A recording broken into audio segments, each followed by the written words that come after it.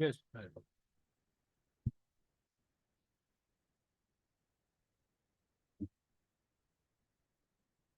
Attempt case number.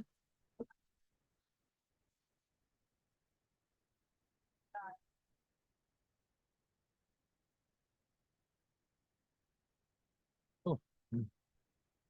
You are Mr. Arendas has to come. There's nobody else. How can you withdraw? May I please your lordship? Oh, yes.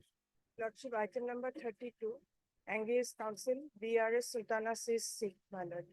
I am on behalf of her.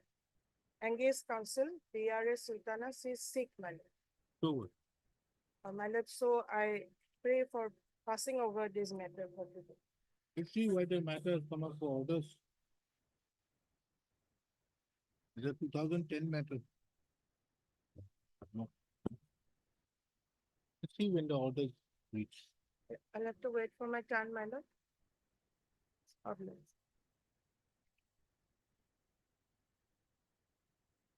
Lordship, with the consent of the other side, I recommend item on 9, Lordship. Mr. A.K. Saiwala is having some personal difficulty today. That this matter will be taken up on Monday, Lordship.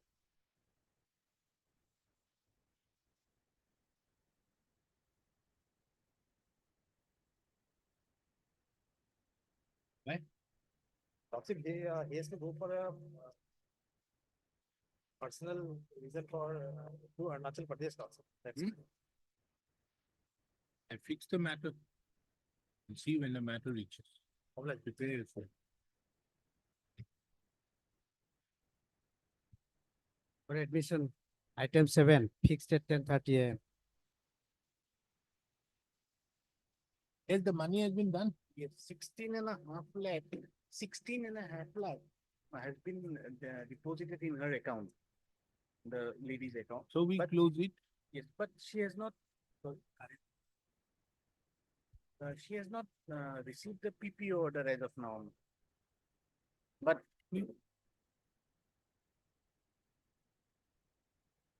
So we can close it. Yes. She has got yes, 16.5 lakhs. area. This is the area amount. He has that- got that, yeah. Yes, she has got that. Asking for 2 lakhs and having got 16.5 lakhs. She was entitled, so that's why. Unfortunately, this court took some initiative. That's why this has happened. It has been brought to the attention of this court by Mr. H.K. Das, the learned amicus curiae, that an amount of rupees 16.5 lakhs, 16,55,452. 452 has already been credited to the account of the petition,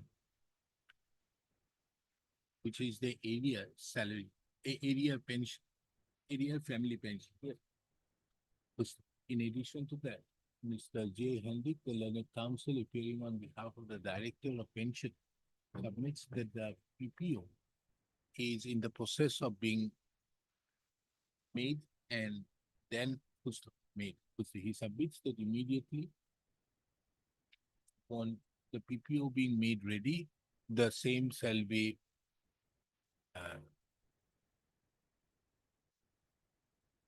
handed over to the petition. And the regular pension will be paid regularly, that much. He further submits that the regular pension would be paid regularly.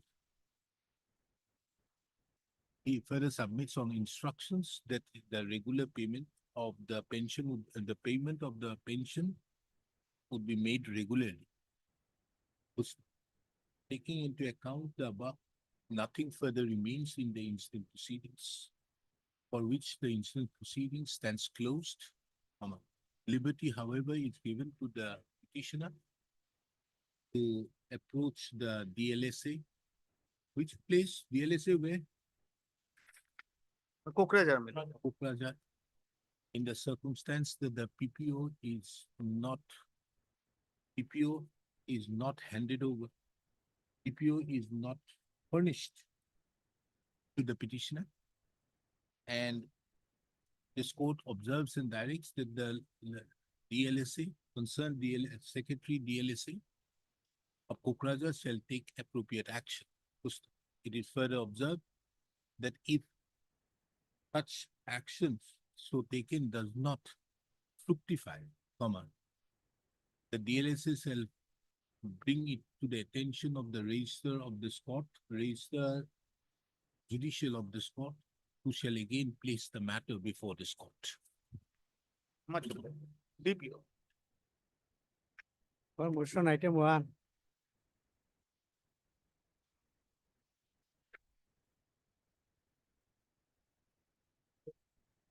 So that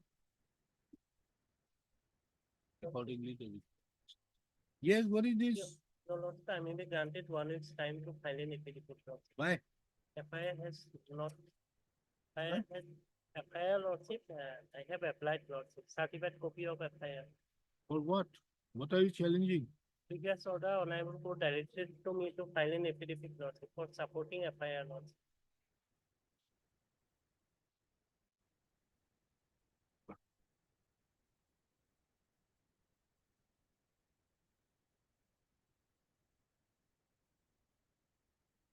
Show me the impugn order. Your lordship.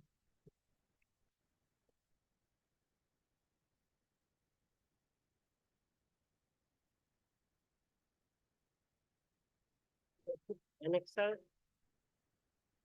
B and B1 lordship, page number 16 lordship. Huh? Page number 16, your lord.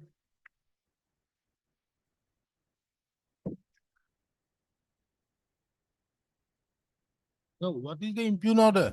Impugn order, Annexer C, page number 34 lordship.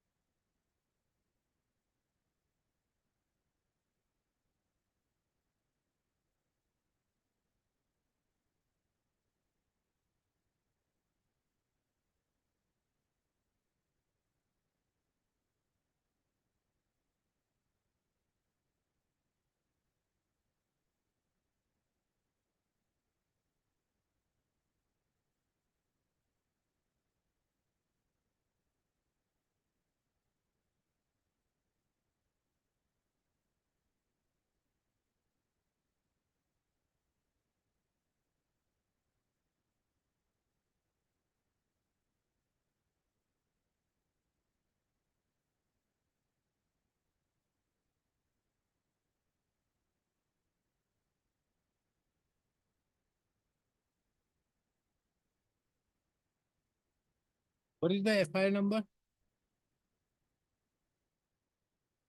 এই কালি এটা case এটা মই fix কৰিছো কালি না পৰহি mister T কলিটাৰ case এটা ফিক্স কৰিছো মই পৰহিয়ে লৈছো order is the date 6th of May নেকি চাওকচোন পাঠাত কৰি দিছো চাই লওকচোন এইটো অৰ্ডাৰটো মই কৰিছো ন এটা কালি পৰহি লম্বা সময় লাগিছে এটা তোমাৰ এডমিশ্যন 2টা বজাত ডিক্টেশ্যন দিছে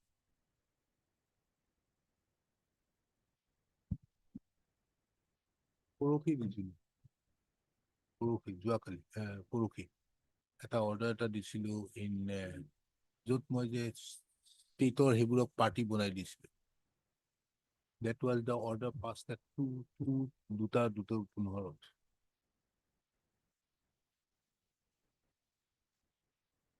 পৰহি লিষ্টখন চাওঁ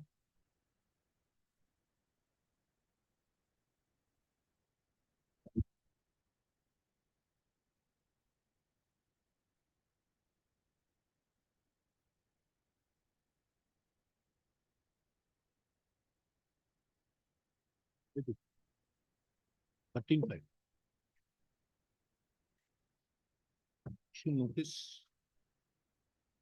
making it returnable on 13/5/2025.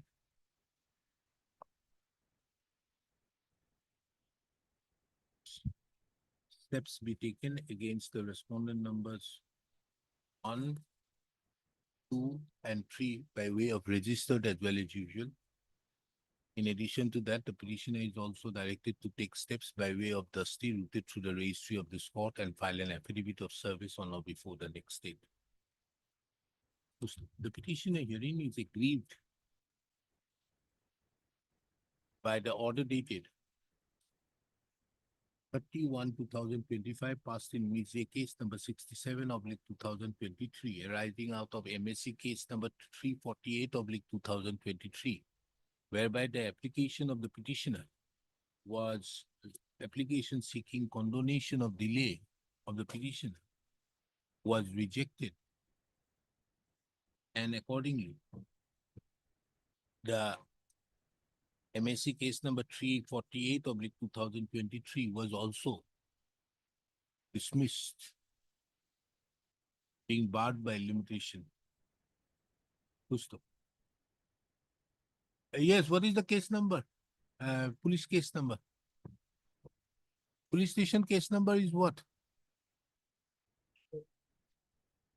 You say that you have applied for the FIR. Well, FIR you don't know. This is a shameful conduct, Mr. Counsel. You are doing a matter before the court and you don't know, and this is not the first time the matter has come up. If the court tries to help you out, then also you do not take the help. It's a disgusting conduct.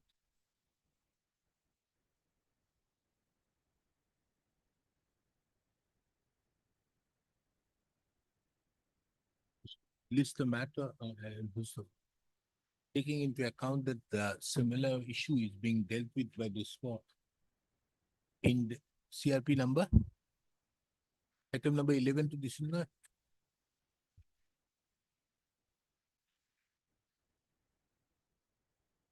CRP 1/12.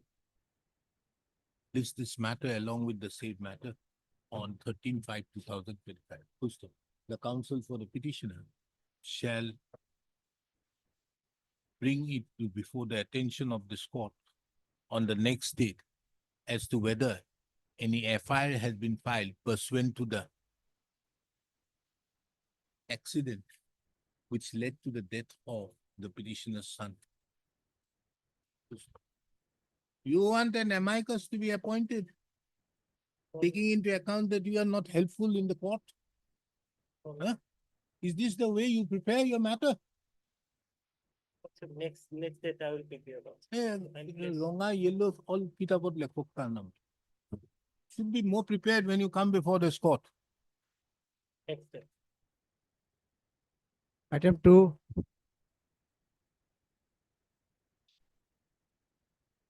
Wait, Vijay. Yes, what are you challenging? So we have challenged an order by way of which actually an application was moved for transfer of the case, where judgment was supposed to be delivered just before final delivery of the judgment. The petition was moved under section 24 before the learned district judge saying that they have some apprehension, which I would, annexure 1 page 10 is the application, very vague. Which order? Sir. Order dated. Order dated, Lordship will find page 17, 28/2/2025. Earlier today, the original case was called for. No, page 16, your Lordship, the initial order. Huh? This is the subsequent order. Page 16 is the order, initial order.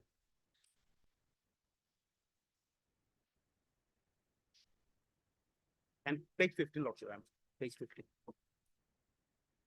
The district judge on the basis of the impugned order at page 15 forwarded the case without delivering the judgment. Additional district.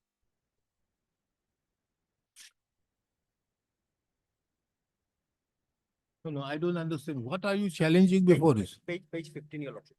Page? Now, Mr. Counsel, are you aware what are you challenging or not? Lordship. Page 15. You are taking me from page 17, page 16 here. You are not ready. The counsel of the Ready, Lord. petitioner being not ready is the matter. The registry shall list the matter only upon an application filed by the counsel before the registry when he admits that he is ready to do the matter. That was the lordship can take. Absolutely not. This is not the way you prepare and come before this court. You don't know which is the impugned order.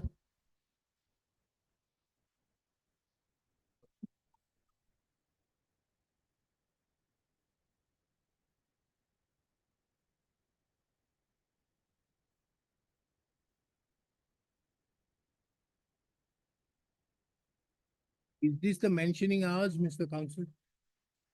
If you cannot write you're out there, go and tell the Chief Justice about this to change the mentioning hour to be mentioned at any point of time.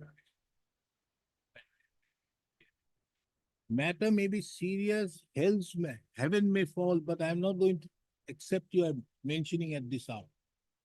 3.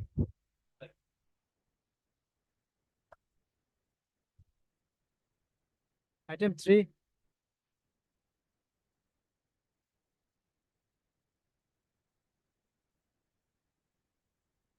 And appears on behalf of the petitioner when the matter is called. Yes, government advocate. No government. None appears on behalf of the petitioner when the matter is called for. Who's sir?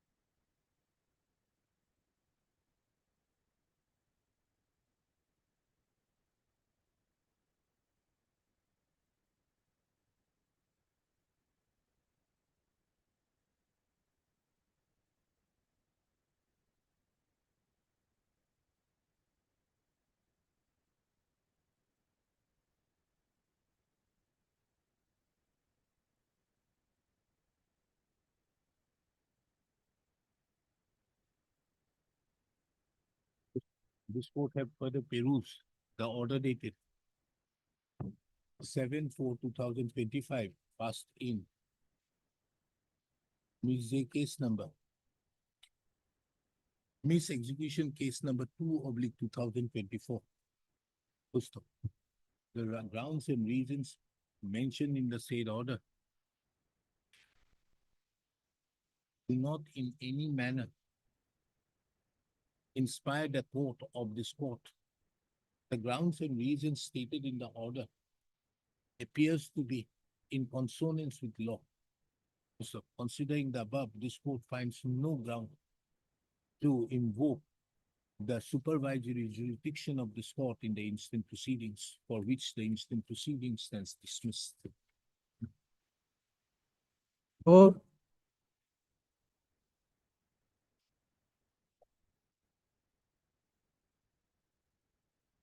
Same order. माननीय education case number 4/2020. আগৰটো কিবা বেলেগ আছিল, 2 আছিল নেকি? Dismissal. 5. Yes, what is this? Yeah, the petitioner hearing challenge the order dated 9/5/2024 as well as the 16/1/2000, Page, allowing the amendment page, of the page number 81 to 84, Lordship. Huh? 9/5/2024 first order page, is page 181. 81. Lordship. 81.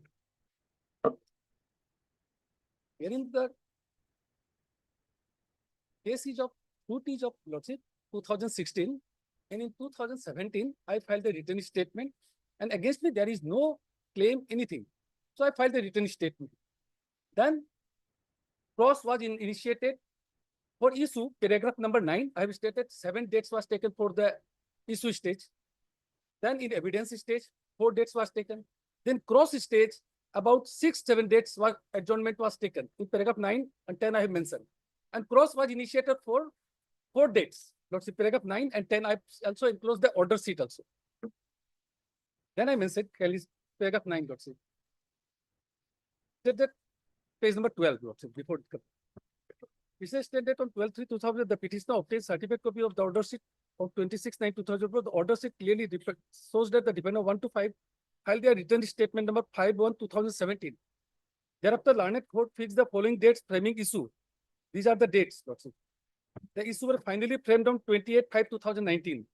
The opposition acting as plaintiff sought adjournment on 4/11/2019, 27/1/2019, and on several occasions due to impact of the COVID. Subsequently, 15/2/2020. What is the application file? Which one, Lordship? Where is the application file? Application of amendment application. Ah. Yes, this is in page number 69, Lordship. This is filed on 7/11/2023. Well, in 4 dates cross was, I did the cross.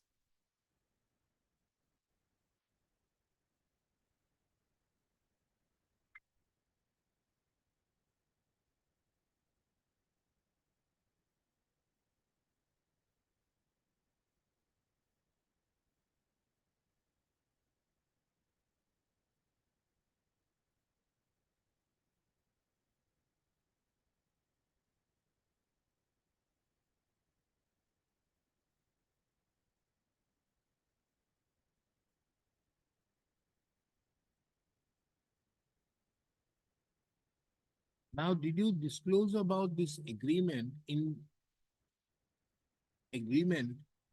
entered into in the year 2008 in your written statement? Written statement, what happened, Lordship? I'm asking you. Now, exactly the date is shown, Lordship, kindly the written statement part I'm just coming to. The written statement is page number 52. Page number 52, Lordship. We are living together against the other team owner of the land. He has obtained and he's submitted that part. No, did you disclose this aspect in your written statement? Let's That page number agreements 54. entered into between the defendant 54. number 2 and defendant number 5? Paragraph number 13, Lordship. The defendant of 1 and 2, they are the builder, handed over the share of the plaintiff in the 2008, and at the time of interior construction, second floor, third floor was going on. Further defendants 1, 2, after completion of construction flat in the time, and so he got his flat with due satisfaction in the end of September 2009. So my sale date was 2009. No, From the sale defendant deed of he 1 has and 2. already challenged. That's what it is. Sale deed he has already challenged. No, my sale deed has not been challenged. That has not been done. Another defendant who are residing on third floor, their sale deed has been challenged. So they are also filed separately written statement. 1 and 2 is the builder. 3, 4, 5. I am the 5. 3, 4 also filed written statement. Their sale deed was challenged. My sale deed was never challenged. I did not make any effort last 7 years. So now also he doesn't want to challenge. Plain Oh, amendment. see, I Now did why a he wants sale- the amendment? No, he has already challenged, or this one.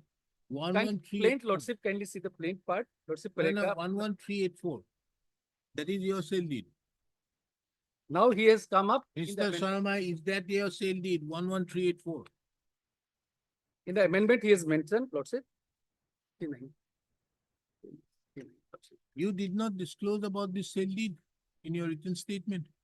The thing is that I have said that I have purchased, because in plains, in the other 2 persons who purchased the flat on the 4th floor, they are Did you obtained the sale deed. Did you bring the sale deed by way of filing documents at the time of filing of your written statement? Then he has come to know recently.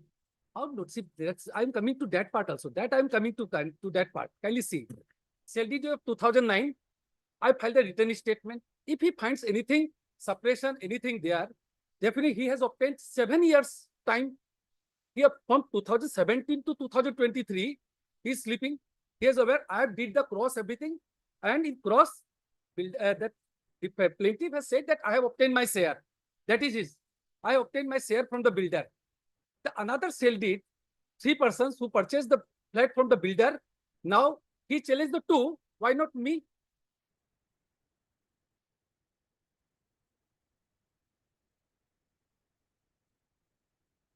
It is his Yes. duty to Mr. challenge. What is this? Why you are filing it so late? At the question. regarding the passage, but he, Well- present petitioner did not file neighbor disclose how he says purchase his plan and how he purchased the job. But very interesting, and he has committed fraud. The builder has committed fraud on his is that where there is a provision of lift. But in the certified copy, he has manipulated with a line. Lift to convert line. And therefore, the lead has excluded. I like this building was constructed. And second part, that You are a builder. You are a builder.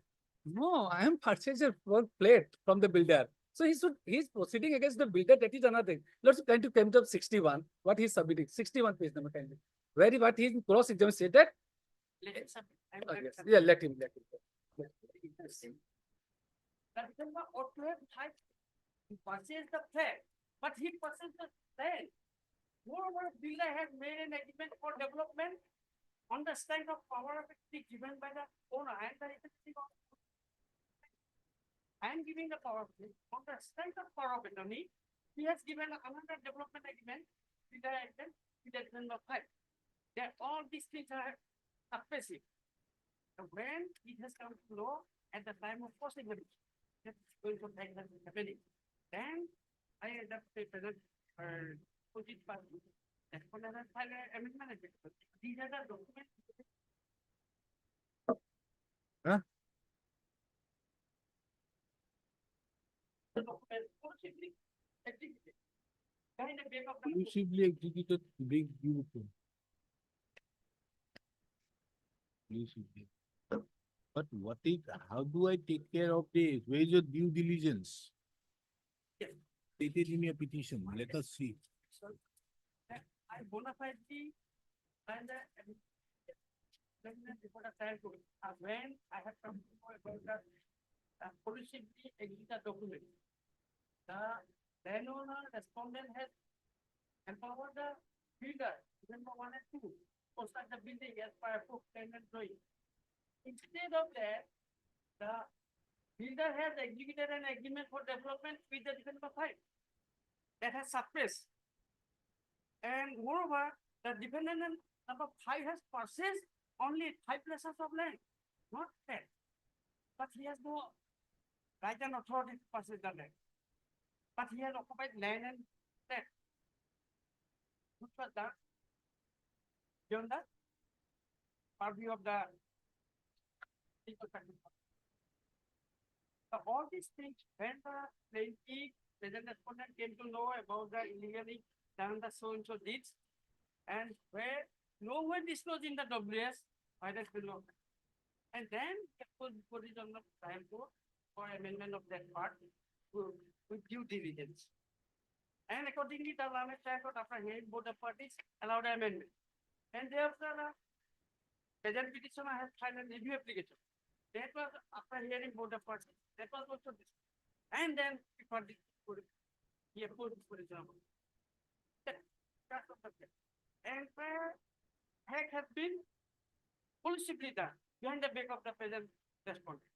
You see, only thing which I will interfere with is that we will not apply, make the principle of, allow the doctrine of relation back applied. So therefore, the amendment will be, the challenge to those deeds shall be taken only on the date on which the amendment application was filed. No, that will be the only order. That is the only interference I am going to do. Otherwise, let the amendment go ahead, but it shall not impact. Because what happens when an amendment is allowed, the doctrine of relation back makes it that the amendment is allowed with the date on the basis of which the suit was filed. Okay, but here I'm not going to allow because otherwise it will cause a prejudice to him. So it will be allowed as on the date on which the amendment would be, the challenge to those deeds shall be deemed on the date on which you file the amendment application. Then you have to produce that from the date you have come to know, 58 will come into the picture, 59 will come into the picture. That is your lookout. How do you challenge it? But this is the order. amendment allowed, I should not touch it otherwise. Because you say that you have come to only learn and he has not disclosed it in their written statement about this. But it will be only from the date on which you have filed the application for it. Lordship, only just whatever Lordship came, page number 61. He asked that in cross, he came to know, I did not put such a question to all that respect. Only 61 page number, just for a minute, Lordship. But he is submitting that beyond pleading everything, Lordship. Page number 61, what I am asking him, middle person asked me that agreement dated 29/11/2006, middle person, mota moi mood papologia person share in the building, Paisu, 2000 he obtained. Only 6 flats are there. Only 6 flats in the building, 2006. 2009-10, shell deed of 3 persons done acted together. Namjari has been done together.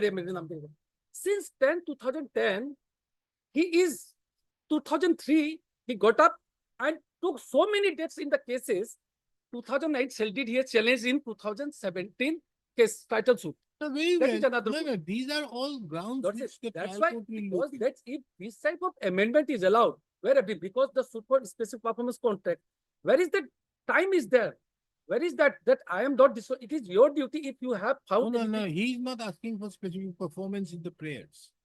What is he asking is, he is challenging some deeds. He has challenged only some deeds. Kindly see his amendment. Yes, which I have is- seen that, but agreement. You have agreement for seen this, you construction have is brought challenging. it. Kindly come to page 73. Yes, Lord. He wants pass a decree declaring a deed that a deed of agreement for construction of flat, deed of sale dated so and so and say are null and void. He's not asking for specific performance as regards these deeds. What is he asking? He's challenging it. Okay, let his challenge be there. But the only question is, if he makes a challenge out there, it will only date from the date on which the application for amendment was filed. Because then it will be, when did he file it?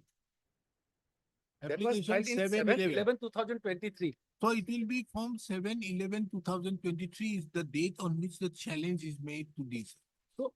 That's why only my thing is that Supreme Court says, because we reside together, my Namjari in 2009-10 has been done. What he suggested right now, there is no question, no pleading to that aspect. That mutation has been done when? Just you place whether you have exhibited that part, you have challenged. 2010, all the 3 persons mutation. This person, what happened, Lordship? Now he has occupied some other. This is another aspect I don't want to come there. I asked him cross number, have you got your flat from the builder? Yes, he said, I have got my share of flat. 3 flats, I have got it. No dispute to that part. In cross, it is come out that have you acquired the ground floor? He said, yes. Rented him how much amount? 15,000. And he made the GMDA. Now apprehension date, the matter will go to the complaint with file to the GMDA because he has occupied the ground floor, everything.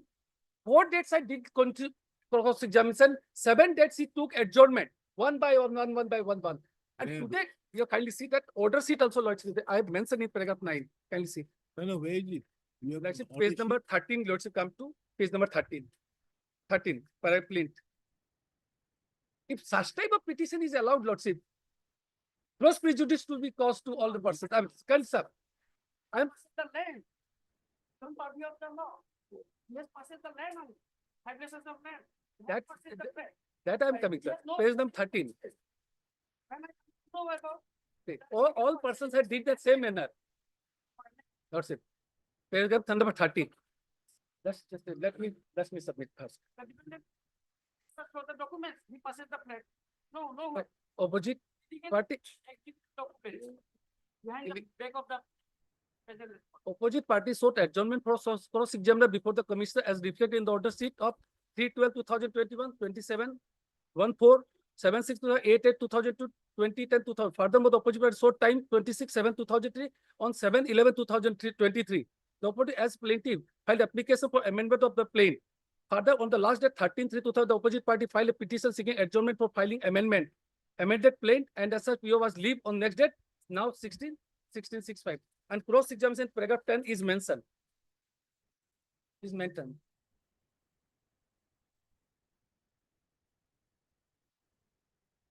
The 3 flats has been done in the same way, dependent number 3, 4, 5. They purchased their land and constructed their flats through the builder as per the agreement. Plaintiff has got his share, that is admitted.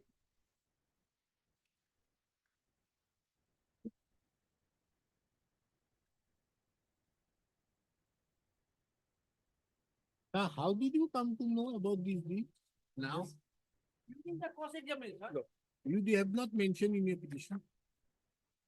the thing is, No. No. Kindly come to page 70.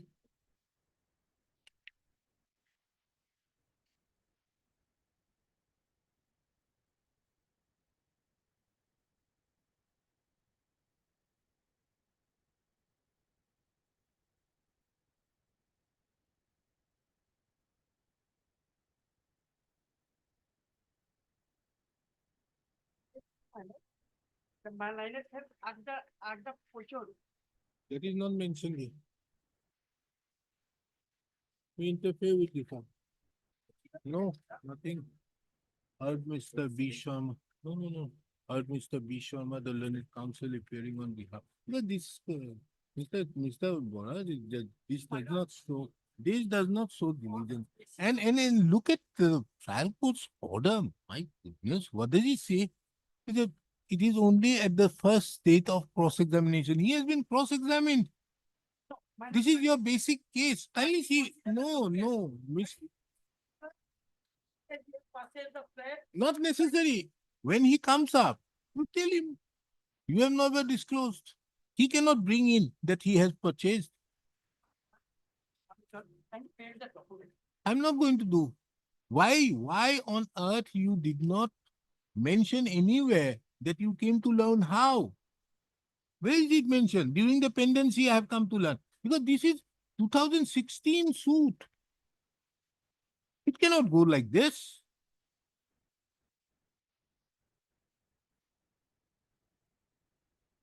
They have the method more. Tomorrow is Saturday. Target. Monday, I'm- Right. Where? But I have made a mistake. You thought about it while drafting.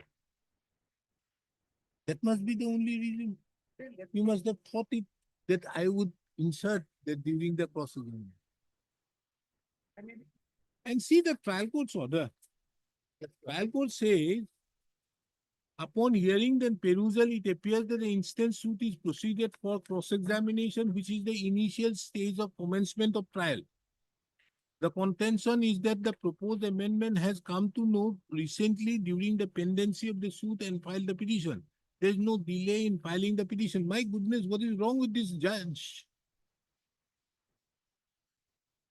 it's correct. During the cross-examination, He also doesn't know that it is during the cross-examination. The petition does not know. Only Mr. Nilakanta Bora knows. no.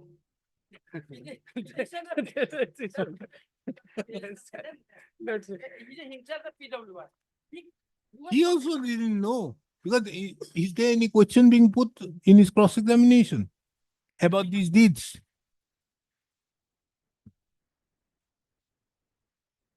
When is the next date? 16/6. What's it now? 11. Release the matter again on Monday. What's it? But let it become on Tuesday, what's it? Because I am out of station, so problem is there, so I have to go out. Yes. Hello, release the matter after 20. 6 months. Oh, no, sir. Now get your things No, no, sir. ready. That Release the is matter 29, after 30, 6 any date, months. only 29, 30, any date. 6 sir. months. No, no, sir. Only You 28, get I am not fixed available yet. in the month of No, that's it. 16th of October.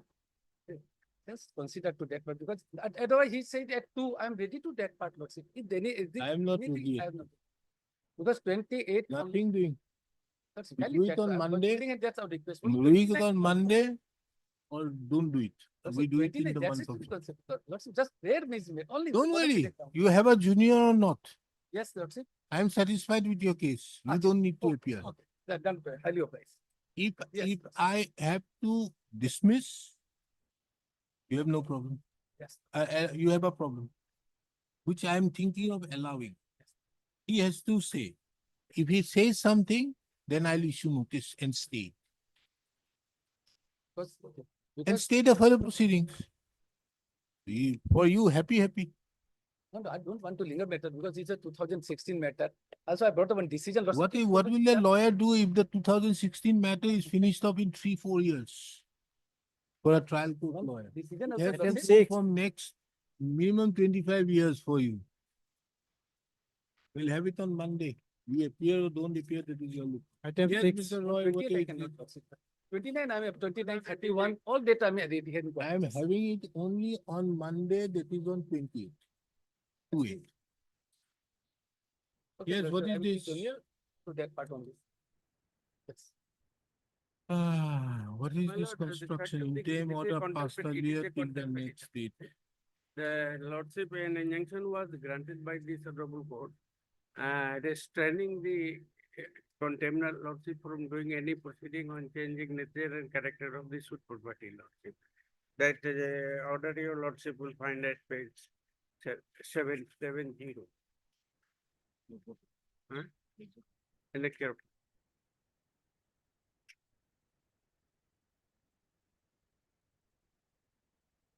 11 portion 71 lordship page. This is on 15/11. Then what happened? It was extended. Then I have annexed that extension order. On 17/11, it was extended for 4 weeks. Yes. Then thereafter, Thereafter matter has not been listed. so So, what is it? extension was till date of Huh? listing. Extension was given, last extension was given till the date of listing of the matter. But it was to be listed after 4 weeks. It has not been listed, so we'll consider it only till 4 weeks. No, This is no, the it mistake is which listed. I have to also say that we are wrong in doing it. We should not fix it after 4 weeks. We should fix a date. It can't. And this happened in 2023. Can't go like this. Who is appearing for the other side in that matter? No, notice has not been served. Huh? No, sorry. Has the Nobody has notice appealed. been issued? निकालना है 3 days. What happened to the RERA appeal? The RERA appeal lordship is pending before this honorable. So first appeal, in first appeal lordship, the judgment of the RERA authority imposed. Where is this FAO? Okay, Appointed. we'll have it on Monday along with the FAO. Finish it. Right. Is the matter on so and so on Monday along with FAO number 49 of the 2023. Appellate. for admission, item eight,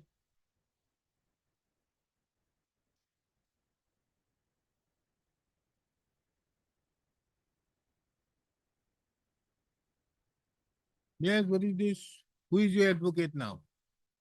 I appear to the other side. Okay, very well.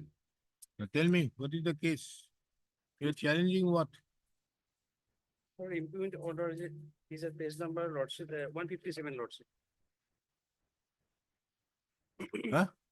Page number 157 lordship, implement order. Where is your application? Application for withdrawal, where is it? You have filed an application. You are challenging the order of 21/2022. Are you not? Yes, lordship. Where is your application for withdrawal? Lordship, application has not been annexed, lordship. Huh? Application has not been annexed, lordship. Why? Well, we dismiss it on that ground itself.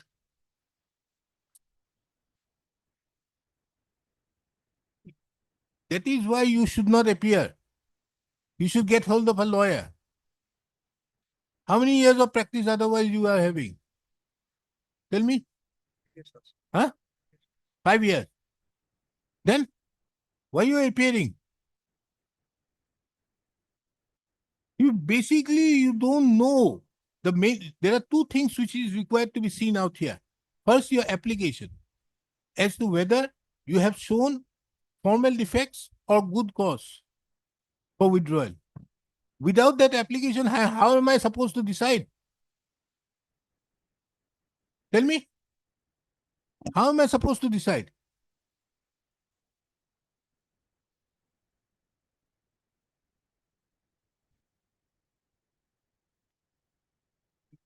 You don't allow. You say make that submission. You don't know when what is civil law. Don't make a submission to that. File Wakalmama yesterday only, I have not gone through the entire record. Mr. So and so appearing on behalf of the petitioner numbers 1, 2, 3, 1, 2, 3, and 5. For him also, you don't appear any further. Go there. 5 submits. that he has been recently engaged in this matter and there is an inadvertent error in not enclosing the application filed under Order 23 Rule 13, which was on the basis of which the impugned order was passed. He therefore submits that a week's time may be given to bring on record by way of an additional affidavit the application filed under for withdrawal of the suit with liberty, as well as any objection filed there against. This the matter again on 5th of May 2025. You don't appear, Mr. Counsel, any further. Mr. Counsel and Mr. Petitioner in person. Don't. Item 9,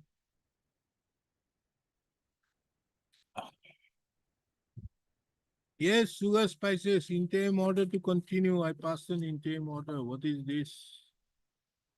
The reasons were assigned are not in consonance with order saying and more so when the trial has not begun. Yes. By way of an short to important public calculation.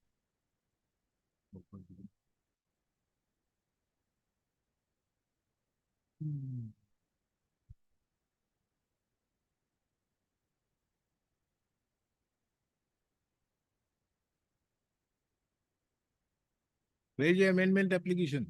Lordship,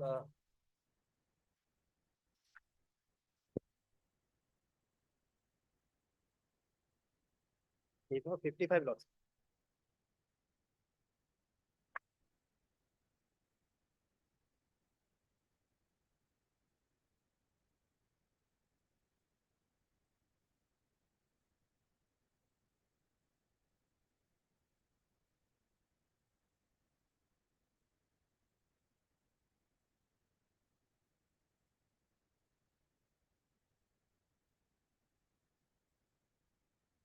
What is the stage of the suit? Lordship, issuance documents. Issuance documents. But Lordship, it is state. Why was this not allowed? Let it be allowed.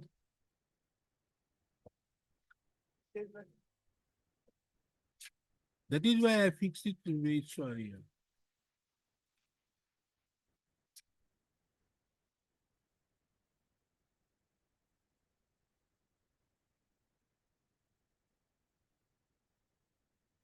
And this judge, na, the civil judge senior division Jorhat, every order I find, there are two reasons. That day also I found. If the proposed amendment is allowed in the present form, then I am of the view that it would create confusion in the long run relating to multiplicity. Further, it appears to me that if it is allowed, then it would change the nature and character of the suit. Now, this is cyclostyle order of this judge. Earlier also, I found 2-3 matters where this paragraph is there.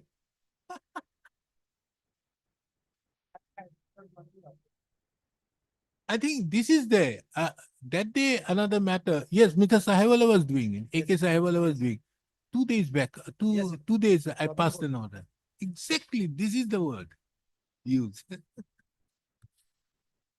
Hello, heard Mr. Swens.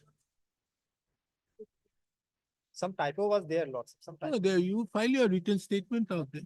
Well, heard Mr. Swenso, the learned counsel appearing on behalf of the petitioner and Mr. Swenso appearing on behalf of the respondents.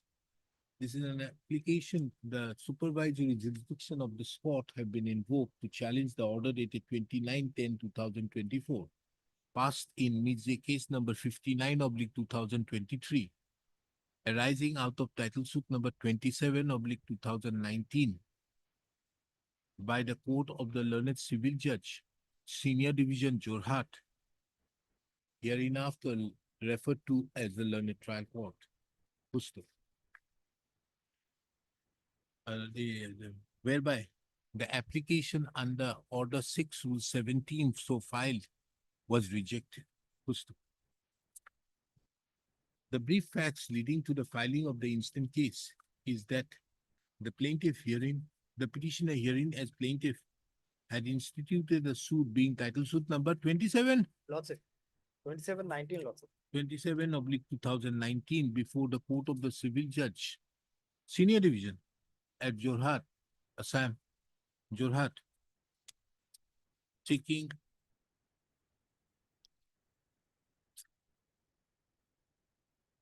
realization of an amount of rupees 64,90,962 along with interest at the rate of 18% per annum, as well as for compensation to the tune of rupees 25 lakhs. Full stop. Pursuant to the filing of the suit, the defendants have already filed their written statement. Number 1, 2, and 3 have already filed their written statement. Full stop. Subsequent thereto, while the suit was at the stage of framing of the issues, the plaintiffs filed an application seeking amendment of the plaint on the ground that there were certain mistakes, mistake errors in incorporating the correct amounts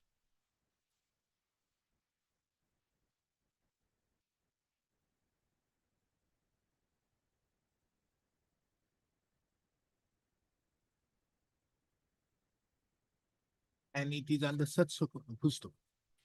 The said application was registered and numbered as case number 59/2023. The respondents filed their reply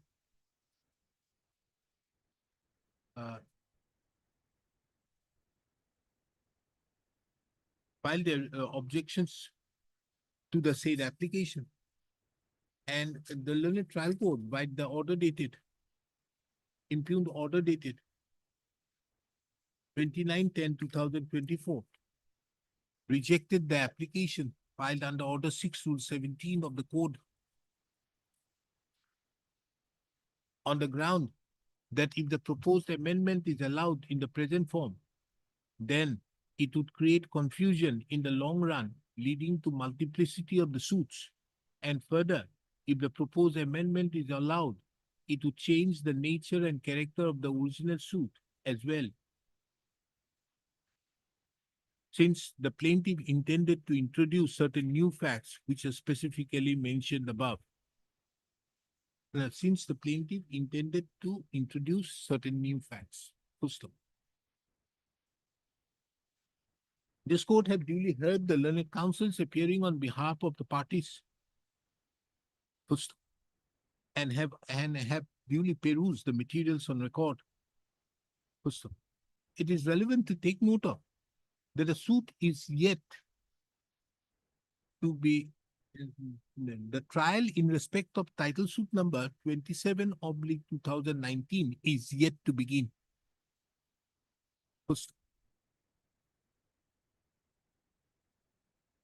This court have also duly taken note of the amendments which have been sought for.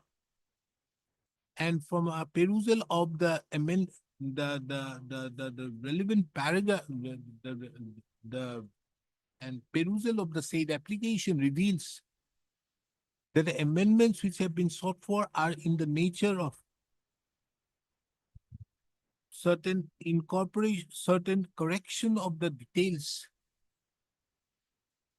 certain correction of the amounts claimed by the petitioner, and further insertion of certain facts which are necessary and essential for adjudication of the dispute.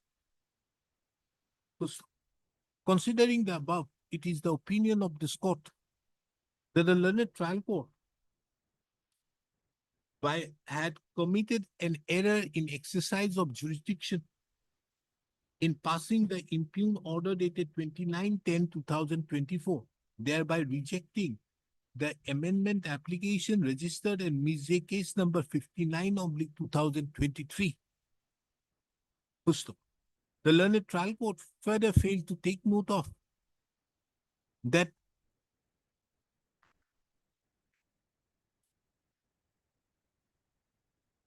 further failed to take note of that the trial is yet to begin, and the settled principle of law that the amendments to the pleadings should be the court should be liberal in allowing amendment of the pleadings prior to the beginning of the trial. First, accordingly, the impugned order dated 29/10/2024 passed in Mizze case number 59/2023 is set aside and quashed. First, this court allows Mizze case number 59/2023, that is the amendment application, and directs an amendment. First, the petitioner, who is the plaintiff, shall file. There's a state. Yes, Your Lordship. Huh? Yes. First, this court duly takes note of that by an order dated 14/2/2025, the further proceedings of title suit number 27/2009 was stayed, taking into account that the parties are duly represented. The state stay order is vacated and the parties are directed to appear before the learned trial court on May. I think, no, really.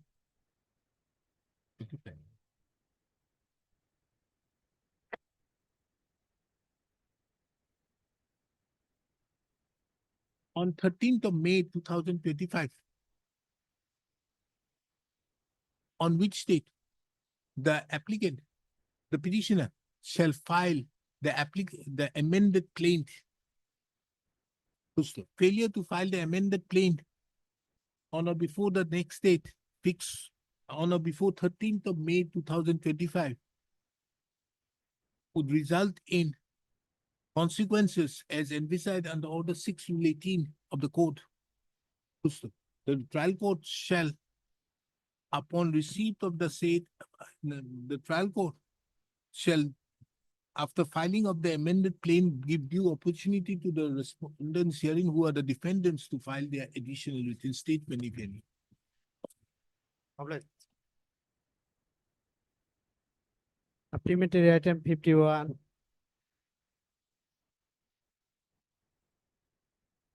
Wait, please, Your Lordship. Hmm. Your Lordship, I have gone through the decisions. Sunita Sharma and Oh, you have seen it. yes, Your Lordship.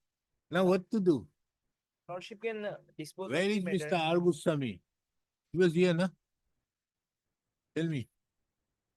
Your Lordship can dispose of the matter by this observation. It's quite In simple. Birendra, na? Yes, Your Lordship, and I think with Sunita- Birendra's observation, yes, then let them go for execution. yes, Your And Lordship. while executing, they will take this. Isn't They- it? Yes, Lordship, they will file an affidavit.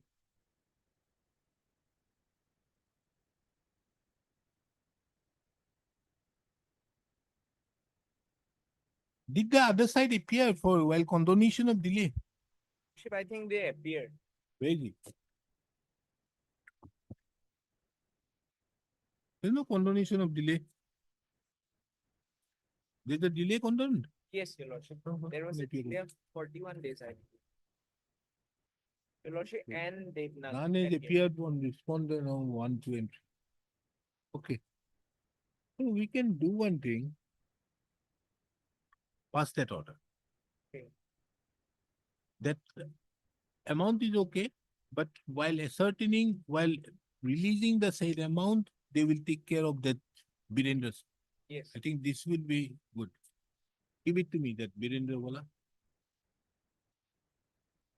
2020 SCC online, na?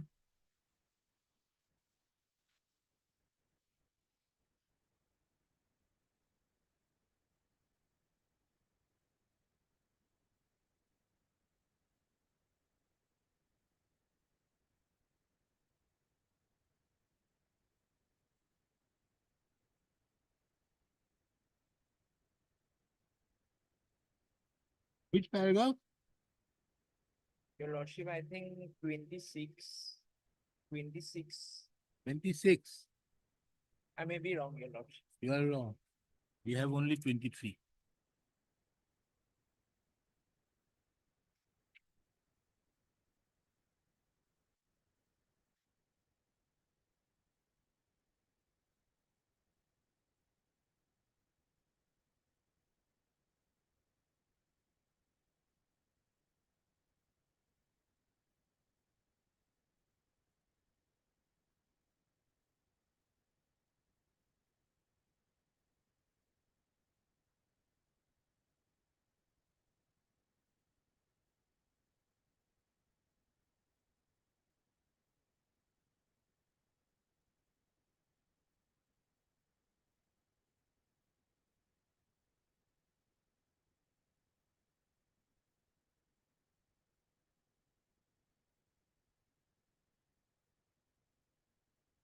This judgment has some problem, eh? You have paragraph 27, 26, 27. This is quoted from somewhere. Oh, Your Lordship, I think there is some problem. I have there only seems to one. be some problem somehow. Because the paragraph ends at 23 and in between you have paragraph 24, 25, 26, 27.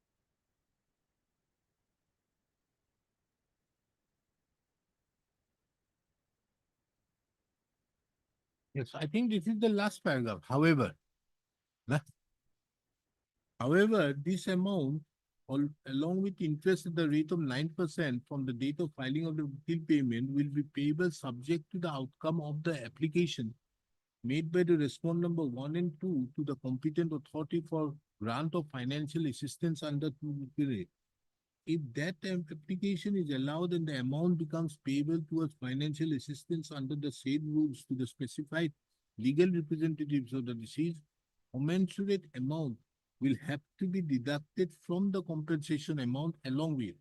The respondent therefore can be permitted to withdraw the compensation amount only upon filing an affidavit cum declaration before the executing court that they have not received nor will claim any amount towards financial assistance under 2000 rules, and if already received or be received or to be received in future, and that the amount so received will be disclosed to the executing court, which will have to be deducted from the compensation amount determined in terms.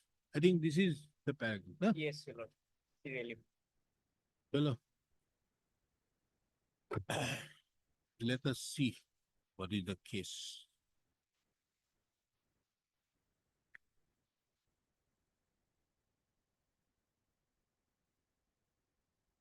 Heard, Mr. What is your name? Shubham Datta, Your Lordship. Shubham Datta. When you are the youngest of the three. Who are there, Your Lordship? Two. You are number brothers. 2. Yes.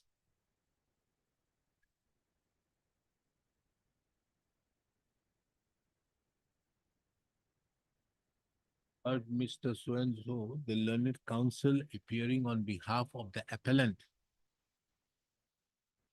insurance company. Gusto. This is an appeal filed challenging the judgment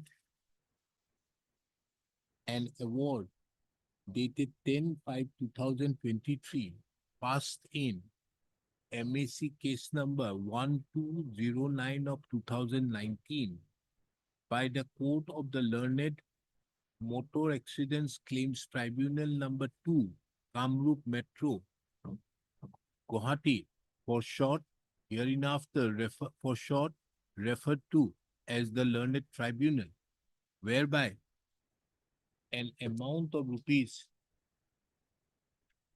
72,30,974 was calculated, was ascertained as the reasonable compensation along with interest at the rate of 7.5% per annum from the date of filing of the claim petition till realization.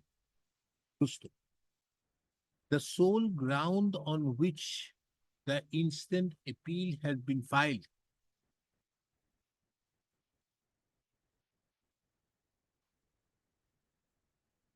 is that the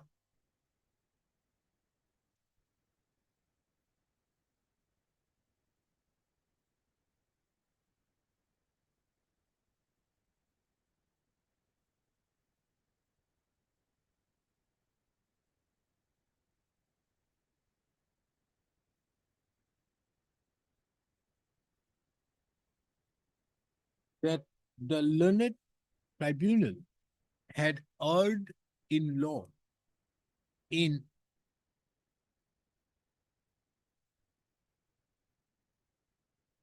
granting compensation, in arriving at the reasonable compensation without taking into consideration that the claimants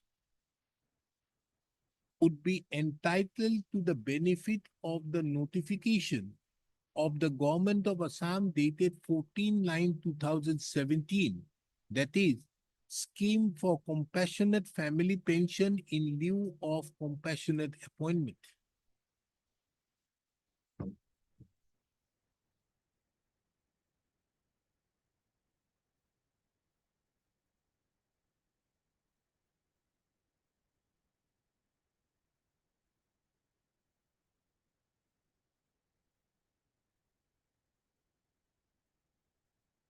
Pusto.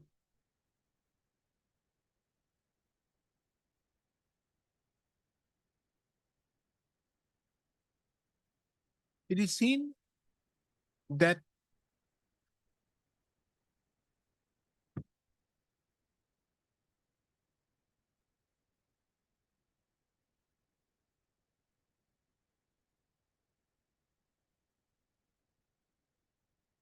Mr. Counsel, we do one thing. We admit the appeal and stay the entirety. Fair. Then the claimants will jump it. Fair.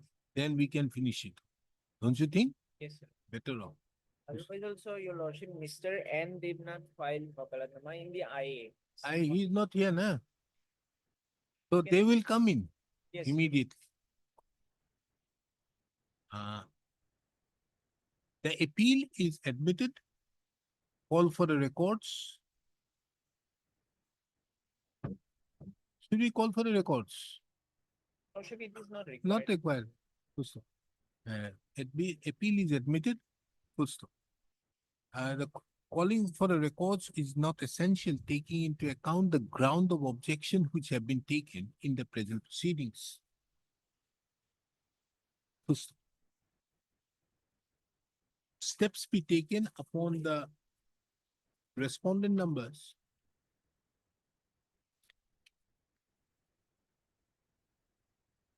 1, 2, and 3. 1, 2, and 3, na? Yes, your lordship, they are the claim. 1, 2, and 3 who are the claimants by registered as well as usual. So in addition to that, Mr. S. Tupper, the learned counsel appearing on behalf of the petitioner, appellant submitted that in the proceedings for proceedings for condonation of delay, there's a counsel who represented the opposite party number, the respondent numbers 1, 2, and 3. Full stop. Liberty is given to serve copies upon him.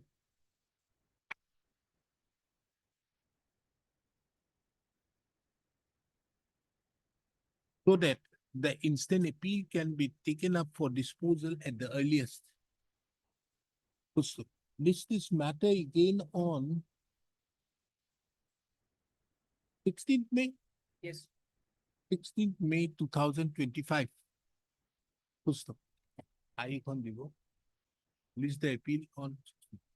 This is an application filed under Order 41, Rule 5 of the Code of Civil Procedure, challenging the seeking stay of the judgment and award dated 10/5/2023, passed in MAC case number 1209/2019.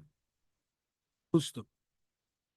Taking into account that the ground of objection so taken and that the accompanying appeal has been admitted, this court is of the opinion that till the next date, the impugned judgment and award dated so-and-so is required to be stayed.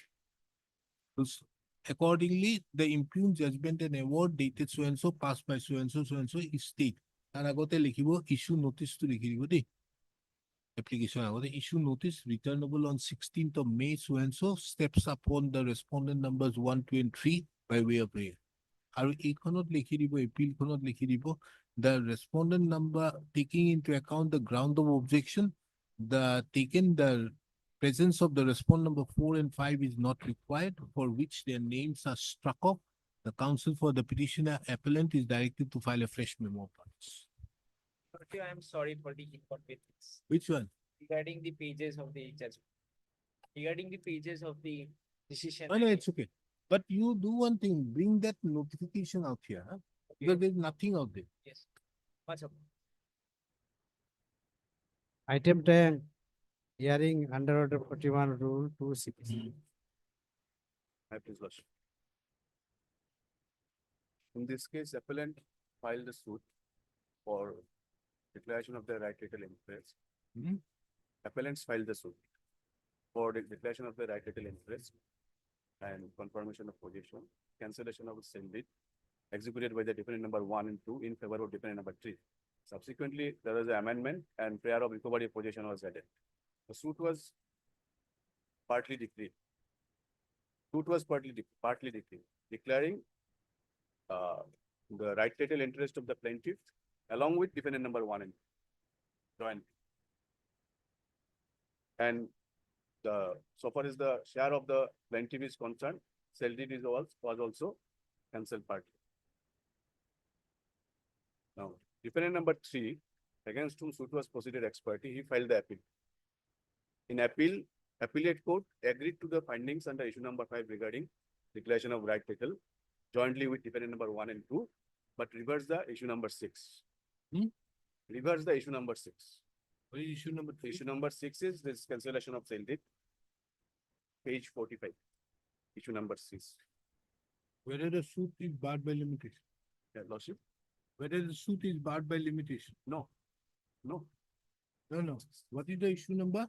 Issue number 6 was cancellation of sale deed. Lordship. Whether sale deed, page 45.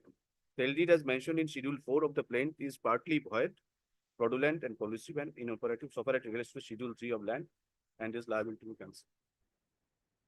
And this issue has been decided by the first appellate court as? That as a co-sharer, defendant number 1, 2 or co-sharer, it has been declared. Co-sharer have sold out, so he can get possession in exclusively in midst and bound. This is the assumption. There is no evidence on record also. So far as the sale of share is concerned is okay, but he can only get the joint possession, not within midst and bounds. That is what has been the first appellate court reversed. That the first appellate court reversed it, that no, his exclusive position is correct. Immediate. Paragraph first page Paragraph, Page 81 is the first appellate court, and paragraph, page 20, paragraph 22. 22 onwards, page 81. There is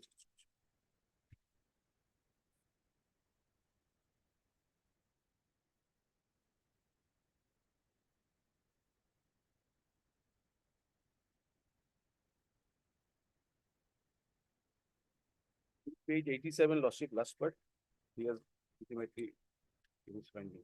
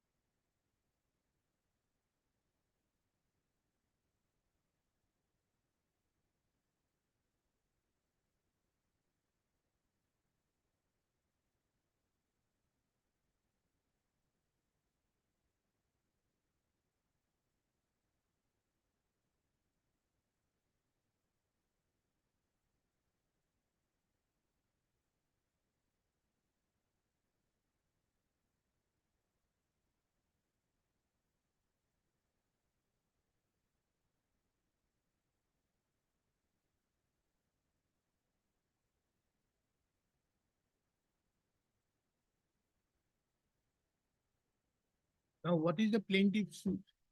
There's no Plaintiff- counterclaim, Lordship. there's no counterclaim. So there is no contract claim. There also did not lead in evidence. Let us see what the plaintiff's suit.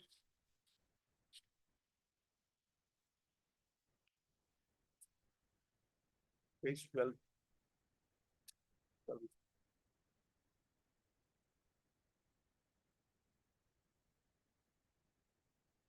There is a place, page 18, Lordship.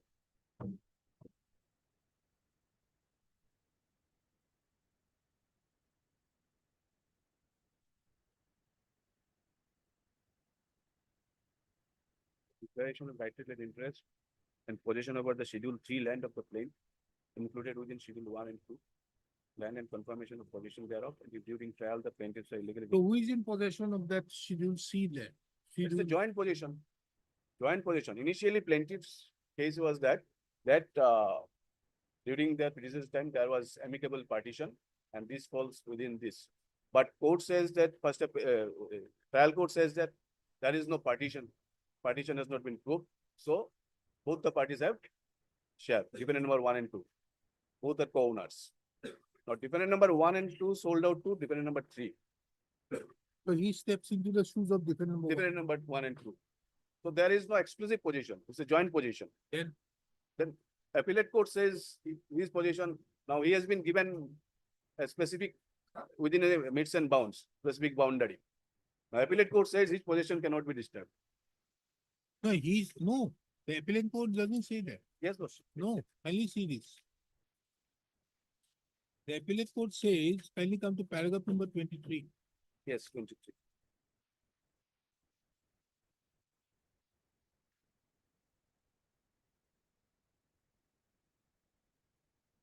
In the instant case, share of the defendant number 1 and 2 is 2 biga 17 kata 70 kata 6 acres land.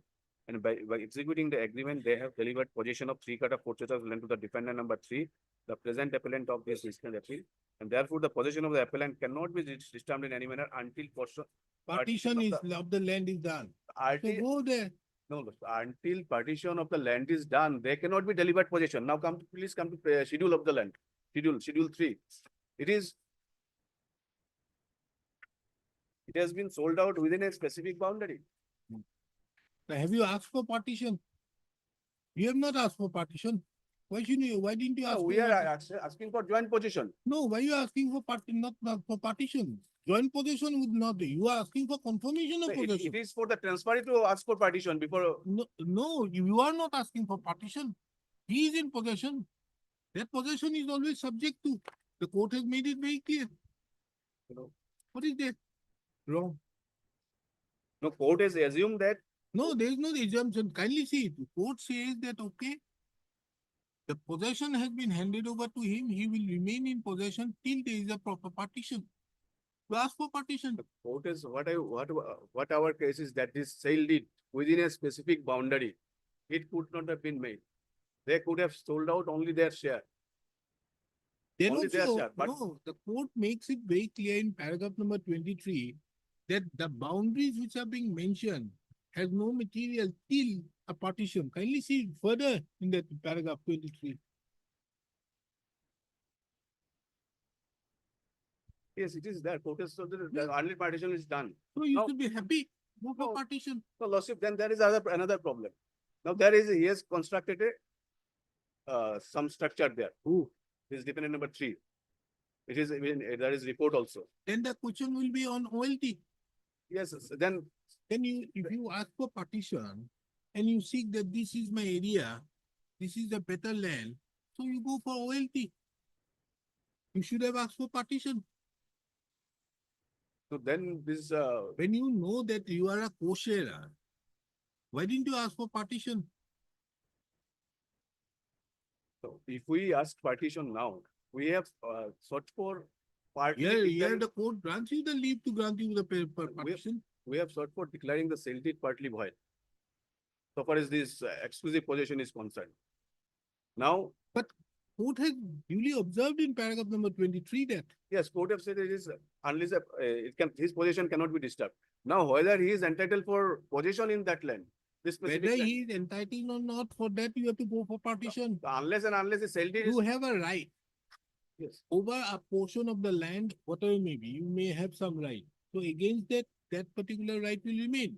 in partition also we will fail lordship until and unless this boundary is not disturbed. Court makes it very clear in paragraph 23. And lordship, whenever a partition is done, when this sum will be prepared, we will lose because he will get this for portion only. He Then, will get, then we are loser. then why you asking for confirmation of possession when he is already No, in we have the for house? recovery possession is amendment, bio amendment. No, Yes. is it your case that during the pendency of Yes, the suit he had Yes, recovered? Yes, Where is it? yes, it is, When did you amend the suit? Plain? lordship, page Where did you 44 of the amend the judgment, claim? page 44 of the judgment. Trial court judgment.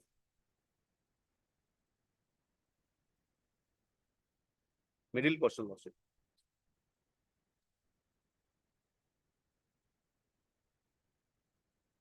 Plaint has been amended by order dated 2019 and the following paras have been inserted. Prayer. 14 is the prayer. During the pendency of the suit, the plaintiffs were illegally dispossessed by the defendant number 3 from the Schedule 3 land and by trying to constructing a house over the Schedule 3 land. A1, the plaintiffs were illegally disposed by defendant number 3 from the Schedule 3 land and trying to construct a house there on such cast. And as such, cast possession is to be delivered to the plaintiff through the process of the court by demolishing the illegal construction of the. When was the sale deed done? 2012, Prior to the suit? 2012. Suit also filed 2012, Prior to the filing of the suit? prior to the filing of the. So, It was dated 27/2/2000. so you had no injunction in the trial court. We have injunction lordship. Then how did he dispossess you?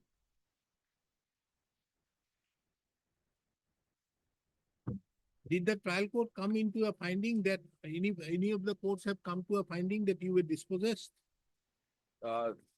Yes. Even there is no issue framed.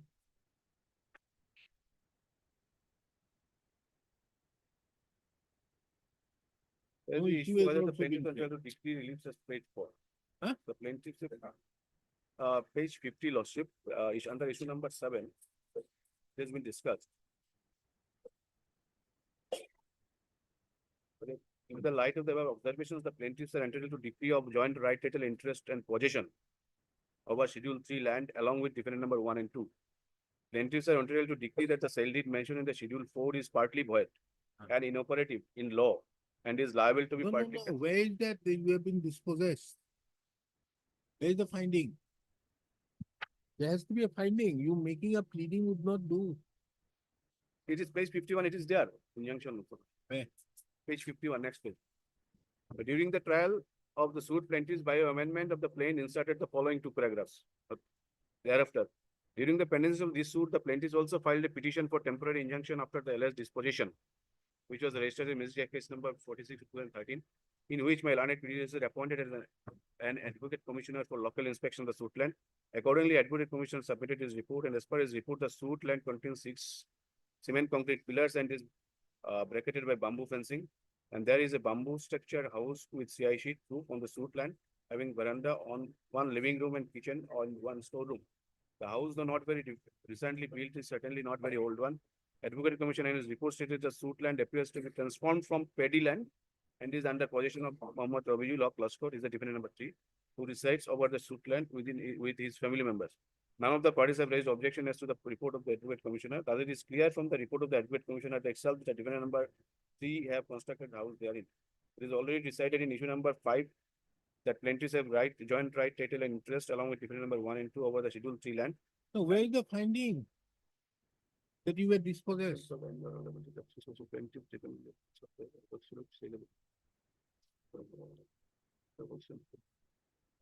There is No finding. page 52, in view of the discussion made in issue number 5 and 6, as well as from the report of the Advocate Commissioner, I am of the view that the plaintiffs are also entitled to get first possession of the Schedule 3 land, so far as it attracts the land of the plaintiffs. Where is the finding? That you were dispossessed. Now come to the first appellate court. What is the finding?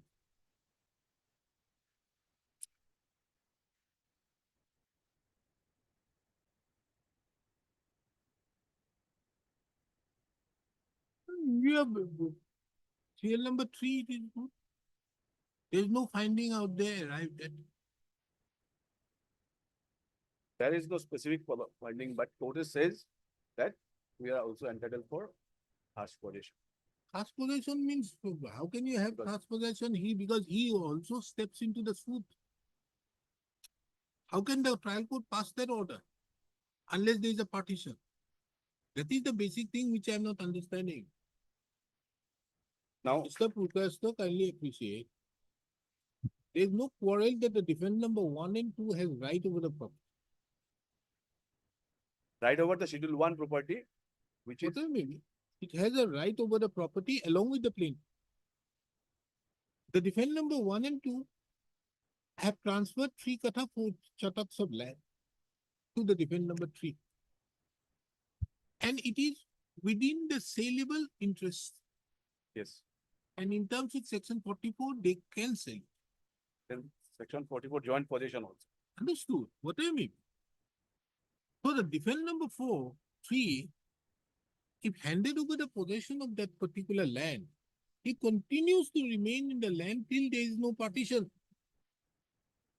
He may ask for partition. Whether he can deliver possession within this specific boundary. Why not? When the defendant number 3 enters in the shows. Where is the finding that there is no partition? There is no partition. Finding is there. Where by the first appellate court? Where is the finding? Is in issue number 5, Lordship. Yeah, this is page 20, whereby he agreed with the learned trial courts.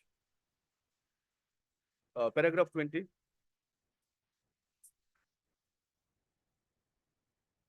And thereafter also. Issue number 5 has clearly mentioned that though the plaintiffs have stated that they have right, title and interest over Schedule 3 land, but in absence of the documents, it cannot be said as how Schedule land is amongst the legal so and so and so and. And also it cannot be said exactly as to which portion of Schedule 1 land has been possessed by the plaintiffs and the defendant after the partition, and in such it is difficult to say that only the plaintiffs got right, title and interest over the Schedule 3 land. As such, the learned court below has held that the plaintiffs have joint right, title, interest over the part of the year.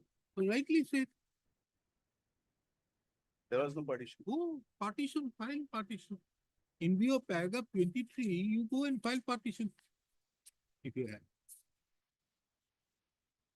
If you want that particular land, either you have to file partition. Lordship, may I please rely upon a decision? That this is, although it starts with proportional,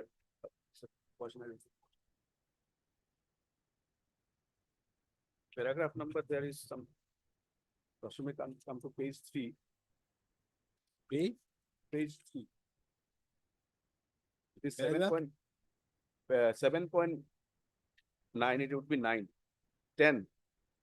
9, another decision. There is another aspect of the matter. An agricultural land belonging to a proportion of a name may be in their joint possession. The sale of the undivided share by one co-sharer may be unlawful, Legal as various. illegal, as various statutes puts an embargo on it. Where is the statute which puts an embargo?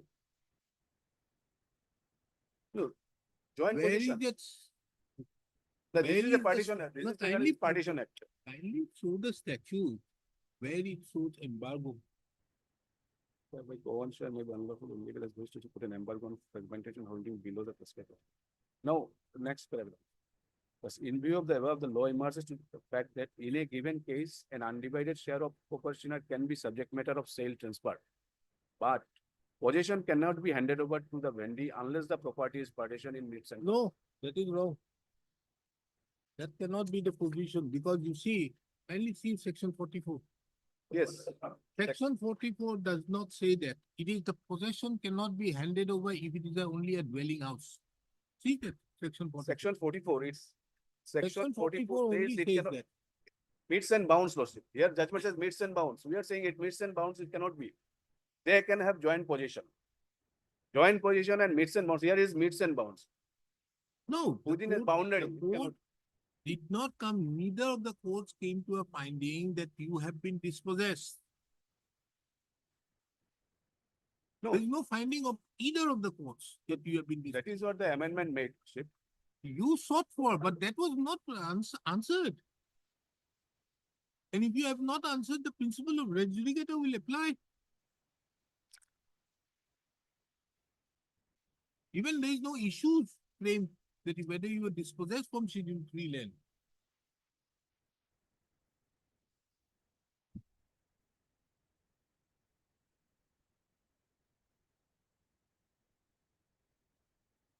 So 44 law says, okay, where one of two or more owners of immovable property legally competed in the behalf transfers his share of such property or any interest therein, the transferee acquires as to such share or interest, and so far as is necessary to give effect to the transfer, the transferor's right to joint possession or other common or part enjoyment of the property, and to enforce a partition of the same, but subject to the condition and liable affecting that the date of the transfer, the share of interest is so transferred.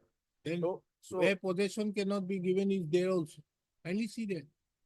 yes. If it is a case of dwelling house, then the- only the possession so- is not to be given. Yes. But there is nothing out there that the possession cannot be given. Joint possession, I am saying, Lordship, joint possession can be given. Yes, that is what has been held in paragraph 23, that his possession remains there.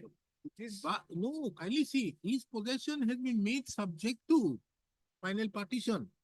Kindly the see partition has to file by the transferee. Huh? Because before getting a specific position within a midst and bound, if he wants to get a partition in a midst and bound, partition has to be filed by him. Because that part is erroneous. What is my humble submission? He is entitled for joint possession.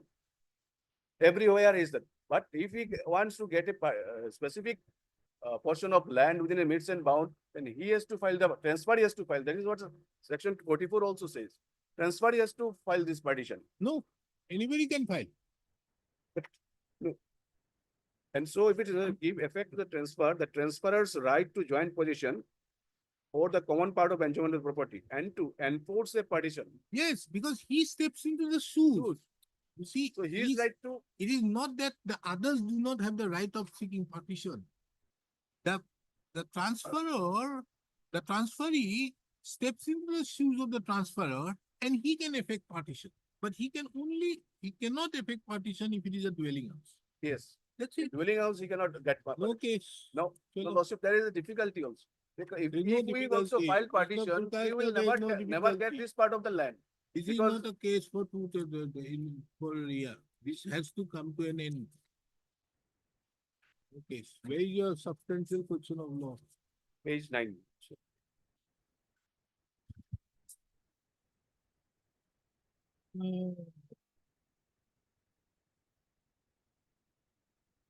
It is not there. This is, that cannot be. The court does not say so. The The court says, yes, he is in possession, but he can be removed only by way of a partition. You remove him. Page 87, lordship, appellate court has said one thing. Page One 80 line cannot be a substantial question of law. 87, lordship. When a co-sharer who is in exclusive position, Hmm. so he has assumed that he is a deputy Yes. number 1, 2 were in exclusive Yes, position rightly so. of some portion of the joint holding. He is entitled to continue in its position if it is not more than his share till the joint holding is partitioned. Ah, well, rightly said. Now, why? Just for example, there are many amongst four brothers.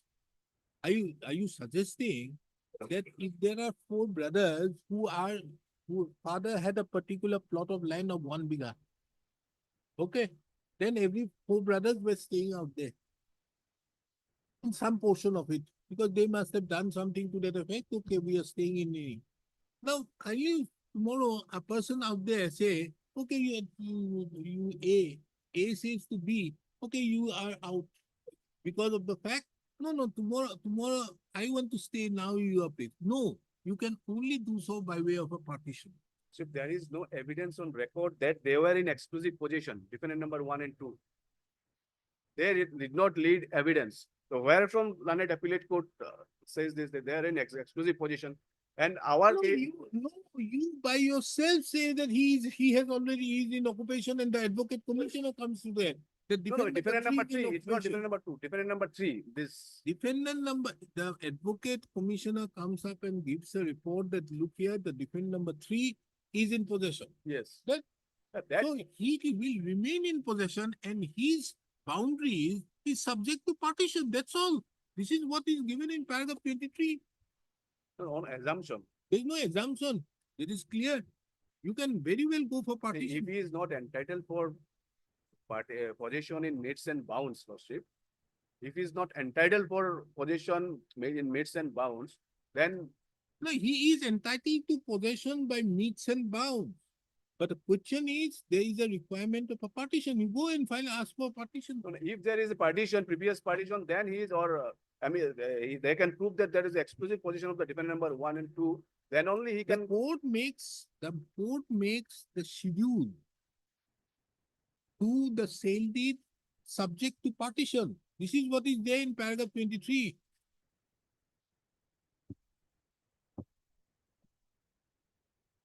Very good judgment. That there is a difficulty, lordship, in this.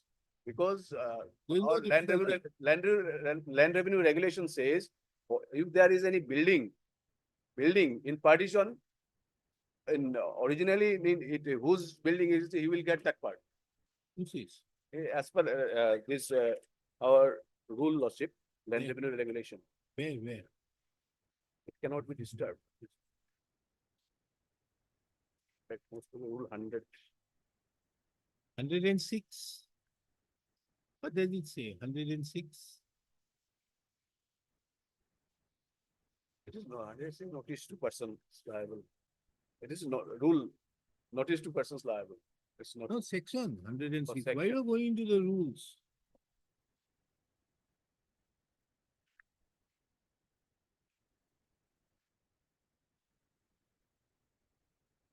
Partition of land, some of which are held in common. This case has gone further. They have sold out. Now, what is required, Mr. Prakash? When you ask for partition of a particular property out there, that property partition, there is a house out there. You say that that property is more valuable than other. Then in that regard, they have to pay you the OLT. This is how it works. This is how partition works. You should have filed the suit for partition then and there. And ask for partition and this share being in my exclusive be given in me. That should be your suit. That was not your suit then. Suit was for partly declared this boy. How many years did you file the suit unnecessarily? This is not unnecessary suit. Our It's land has not been an not unnecessary- valuable, Yes. valuable land was. Then how do you protect your, just for example, you are asking for confirmation. Tell me, without seeking for partition, how can you ask for confirmation? Tell me. Let us take the other way, your case.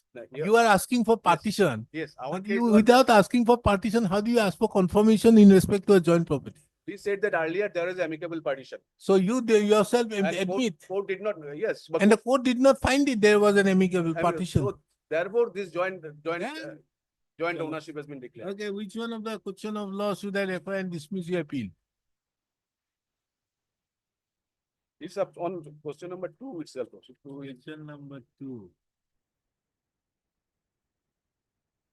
Okay, chalo. Cool. Heard Mr. S.D. Purkasta, the learned counsel appearing on behalf of the appellant. Appellant or appellants? Appellants. Appellants. This is an appeal filed under section 100 of the Code of Civil Procedure 1908, or short the code, challenging the judgment and decree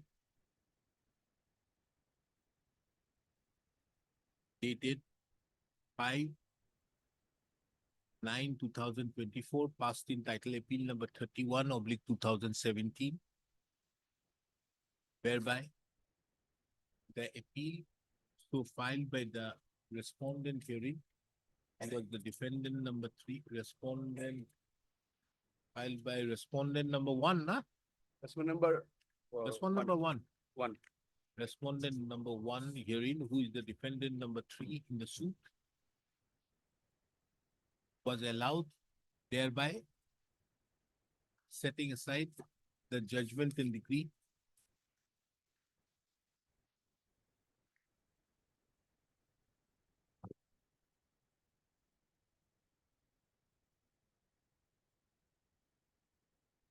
dated 26/9/2017, passed by the learned court of the Munsip Lokhipur, Kochar, or short learned trial court under Agote learned further, entitled suit number 125/2012.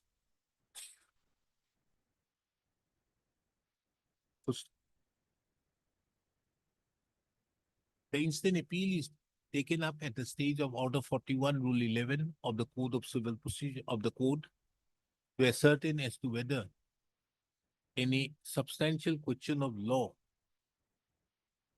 can be formulated in terms with section 100(4) of the Code. Pusto.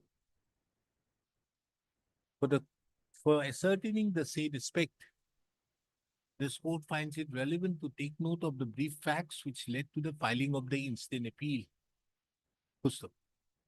For the sake of convenience, the parties herein are referred to in the same status as they sued before the learned trial court.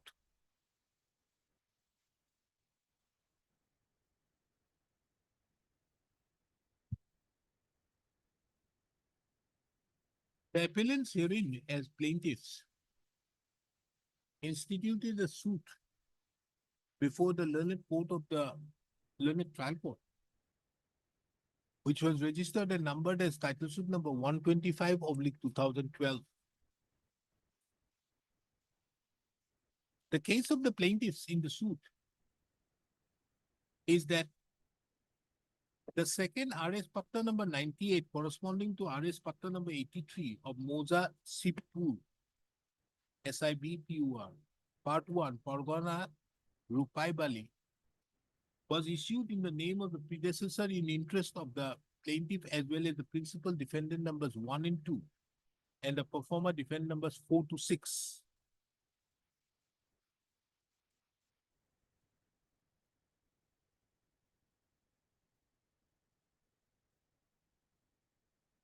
After the death of Durlabh Patni, the names of the 3 sons, namely 1 Adhar Chandra Das, number 2 Jalandhar Das, Jalandhar Das, and number 3 Sosodhar Das, was mutated in the said Patta in place by the entry dated 25/11/1972. The second RS Patta number 98 comprises of a total area of 8 bighas, 12 kathas, 6 chataks, which have been more specifically described in Schedule 1.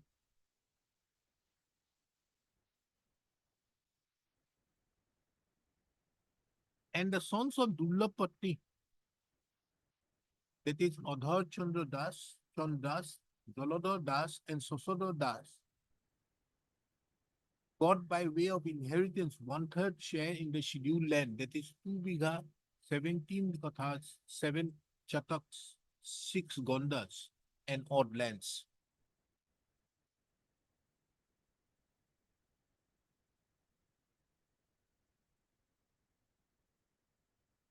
It was the case of the plaintiffs that after the death of Dullab Patni, the three sons had amicably partitioned the Schedule 1 land by meets and bounds. And thereupon, the three sons of late Dullab Patni started to enjoy their respective allotted share in the locality within definite boundaries, openly, peacefully, and without any interruption.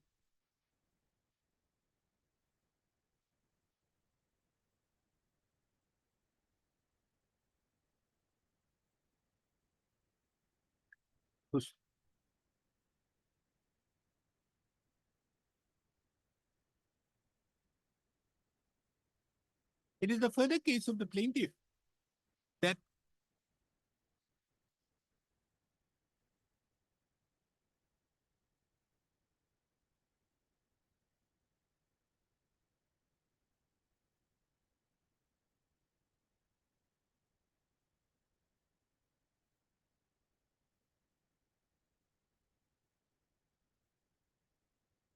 the defendant numbers 1 and 2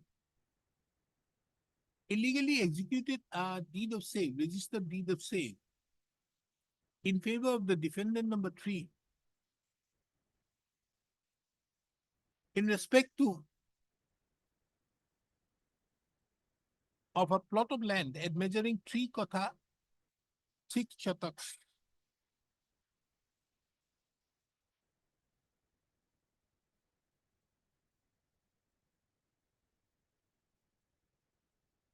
And which was specifically bounded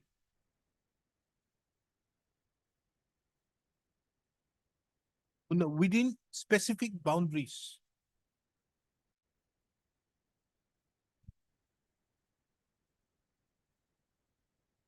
The said sale deed, as per the plaintiff, the land which was sold by the sale deed in favor of the defendant number 3 fell in, as per the plaintiff, fell within the share of the plaintiff.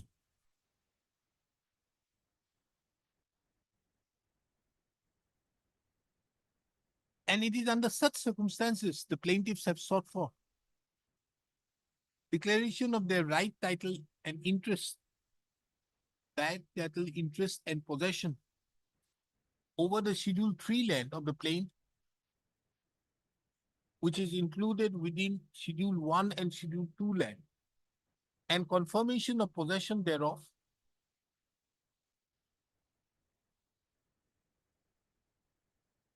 And if during the trial the plaintiffs are illegally dispossessed by the defendants, then to get khas possession of the Schedule 3 land. Semicolon. For passing a decree in favor of the plaintiffs that the purported sale deed is partly void ab initio, illegal, inoperative, without consideration, so far as it attracts Schedule 3 land. For permanent and temporary injunction, etc.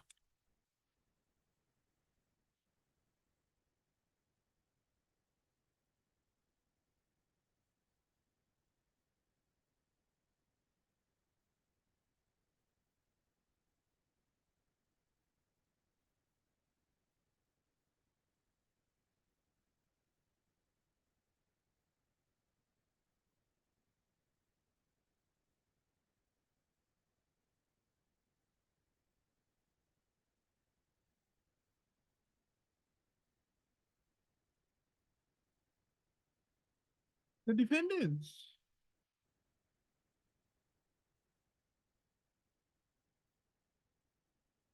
number 1 and 2 filed a written statement.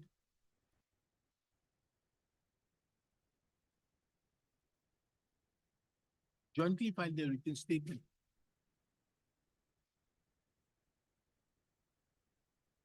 Stating inter alia that the sale deed was executed by virtue of the right, title, and possession of the vendors in favor of the vendee.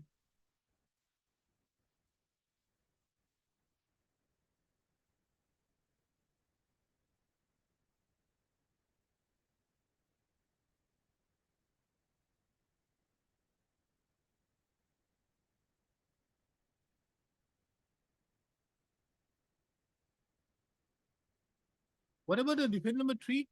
Expert in it. It's proceeded expert. It's mentioned in the judgment.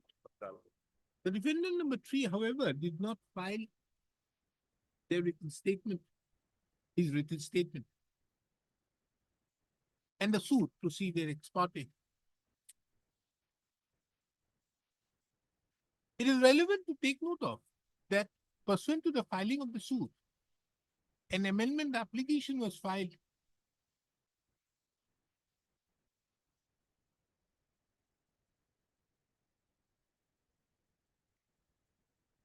whereby an additional paragraph was inserted that during the pendency, that is paragraph number 14A, that during the pendency of the suit, the plaintiffs were dispossessed from the Schedule 3 land. And the defendant number 3 was trying to construct upon the Schedule 3 land.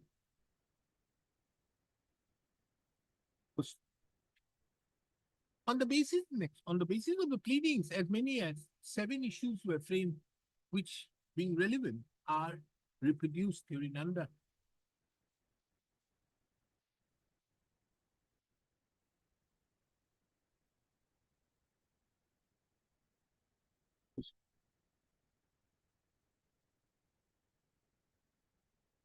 On behalf of the plaintiff,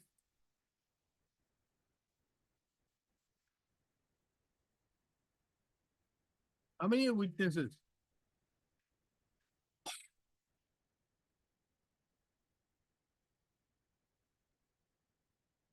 Two witnesses were examined. And 2 documents were exhibited.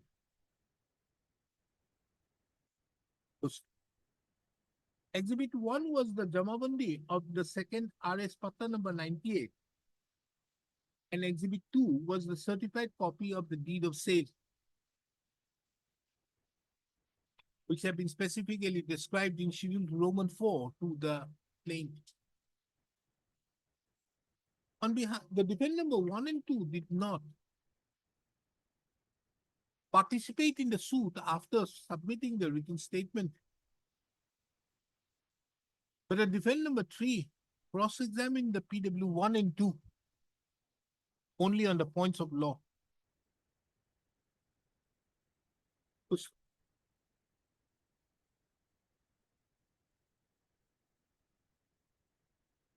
The learned trial court,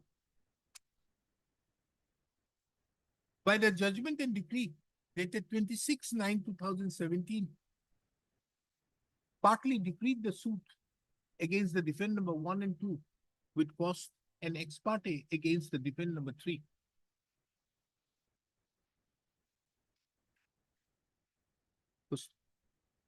It is relevant to take note of that the learned trial court, while deciding the issue number 5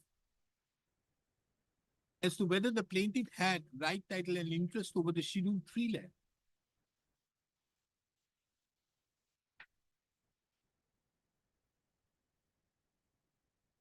came to a categorical finding that the plaintiff had joint right, title, and interest along with the defendant numbers 1 and 2 over the Schedule 3 land, which was a part and parcel of the Schedule 1 land.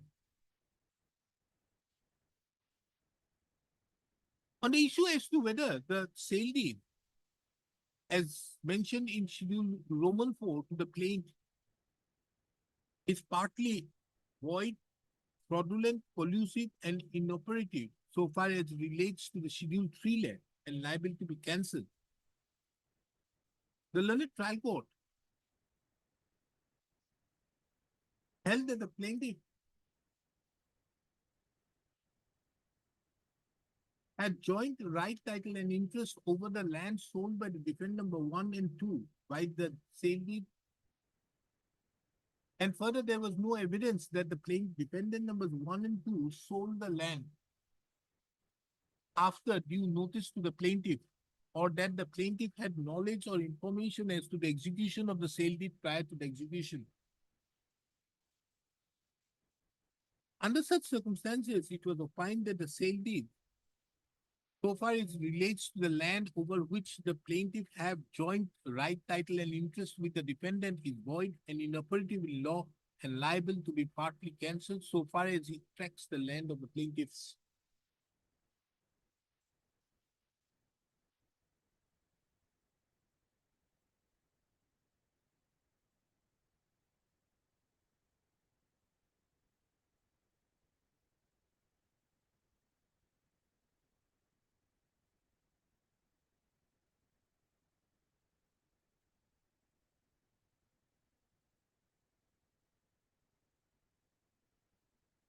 The learned trial court, while deciding the issue number 7, came to also a finding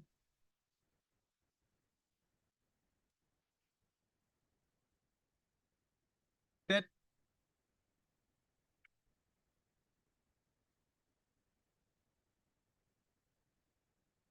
the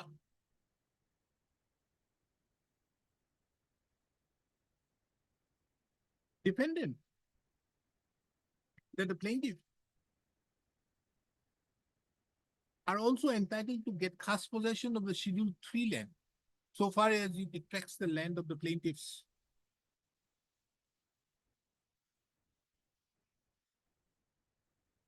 And further, issued a permanent injunction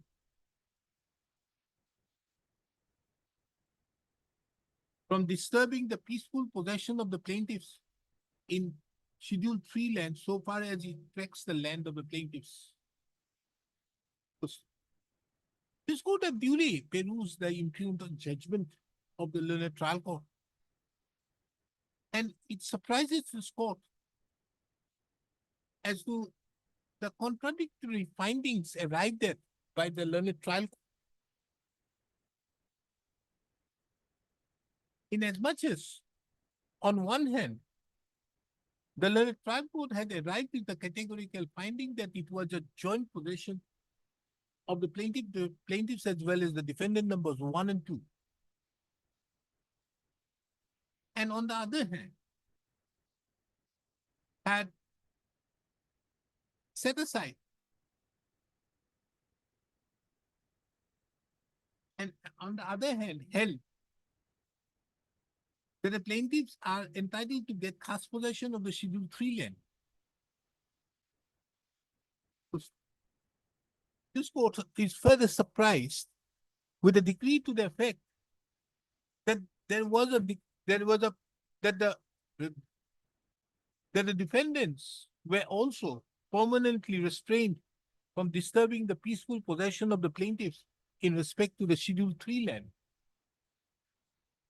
so far as it attracts the land of the plaintiffs without ascertaining as to whether the plaintiffs were in absolute and exclusive, had placed absolute and exclusive title over the Schedule 3 land.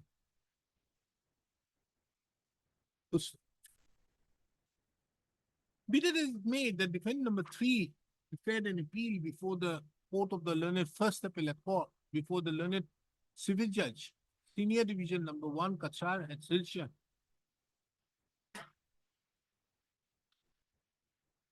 which was registered and numbered as title appeal number 31 of 2017.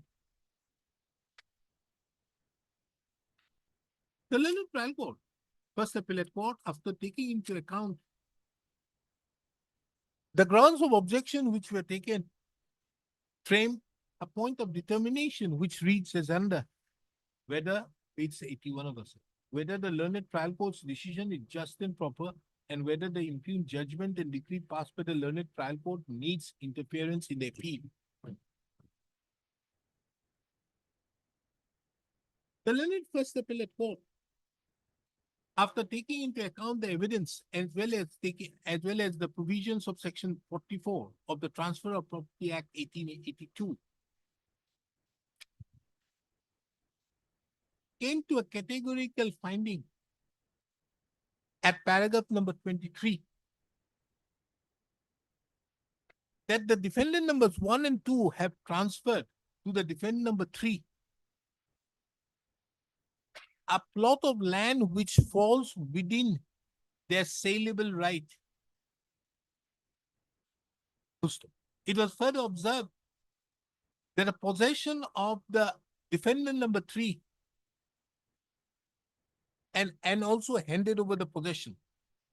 The learned trial court further observed that the possession of the appellant of the defendant number 3,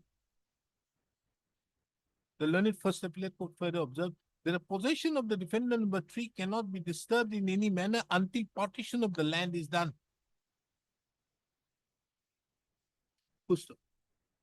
Paragraph number 23 of the said order for said judgment and decree passed by the learned trial court, first appellate court, being relevant to the question of law so proposed by the learned counsel appearing on behalf of the appellants, is reproduced hereunder, page 88, 89. The learned trial court, first appellate court, on the basis of the above findings, interfered with the order passed by the judgment and decree passed by the learned trial court and dismissed the suit of the plaintiff by the judgment and decree impugned in the instant proceedings, and it is under such circumstances the present appeal has been filed.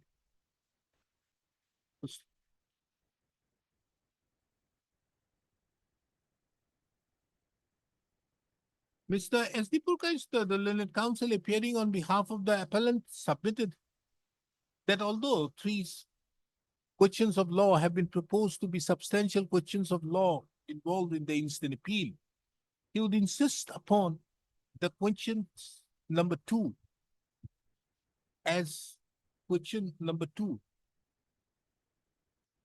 which is mentioned in the memo of appeal. The said question number 2 being relevant is reproduced hereunder. Next. The question arises in the present facts as to whether the question number 2 can be formulated as a substantial question of law in terms of section 100 bracket 4 of the code. This court have duly perused the materials on report, including the claim as well as the LCR, which was called for by this court by an order dated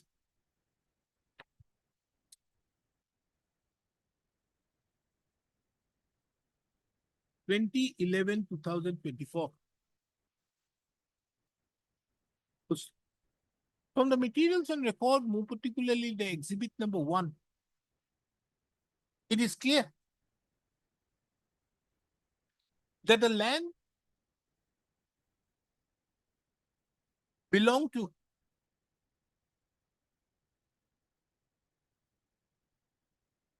both the land mentioned in schedule 1 to the plaintiff, Roman 1 to the plaintiff, belong to both the plaintiff as well as the defendant numbers 1 and 2. It is an admitted fact that will be seen from the affidavit, from the plaintiff itself, that the right of the defendant number 1 and 2 each over the schedule land, schedule 1 land, was 2 bighas, 17 chatak pathas, 7 chataks, 6 gandas. What was sold to the defendant, to the plaintiff, to the defendant number 3 by the defendant number 1 and 2 was only an area of 3 kathas, 4 chataks, which was within their saleable right in terms with section 44 of the Transfer of Property Act 1882.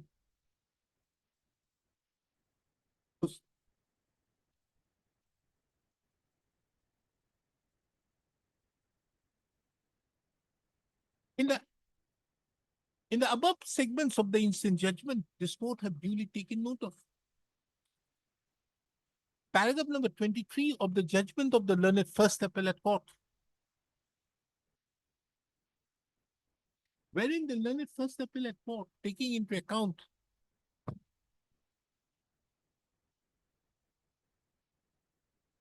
the learned First Appellate Court, though have mentioned in the previous segments of the it is apparent from the judgment of the learned trial court, judgment and degree of the learned trial court, that the defendant number 3 is in possession of the Schedule 3 land.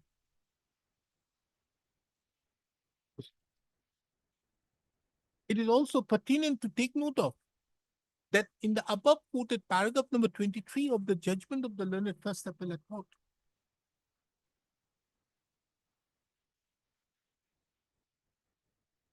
it has been observed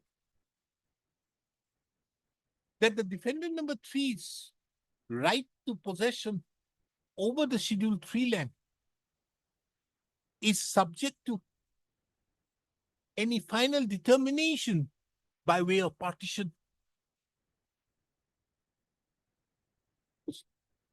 Therefore, from the above observations of the learned trial First Appellate Court, it is apparent that though in the sale deed there is a mention about the boundaries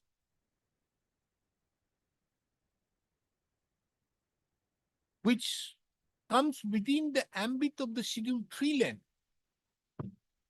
but the said sale deed would be subject to any partition being sought for by the co-sharers, which includes the defendant number 3 over the Schedule 1 land. In view of the above proposition,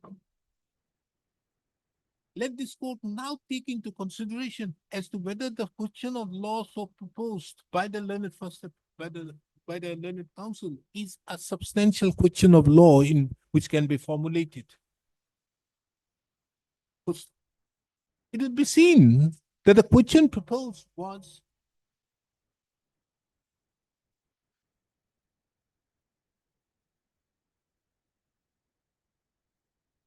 that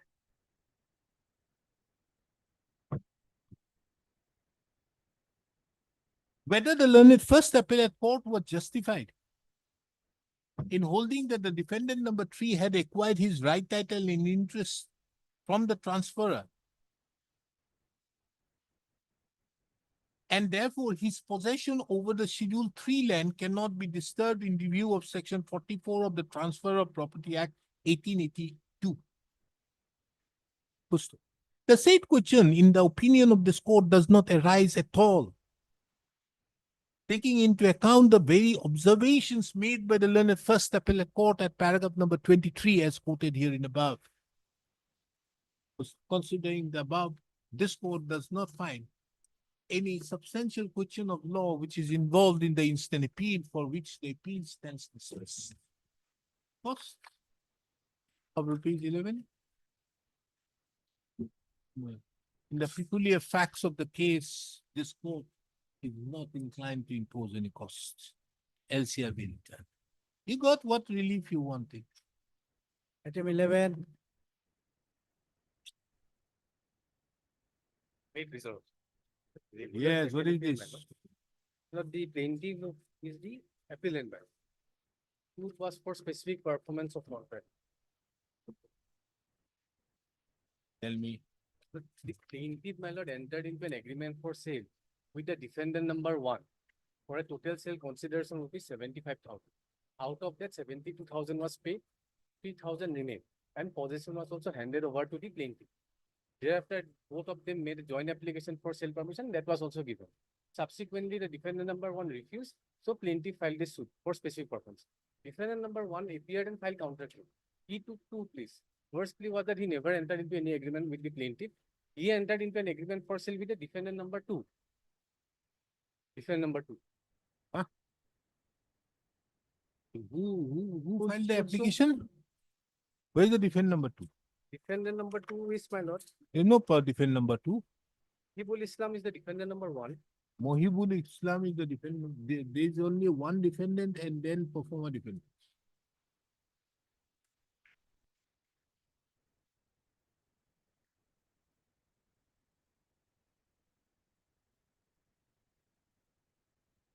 Okay, then Yes. So the other plea was that he had borrowed some money from the plaintiff and that is why he put some signatures on some blank non-judicial stamp papers.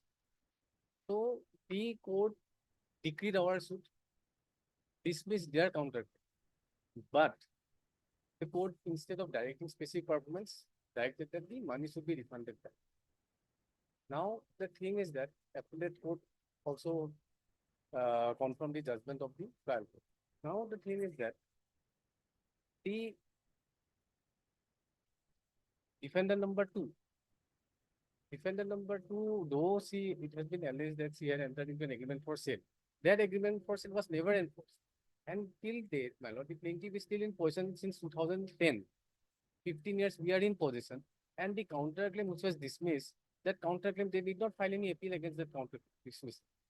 So our case is that, my lord, the defendants neither pleaded a case of hardship, nor any case of clause 20 clause A or C. But the what is the direction? Let Yes. us see the trial court, why it only went for this. Why did it exercise 20 in such a manner? that is in, my lord,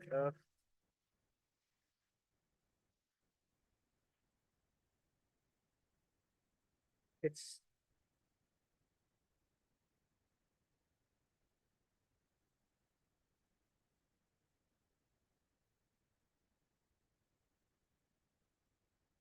the fact which the lower court considered was that the agreement for sale, which the defendant number one entered, it was done prior to the agreement for sale, which was entered with the While evaluating exhibit 1 and it reveals that the same plot of land was agreed to be sold by the defendant in favor of two persons, exhibit A and was entered prior to exhibit 1. yes, Yours is exhibit 1 exhibit one. and exhibit A A was is- entered into prior Defendant to one and- exhibit 1. Then specific performance of the agreement need not necessarily be ordered merely because it is lawful to and the matter lies to the support of this plea. Reliance can be enhanced primarily among them being the fact that the land in and the defendant has received for sale consideration. It plead the suit. Now, what does the performer defendant number 2 do? Huh? Read this. Then he goes to section 20. The materials on the court showed that there was money pending parties in the defendant. Defendant number two simply filed a written statement.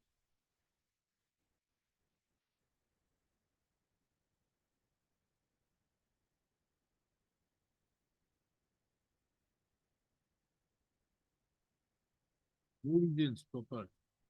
Then what happened? What does the first appellate court do? First appellate court simply avail the judgment of the trial court. So the defendant files a counterclaim against the plaintiff Yes, as well as the co-defendant. only against the plaintiff. For what? Cancellation. Yes, challenging the agreement for sale of our and also the sale permission. And the counterclaim was dismissed. Then you filed an appeal. Yes, they did not come for it. How much land? It is my lord, 1 1 bigha. bigha, 1 kata, 5 less.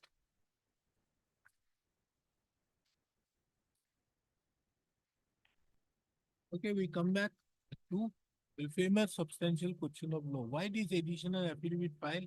My lord, the copy of the impugned judgment, my lord. One copy was annexed, my lord, the other copy, the photocopy was not annexed, my lord. That's it. I think a case is made out Yes. for. Let me think over for 1 hour. And can I dismiss it? Don't make a prayer. I don't hear any prayers after 1 o'clock. After 1 o'clock. 2 o'clock. Yes. What is the substantial question of law?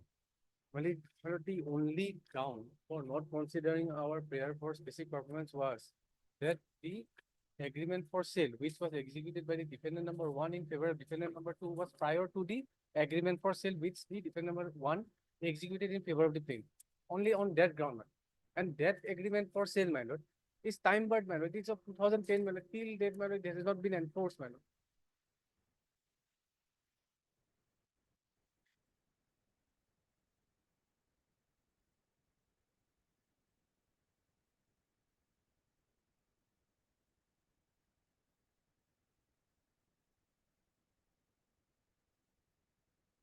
Let us see what does the first appellate court say? Yes. Page number, my lord, 95. Para number 18 onwards. Page number? 95. That is the additional affidavit.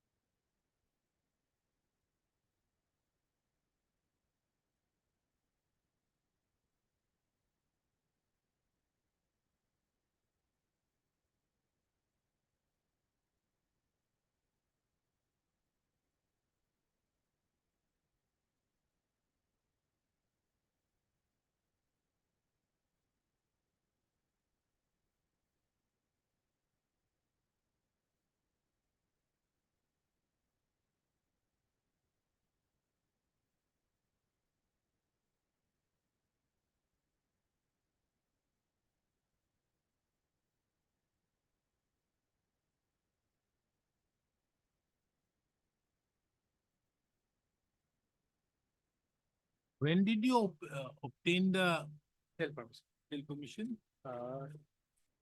Month of May 2010. Agreement was of the month April, next month. 25/5/2000. And when did you file the suit? 2012. Why did you wait for such a long time? Because my lord, we were waiting for him, the defendant number one, to receive But the the, sale permission is only valid for 6 months. yes, Then why did you wait for that? that must be in our plain, my lord.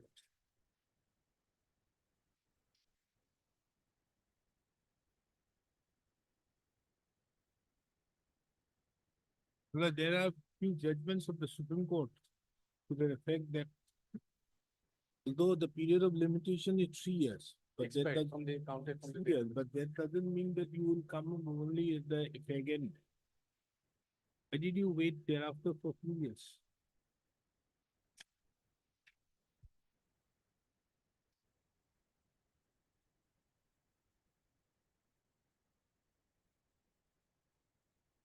My lord, the cause of action, the date of cause of action is mentioned as 24/4/2010. That means the date on which the agreement was made.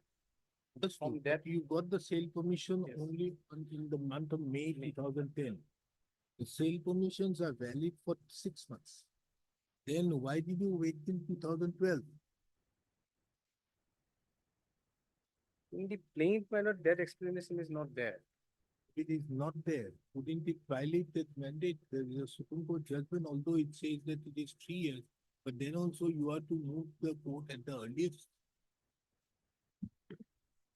Yes, but that challenge which they made, that was defeated, my lord.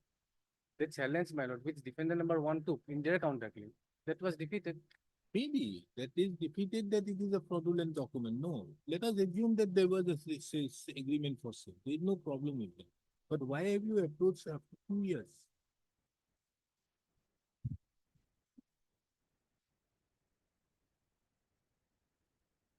At the para number 2, there is one line, madam, from the date of agreement regarding the suit length, the earlier receiving the sale permission from the DC Borpeta, the plaintiff was always ready and still ready to execute his part of contract, whereas the main defendant is neglecting the plaintiff and for which he was compelled to file this suit. That averment is there. But that is okay. You are ready, but your readiness and willingness will be seen as why you have not approached the court immediately. See, the suits for specific performance is to be done at the earliest. And if there is a delay, it strikes on the readiness and willingness. How do you explain that? Readiness and willingness, in fact, my lord, that issue was not even framed. No issue regarding readiness and willingness was framed. But the court in paragraph number 19 observed that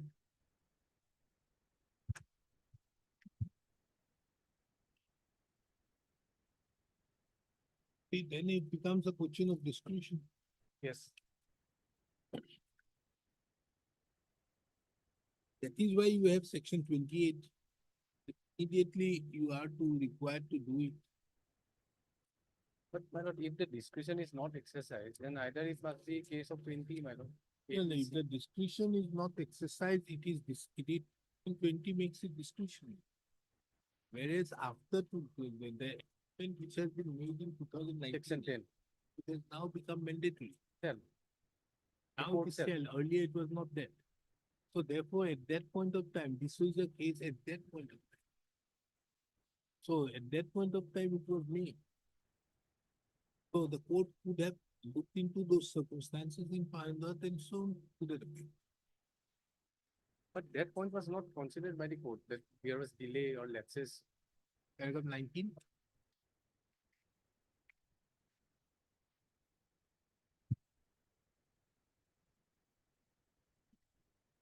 Of the trial court judgment, man. First appellate control.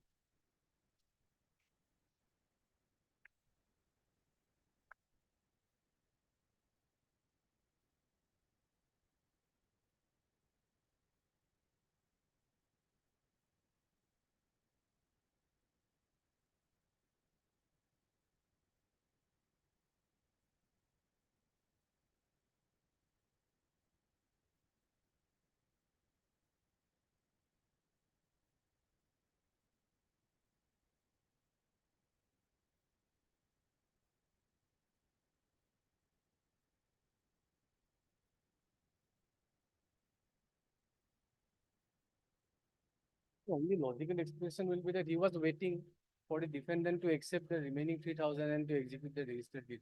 That Hey, why did you wait till such a long time? That is my question.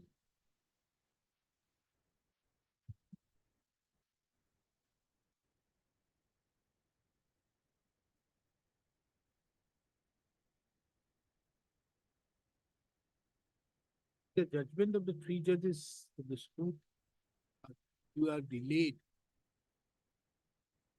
You have to explain why have you delayed for 2 years steps. Although it is within the period of limitation, but that does not mean so that you will come delayed. Because there are many aspects changes, price of the land also changes. We'll have it next Tuesday, Monday. that 2021 judgment, Tuesday. 21 judgment, that 2021 judgment. No, it is 2023, 23 or 24. Last.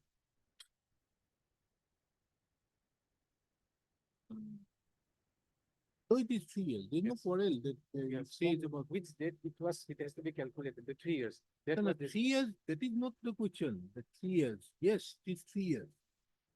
But that doesn't mean that you are going to come at the end of the time. That is what the Supreme Court said. So there might be an agreement. That is how the discretion is to be exercised under Section 20. But now that is gone. But that was their law at that point of time. So we have to look into it. We'll have it And next also, my Wednesday. lord, since the defendants did not come up for appeal, that can also be considered, my lord. They did not file any appeal against their dismissal. Not necessary. So if they don't come up, what is the only conclusion? That there was an agreement for sale. They have only challenged the agreement for sale. So there is an agreement for sale. And that is the finding of fact arrived at. Let us assume that there is a finding of. But the question is, why have you come after 2 years? The trial court did not consider those aspects. Trial court simply I said. am going to consider. I am going to consider as to whether, because the question is whether the court has applied its discretion properly or not. Yes. The first appellate court gives justification to the effect that this person was studying at that point of time. He did not have anything else. His father died when he was studying in Delhi. So therefore it was a requirement.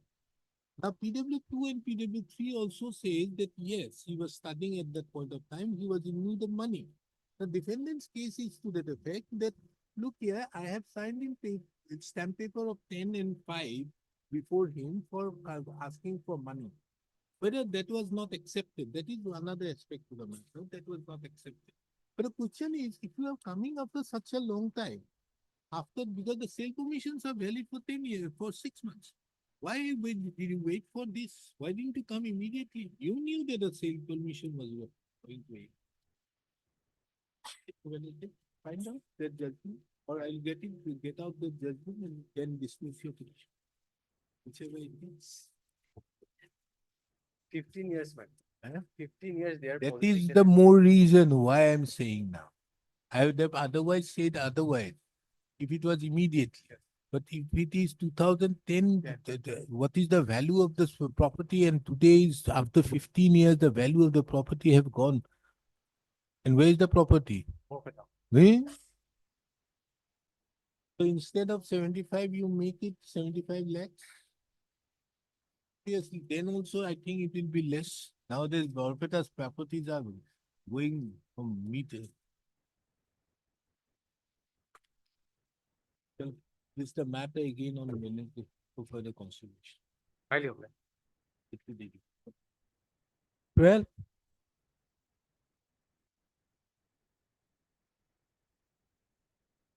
May I please, Your Lord?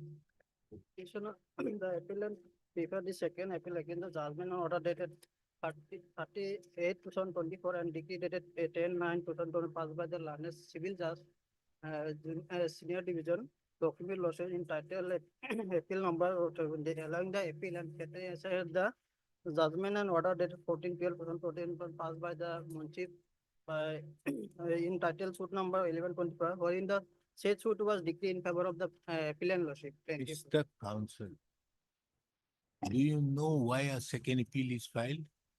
If there Tell is, me. if there is a substantive question of law, Fantastic. Page 7, kindly come to your memo of appeal. Lordship, What are the substantial question of law? Read it aloud so that everybody knows. whether the learned civil judge senior division Lakhimpur at North Lakhimpur correctly allow the appeal. Second, whether the appellant plaintiff has acquired right, title, and interest over the suit land. Third, whether the main respondent and defendant has got any right to occupy the said land. Can these be substantial question of law? How do Yeah. you frame substantial question of?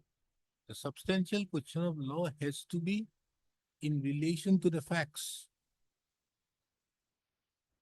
So if you are framing a substantial question of law as to whether the plaintiff has acquired right, title, and interest over the suit land,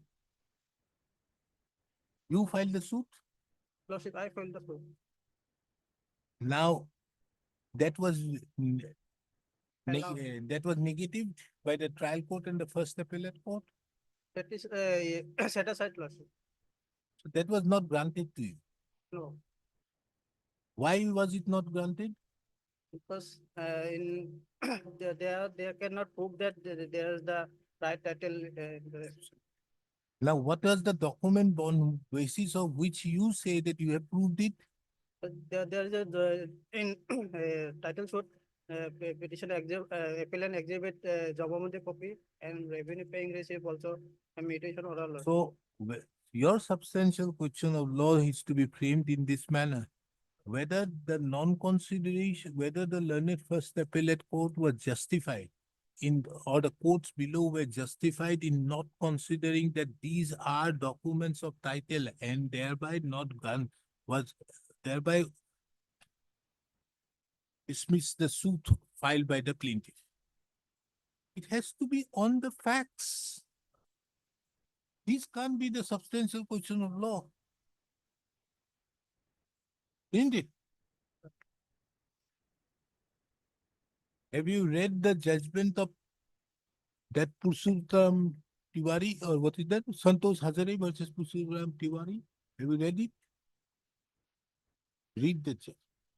After reading that, understand what is substantial question of law. And then formulate and propose. Then file an additional memo of appeal, additional document before the court. And then I will take it up. Okay? Chalo. Well, Next week, Lordship. it's so ready. After 2 weeks. Eh? After 2 weeks. Lordship. Counsel appearing on behalf of the appellant submits that he needs some time to formulate the substantial, formulate and propose the substantial question of law. Taking into account about this, the matter 7th of May. 7th of. Okay. Lordship. 13,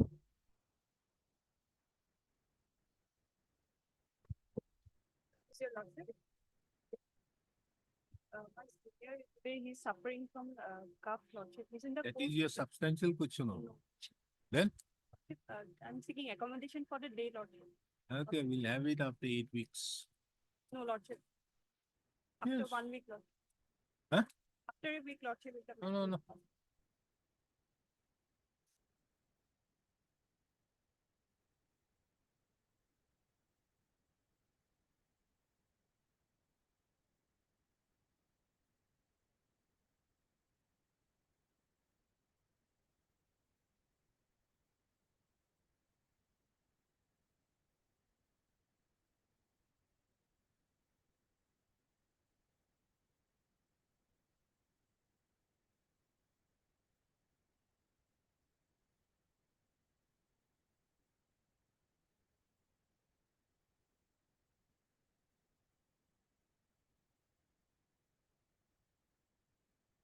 Your plaint was rejected. Lordship. The main here, Lordship, that is the order of the first appellate court, judgment 35/2024. That is at page 19 to 38, Lordship. Your I'm not on that. Was the plaint rejected? Lordship. I find that the learned trial court had not heard in passing the order dated A.R. Pine, Mize case number so and so and so and so, and as such, the same does not. What is the order? Lordship, the main substantial question of law here is the Dismissed principle of under res judicata. section 11, read with 151 being barred by Res judicata, Lordship.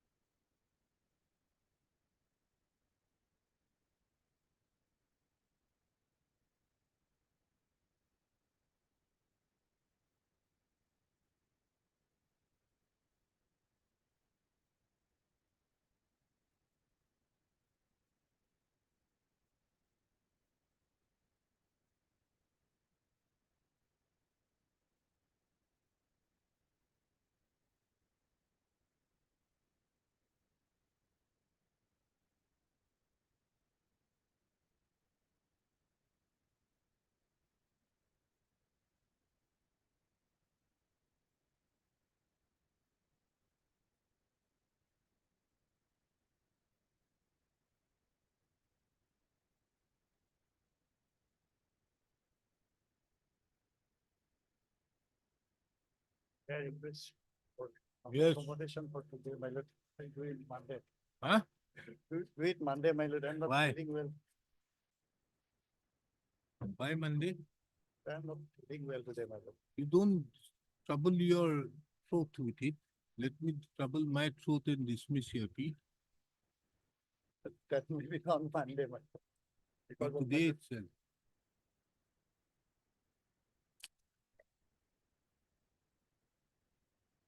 Yes, yes, don't trouble your throat.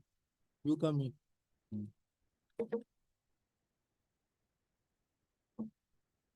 So, madam, have you seen the memo of appeal? Okay. Have you seen what is section 100 bracket 3 of the code? CPC, CPC. CPC. Have you seen the CPC? I have the book. Please, take it out. Section 100 brackets 3. What does it say? Appeals from appellate decrees, section 100. Section 100 bracket 3. In an appeal under this section, the memorandum of appeal shall precisely state the substantial question of law involved in the appeal. Okay, fantastic. Where is it? Page Page? 3, Lordship, the substantial question.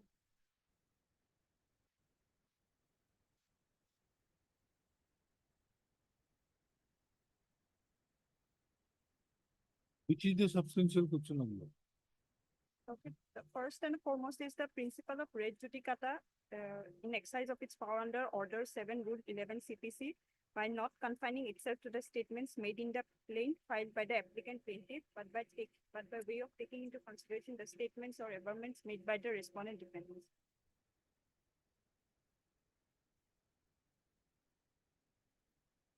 That only the preliminary issue has been decided, Lordship, and not all the issues were addressed. That is another.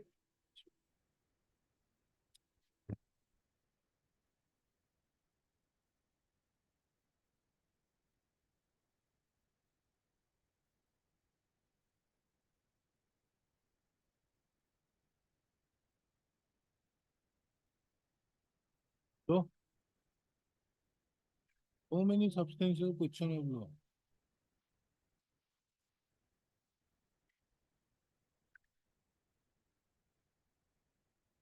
Why so many substantial question of law? Lordship, in number. Hmm?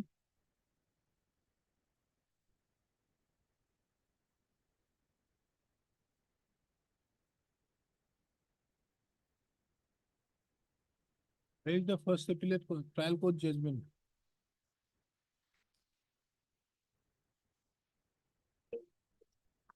Page 19, it's page 39. Page 39. Is the trial court judgment. Page 39.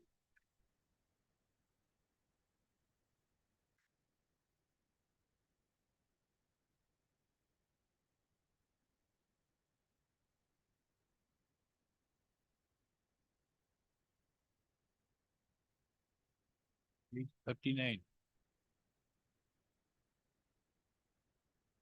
This one? Lordship.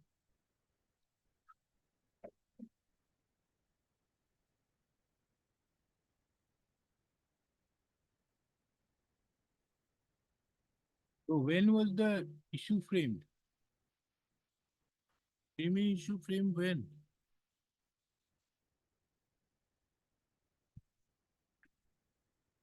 Huh?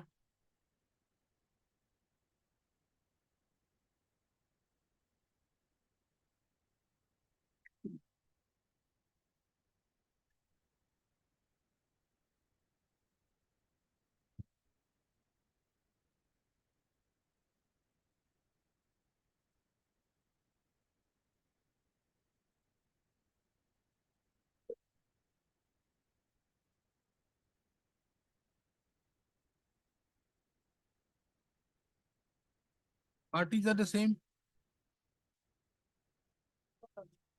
Parties are not the same. Who are those parties?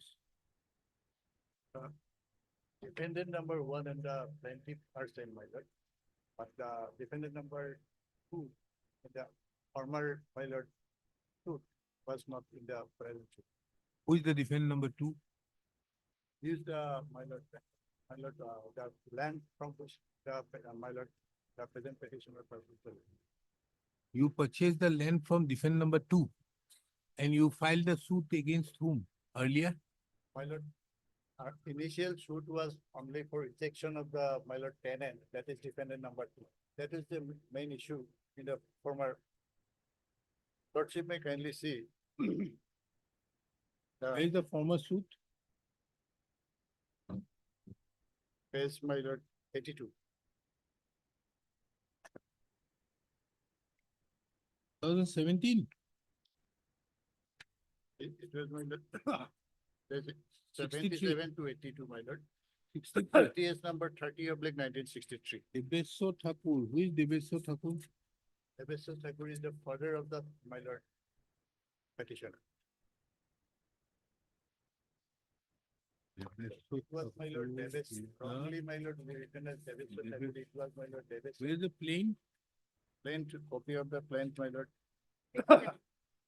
Page 77 to 82, Page The former- 77. 77.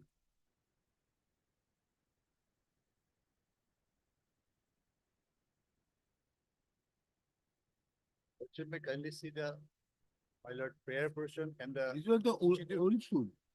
Debeso Thakur. Now, I'm saying about the present suit. Present suit was filed by the son of the, my lord, Davis. Where is the present suit plain? My lord. Plain, present plain, my lord, that is, page 83. 83. 83.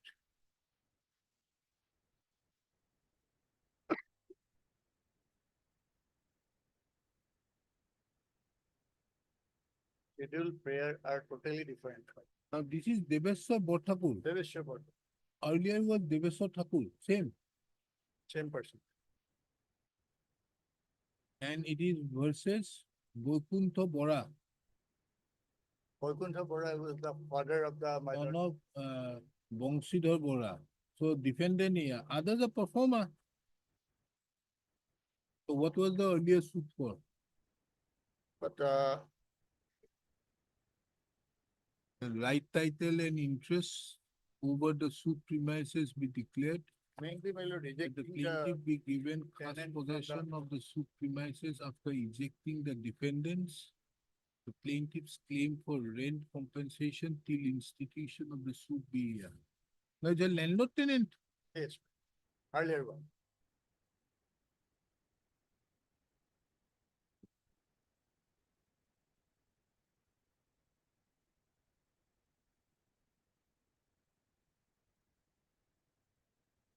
this one, This one, my lord, page 91.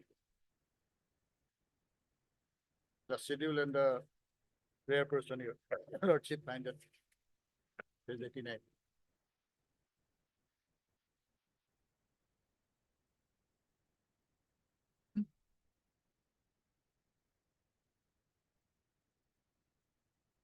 Schedule is also different.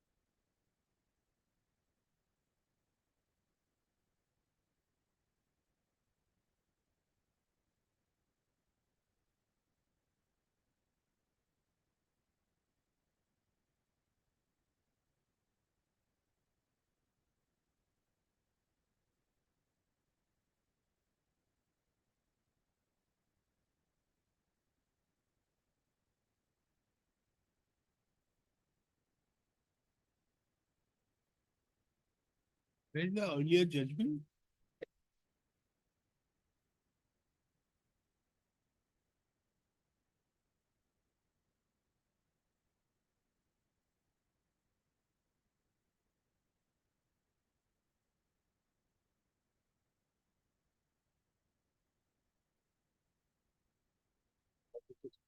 Page 46.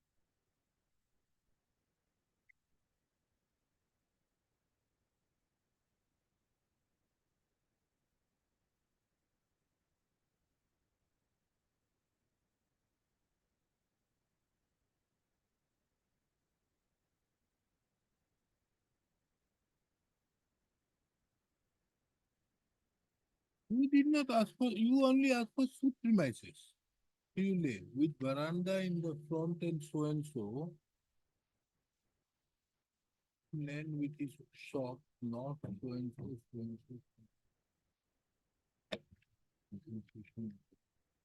That was not regarding recovery of rent and ejection of the dependent number one from the food premises. That was the issue involved in the earlier suit.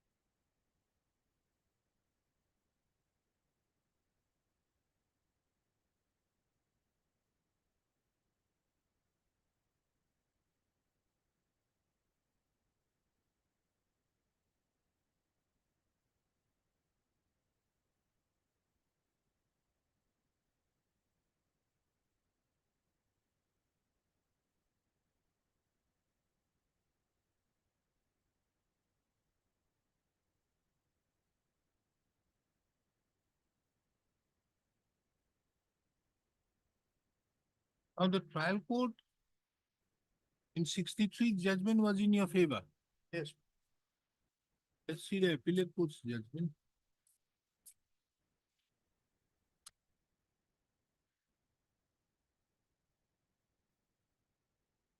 Where is the appellate court judgment?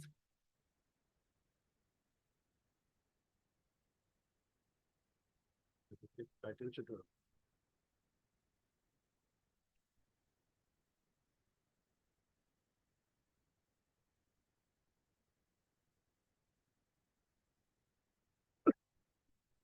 It is, your lordship on that, my WS filed a defendant. No. Where's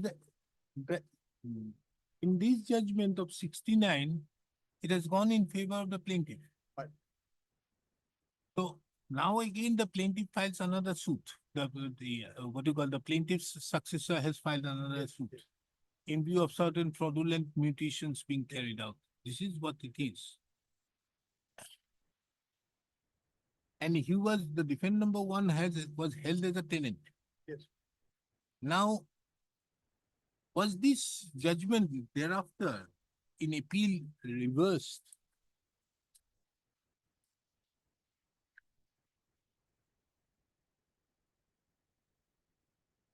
Appellate decree is there, na? Order and decree the suit for the plaintiff's right, title and interest to the supremacies are hereby declared and he is entitled to recover cast possession. Then what happened? Against that, what has happened? Is there anything else? That, my lord, that is not knowledge of the, my lord, present petitioner plaintiff, my lord. Huh? They have said, they said something, my lord, in the WS, my lord, page No, 92. I don't understand that if the suit was in your favor, Yes, the trial court, first suit. Yes. How can there be a res judicata? that is the case, my lord. That is not your case. None of your substantial question of law says that. My lord, My grounds of my lord challenge is that my lord, without my lord framing the issues, my lord, I rely the order, my lord 14 rule 2. And in support of that, my lord, there are some judgments also, as your lordship know, my lord.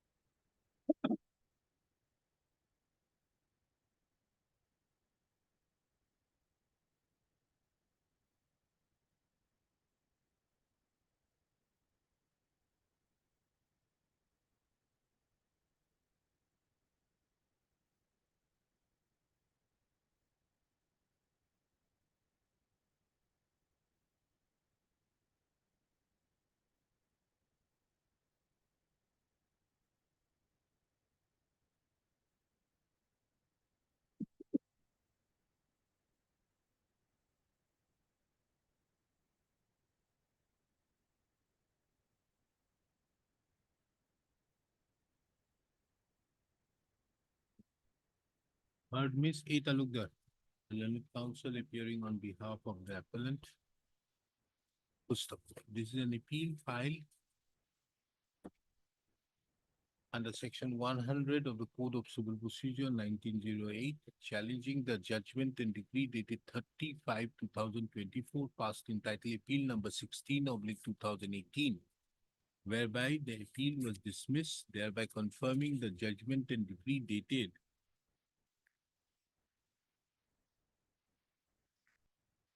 dated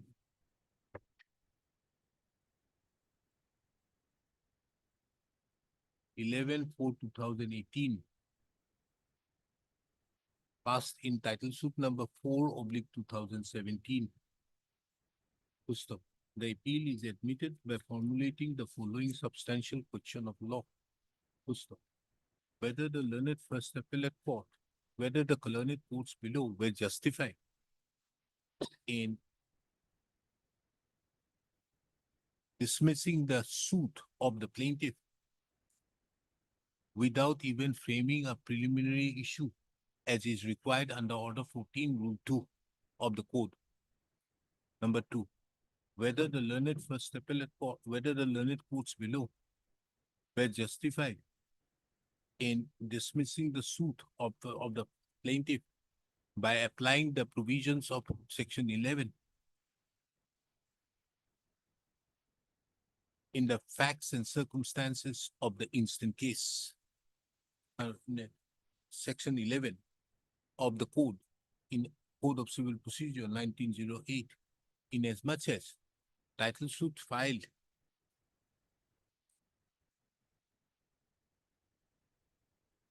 inasmuch as the subject matter of title suit number 30/1963 was in relation to a particular suit premises, was in relation to ejectment of the defendant therein from the suit premises along with recovery of compensation.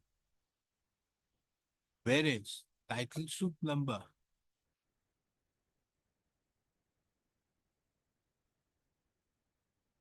4/2017 was in respect to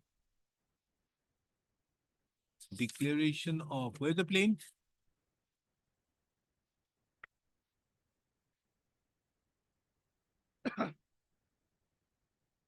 Declaration of right, title and interest over the Schedule B plot of land, as well as for various other reliefs, including challenging the sale deed number 4398 dated 15/12/1976, which was not the subject matter of the earlier suit. Who's the- Steps be taken upon the respondent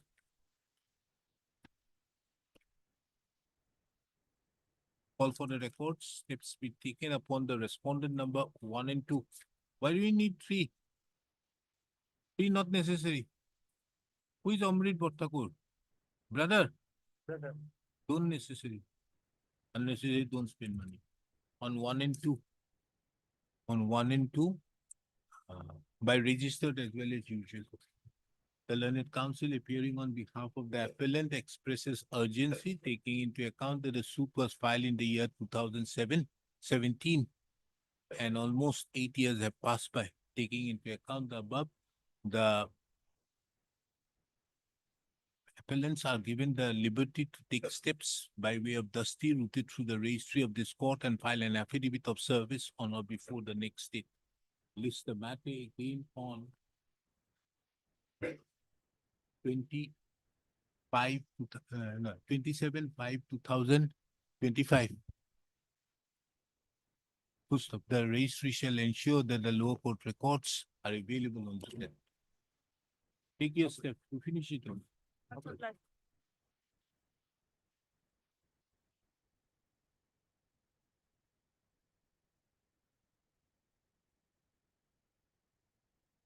For orders, item 14.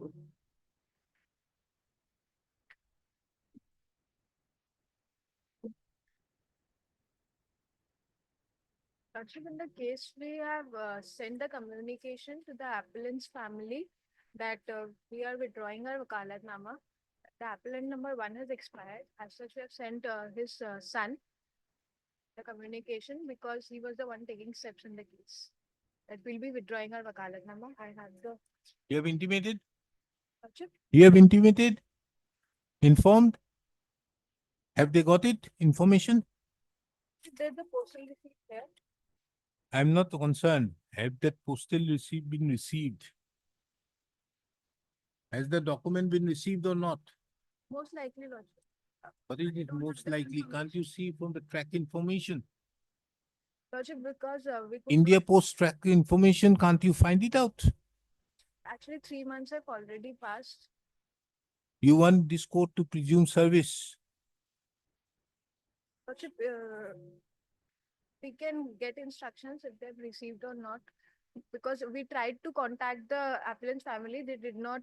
Yes, what is the case? Should we dismiss it?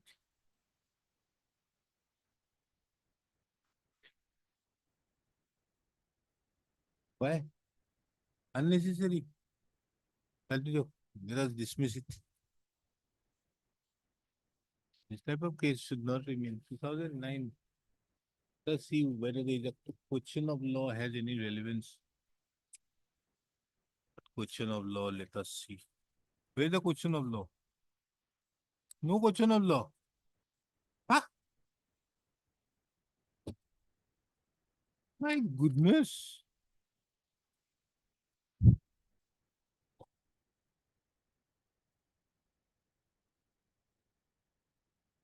No stay.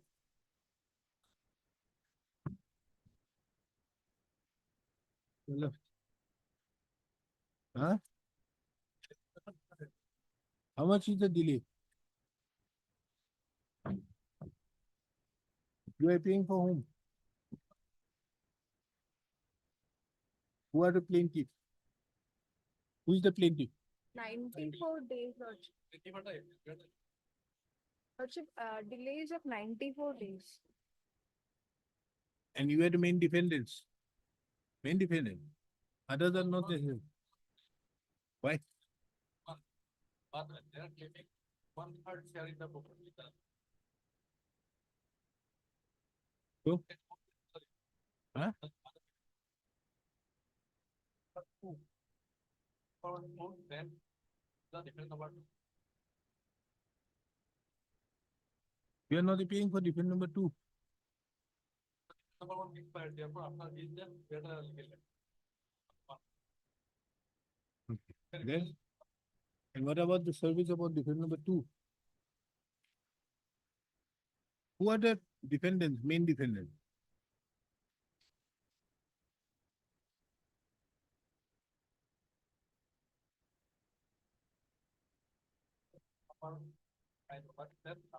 This is a case which requires to be dismissed. There's nothing, these people are not bothered about it. Can't happen like this. 1, 2 were served earlier.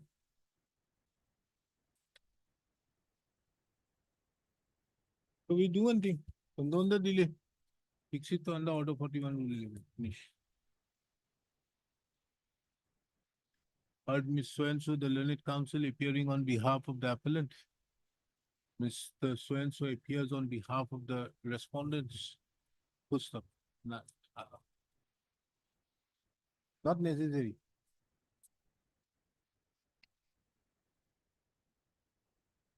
On behalf of the other respondents. Full stop.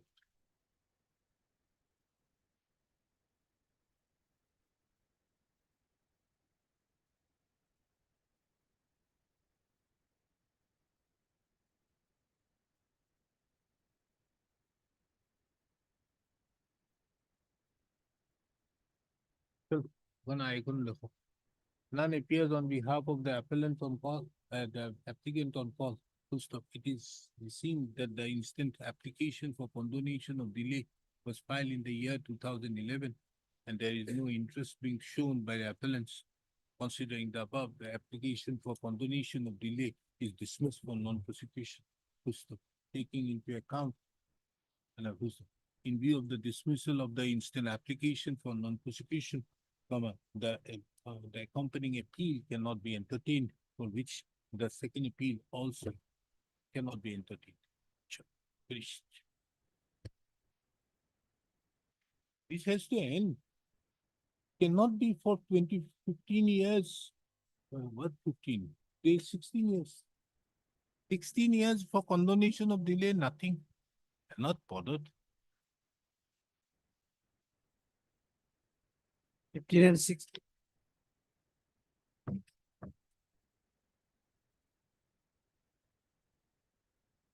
Yes, what is this? 42 days delay in filing the regular second. They're paying for everybody.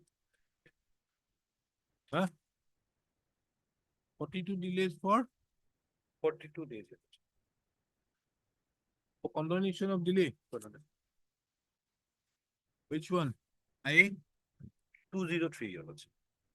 This case 203. now. Heard Mr. T. Deori, the learning counsel, appearing on behalf of the applicant.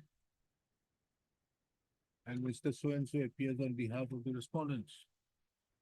Full stop. This is an application filed under section 5 of the Limitation Act 1963 for condoning the delay of 42 days in preparing the accompanying appeal against the judgment and decree dated 2/7/2014 passed by the learned civil judge Nogao in TA number 5/2013. First, this court have duly perused the application and is of the opinion that the reasons to assign constitutes a sufficient cause within the meaning of section 5 of the Limitation Act 1963. Accordingly, the delay of 42 days is condoned. I stands allowed. The registry is directed to list the accompanying appeal, register the accompanying appeal and list it for in the column of order 43, order 41, rule 11 on 7th of May 2025. Very grateful, Your Lordship. I stand.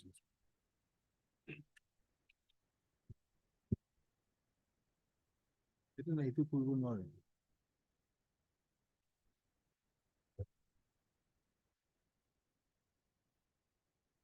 17.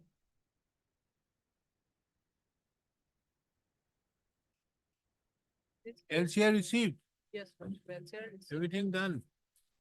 Question framed. yes. Whether the learned court below committed error in construing exhibit D, E, F in the light of section 57 of so and so, whether on the basis of proof document the learned will have committed in declaring the right title. What case? No case. Records are there. Let's finish it off. Next week, Your Lordship. can- Now, Next week, Lordship.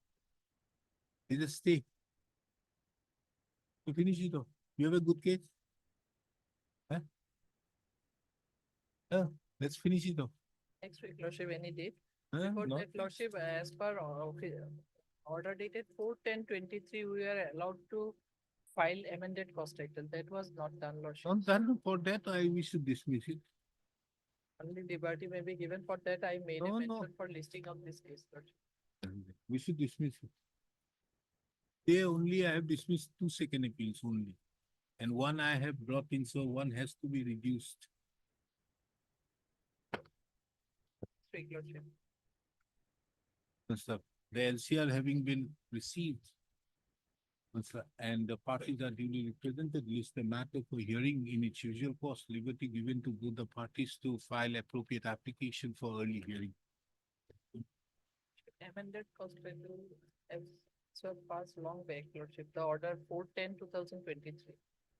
Ms. So-and-so, the learned counsel appearing on behalf of the appellant further submits that there has been inadvertently the amended course title had not been filed, official liberty is given to do so within, the appellant is directed, the counsel for the appellant is directed to do so within a period of 7 days from today. Obliged. 18.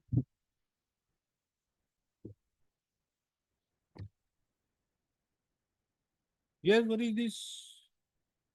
There was delay, Lordship. Huh? 942 days delay in filing. How? the appeal. Whose appeal? Your? What is the ground? No, Huh? the vehicle was not insured, Lordship. So what? Why did you file after the? Two vehicle was involved, Lordship. Huh? Two vehicle was involved, Lordship. Two vehicle was involved in the accident, Lordship. Liability was given 50/50. Our vehicle was not insured. Understood, but why did it take such a long time? File was misplaced, Lordship. When some old files were being achieved so and so. So the insurance do not cover the risk of the accident and hence send the case to the Iman in 2000. When was the judgment? 16. So we dismissed the appeal.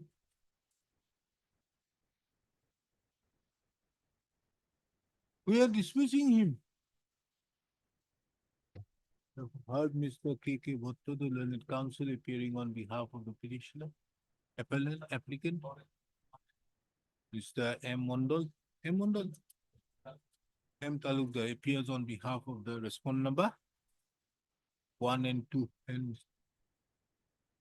yes for the respondent number 3. So this is an application file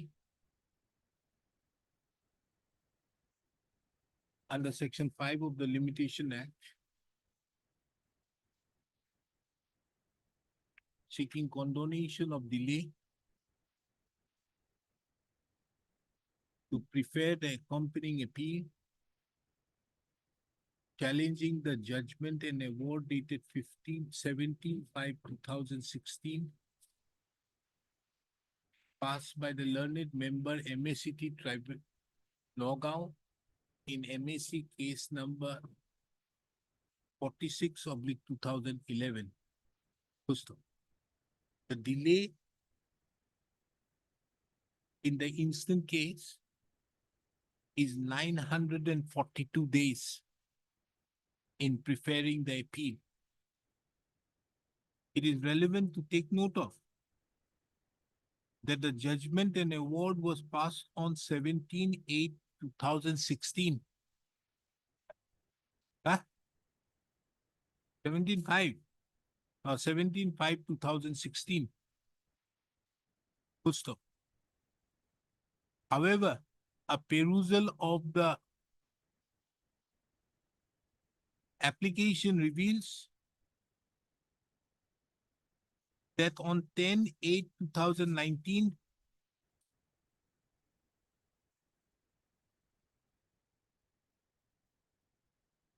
the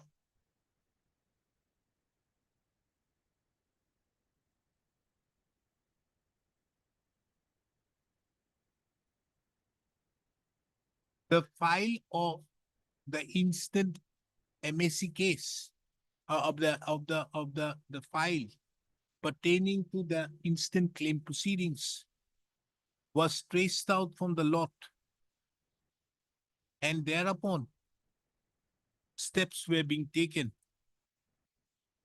There is no mention in the said application as to why no steps were taken immediately after the passing of the award dated judgment and award dated 17/5/2016. Full stop.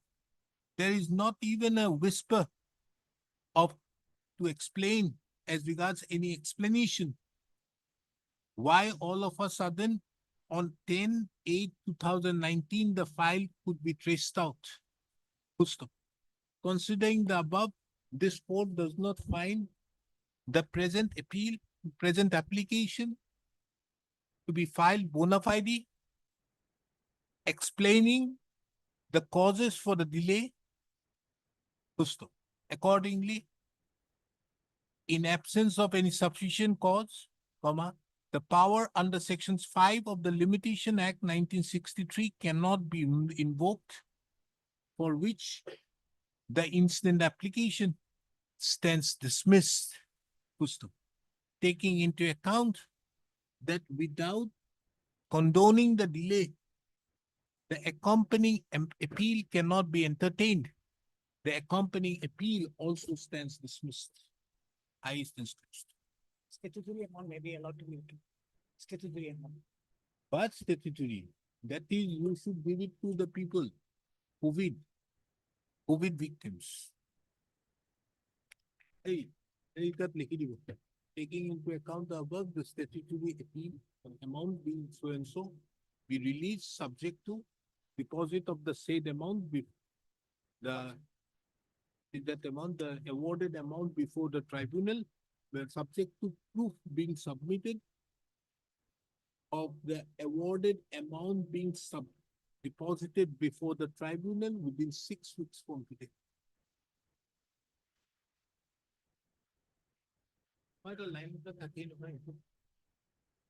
After proper verification.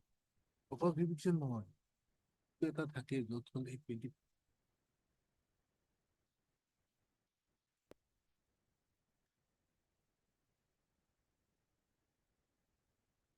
Will respond number 1. Respondent number 1 is the owner of the vehicle, Your Lordship. Upon whom the liability has been Your imposed. Lordship, burden is upon the insurance company. This is a case of contributory negligence, Your Lordship. This is a case of contributory negligence and Of the owner and of the insurance company, respondent number 3. so why do we need the respond number 1? Lordship, the respondent number 1 and 2 may be strike off, Your Lordship. They may be stricken off. Moreover, Your Lordship, LCR has not been received yet.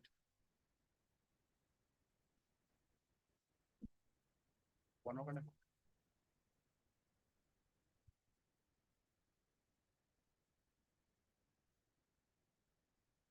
You are asking for what?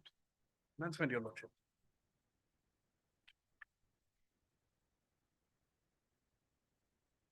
It is seen from the impugned judgment and award dated 30/7/2016.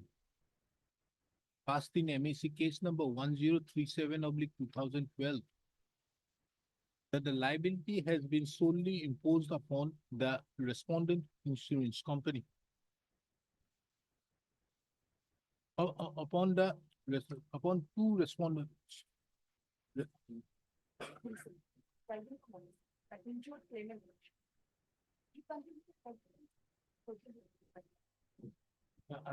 Now, here how much?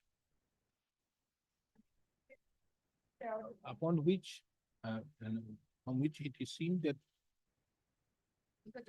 the 50% of the amount have been imposed upon the respondent insurance company and 50 upon the claimant itself. Upon the claimant. Injured, has he died? Yes, he's surviving, your lordship. You are the appellant. I'm the appellant. I'm the He's the injured person. claimant. I'm the injured person as well as the appellant. Okay. On the appellant, 50% upon the appellant as well as 50% upon the respondent insurance company. Taking into account the above, the presence of the respondent number one is not essential for the purpose of adjudication of the accompanying appeal, for which the name of the respondent number one is struck off. Full stop.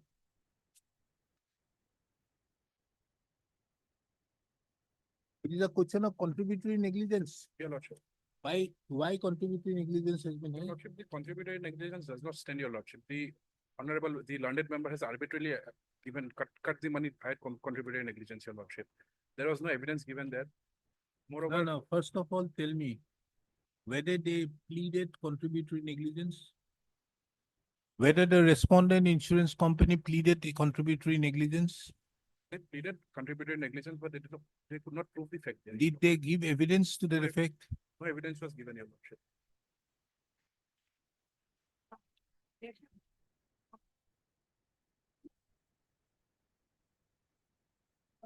No.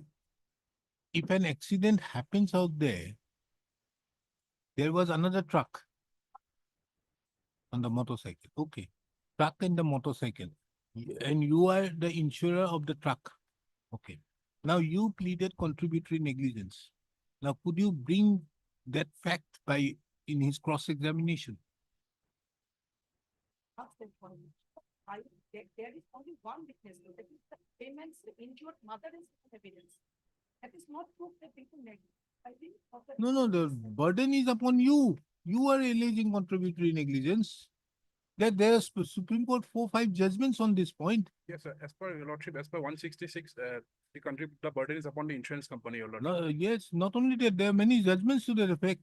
Recently, Supreme Court has also delivered the judgments on contributory negligence.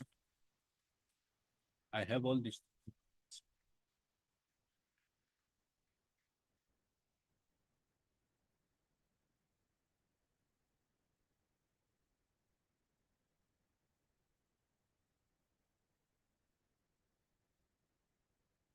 We find that the tribunal erred in finding contributing of the scooter driver and the High Court too committed an error. As noticed, absolving the senior of the contributor is perfectly valid even without his presence in the present proceedings or in the appeal before remand. Yeah, the appellant is entitled to compensation from the insurer of the appellant. Now we come to the question whether negligence can be found on the ground that the driver of the scooter having only a learner's license. We have already found that the finding of the High Court that the BDO had exercised his authority to travel pillion. So and so. Holding that the ordinarily negligence is only a question of fact, and it is to be found that when a person drives a vehicle without a license, he commits an offense which by itself cannot be led to finding of negligence, leading to any regards the accident, having found that the trailer to be so and so.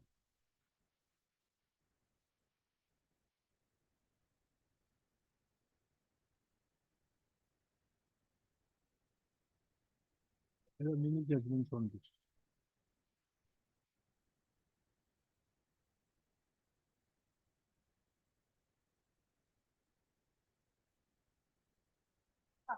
And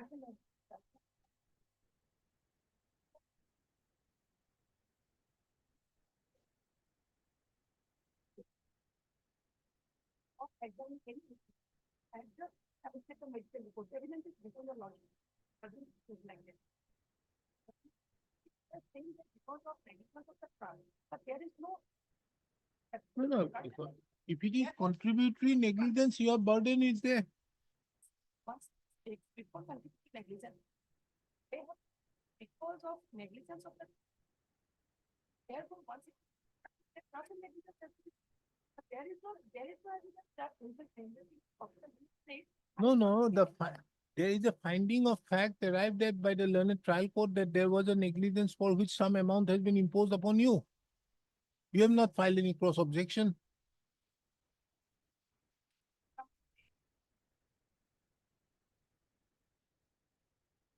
As per the charge sheet, the burden was upon the insurance company, upon the truck, your lordship.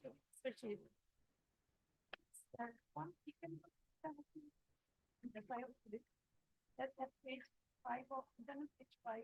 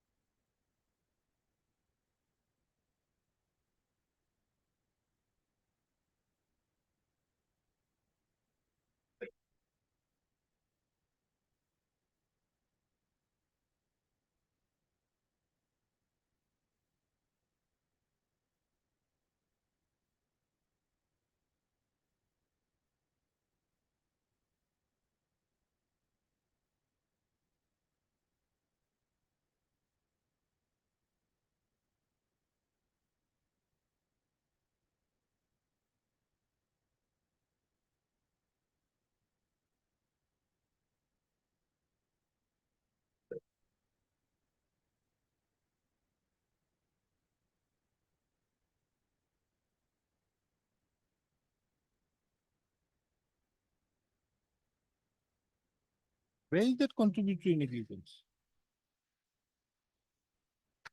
Huh? Where is the contribution negligence? No. How much did the court arrive at?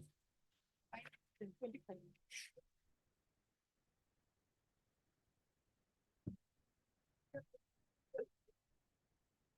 With the accident occurred due to ration negligence.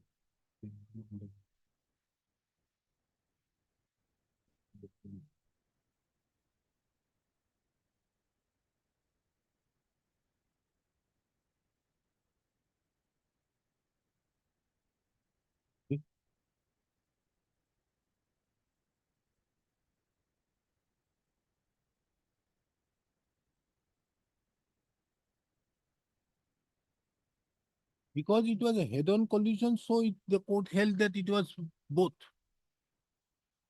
That's the reason. How can we sustain this type of thing? In view of the above discussion, it must be held that though the claimant had stated that the said accident occurred due to rash and negligent driving of the truck bearing number Iman on the part of the driver, the said accident actually occurred when the motorcycle driven by the injured collided head-on with the ear. Therefore, it must be held so and so.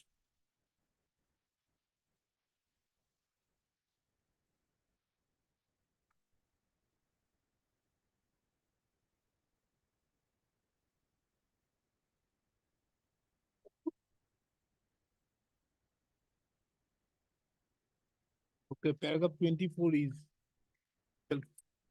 Yeah. List that LCR has been received. Not yet, no, not yet. So that it is seen that the LCR has not been received. Taking into account the above, the registry is directed to take appropriate steps for requisitioning of the LCR and list the matter for hearing in its usual course, liberty given to both the parties to file appropriate application after ascertaining the receipt of the records. Your lordship, there is one more pair. Your lordship, there is one more pair. Lordship, we crave the leave of this honorable court to file an additional affidavit, your lordship. What? And we crave this leave of this court to file additional affidavit, your lordship.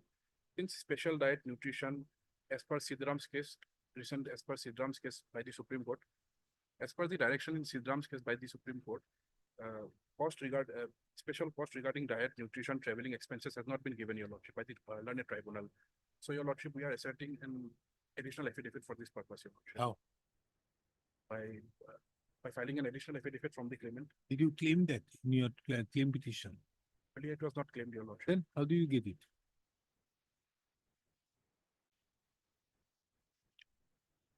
You have paid the 50%. 20. Right.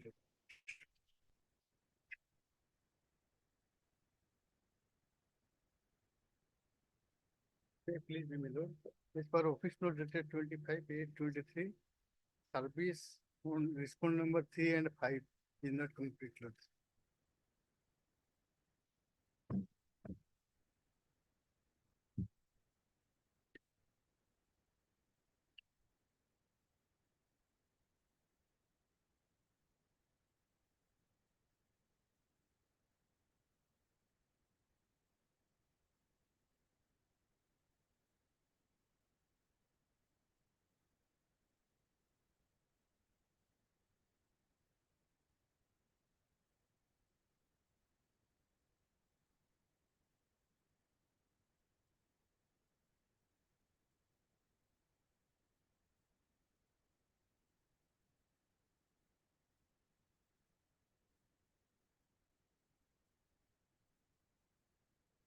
So this is for enhancement. Who is paying for the national insurance? Okay, I will welcome my lordship. Anybody who appears for the national insurance? Where is that lady gone? She was here now. Nobody is appearing.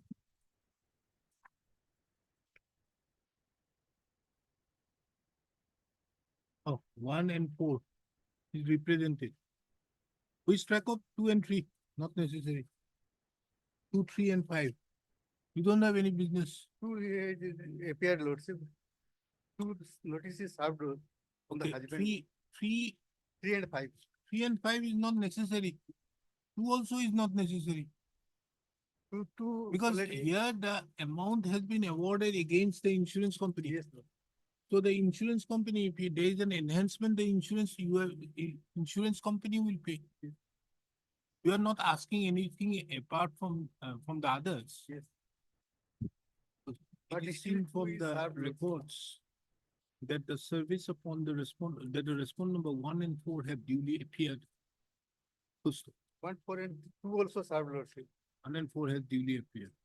Further to that, it is also seen that the instant appeal is directed against the judgment and award dated 4/3/2020 passed in MSC case number 2644/2017, wherein the liability has been settled upon the National Insurance Company Limited, that is the respondent number 1.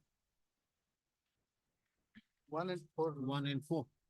First, there has been no appeal filed by the National Insurance Company alleging violation of the terms and conditions. Considering the above, the name of the respondent number 2, 3, and 4 being not necessary 2, 3 and are 5. struck off from the records. First, LCR, isn't it? Yes, sir. Huh? Yes, sir, received, lord. The LCR having been received, list the matter for hearing in the usual course. 21,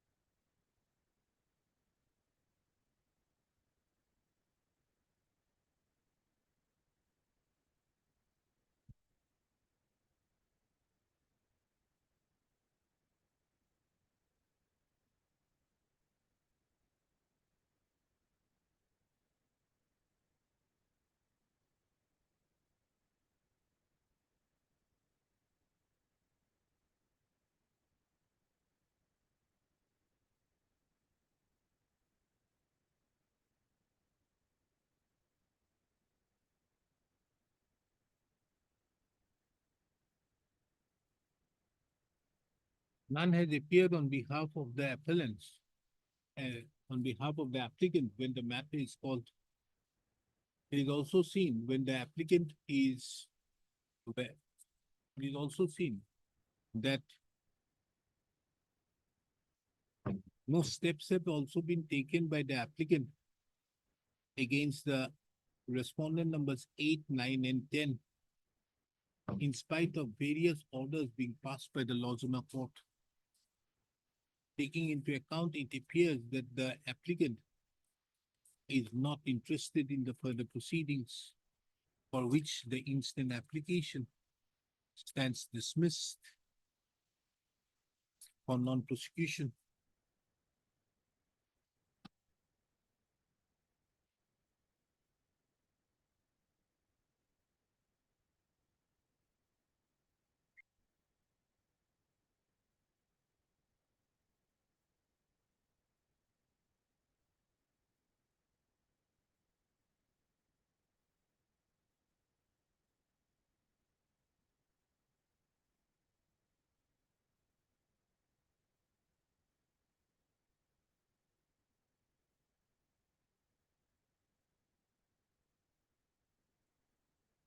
In view of the above, the accompanying plea cannot also be entertained as it is barred by limitation for which the said appeal also stands closed.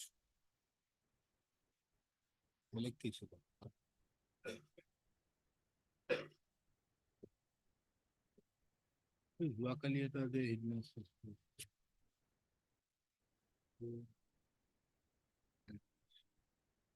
22,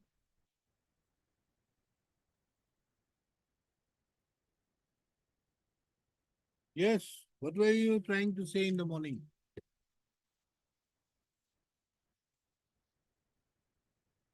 I've dismissed it. Yes, what is this IA for?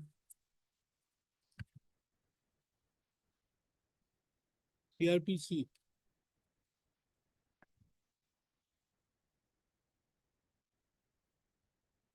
This for what? Landlord tenant?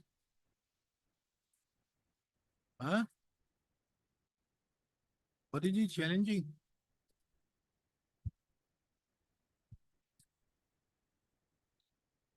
What?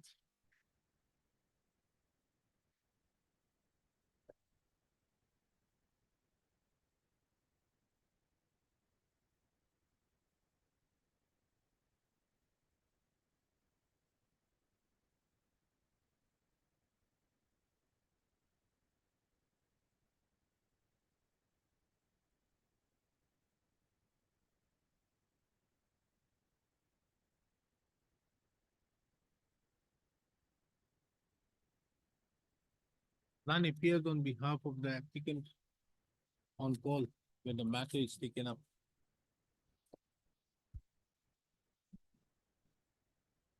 Honestly, they are not interested what to do.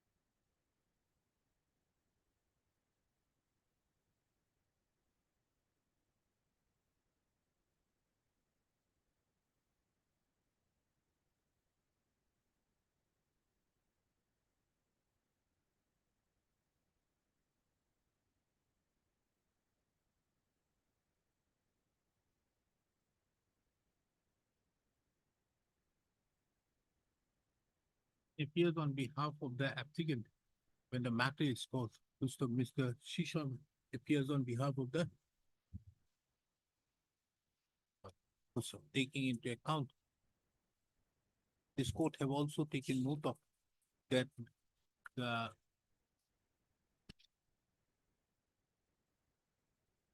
taken note of that also in that view of the matter, the instant application filed under section 115 of the Code of Civil Procedure. In view of the above, it appears that the applicant of the petitioner, in view of the above, it appears that the petitioner herein are not interested in the instant proceedings for which the instant proceedings stands dismissed for non-prosecution. It's exhausted. 23,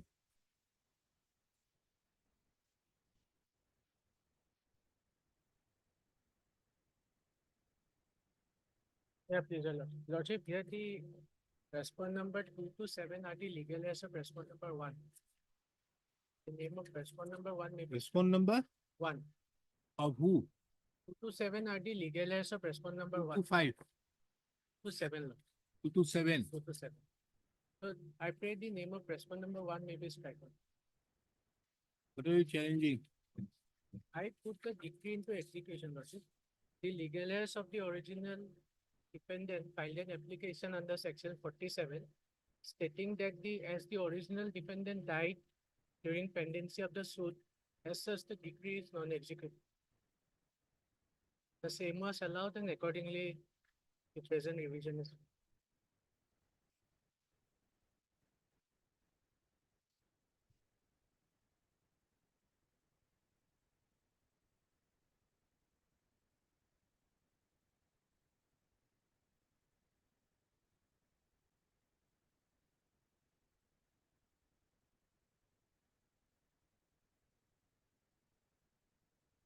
The order is right.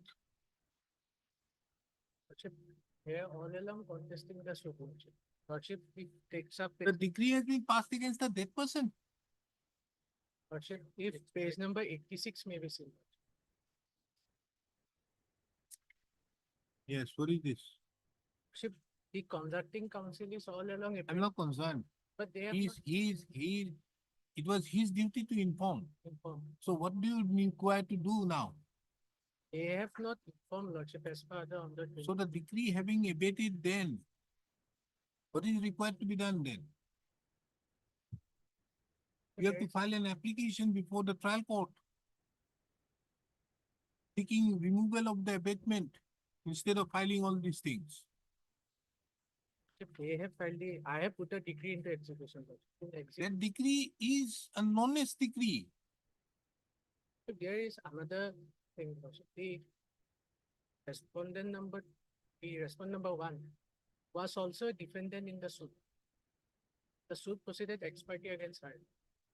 But she also contested the case by filing written statement and she also deposed evidence as DW1. So the heirs of the respondent number 1 was represented by his wife, who was the respondent number 1 Roman. The council, tell me one thing, whether the decree was passed against the dead person, One of the person has died. others are alive. His wife was alive. His wife was alive. So his wife was represented.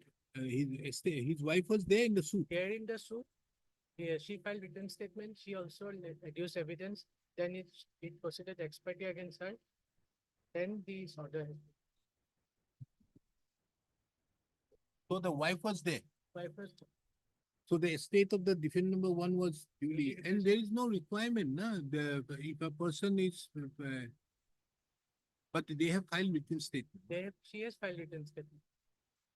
And she has also adduced evidence as DW1.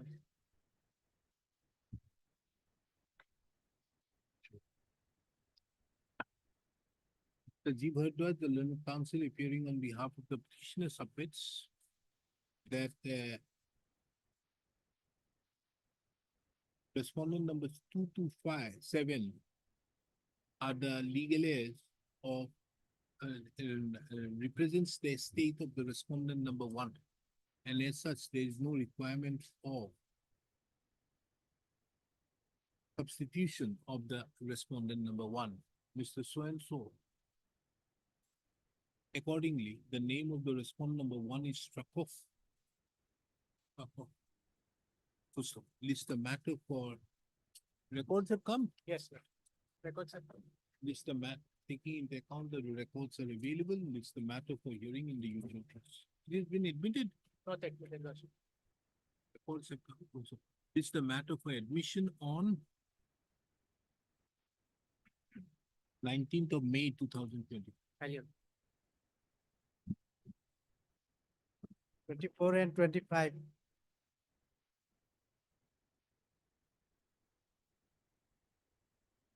What is this IA business? Lordship, there is second appeal. While preparing the second appeal, there is a delay, 496 days. Second appeal means? Lordship, our predecessor instituted the suit. Our predecessor instituted the suit wherein defendant contested the suit by filing his defense statement and counterclaim. Suit was decreed, counterclaim was dismissed. Thereafter, he preferred only one appeal. But judgment, both the cases, the judgment and decree was common. Thereafter, we preferred our second appeal, that was admitted. But as against the counterclaim, we did not prefer second appeal. So that is the delay. That is the delay. You condone it. What?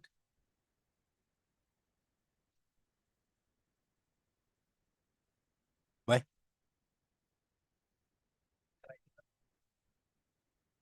So how are you affected? We will see when it is maintainable.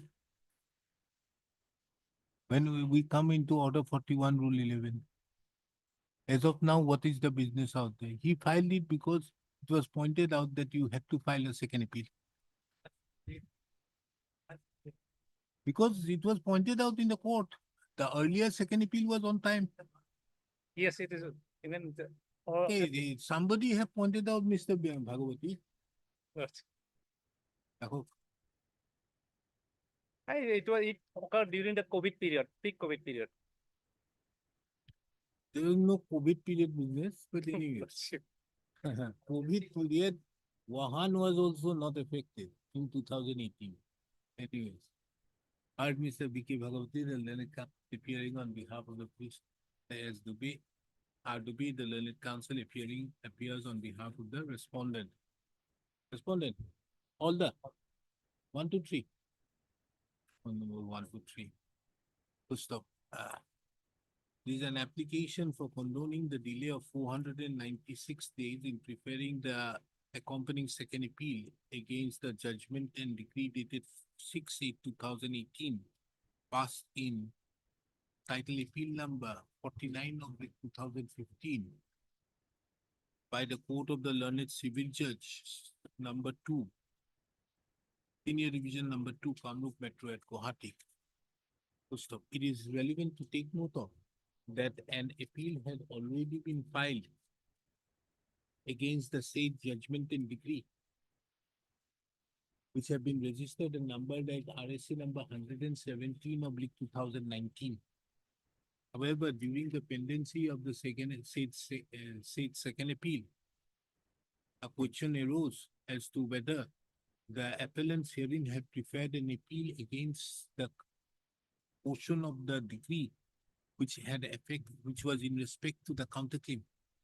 It is under such circumstances that this appeal had to be, the accompanying appeal had to be preferred, challenging the same judgment and decree, the common judgment and decree dated 28/6/2018,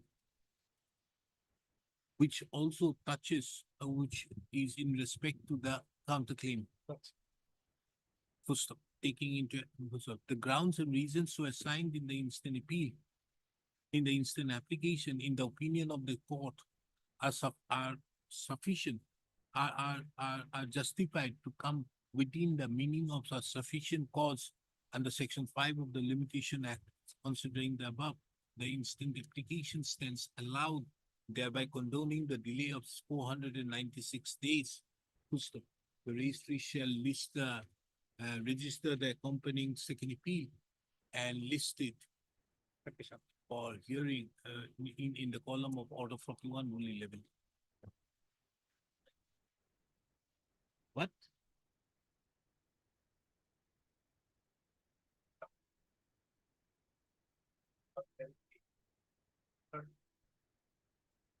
Are you on caveat?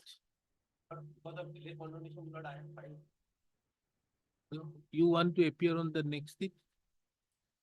First, let them register. I may dismiss it if I am holding it at the bench now. No, then only. And if you are there also, Mr. Dubey, if you are there also on the date of admission under Order 41, Rule 11, I am not going to hear you. So therefore, your name is not necessary. file a wakalatnama, you want to appear, then only I will, otherwise no.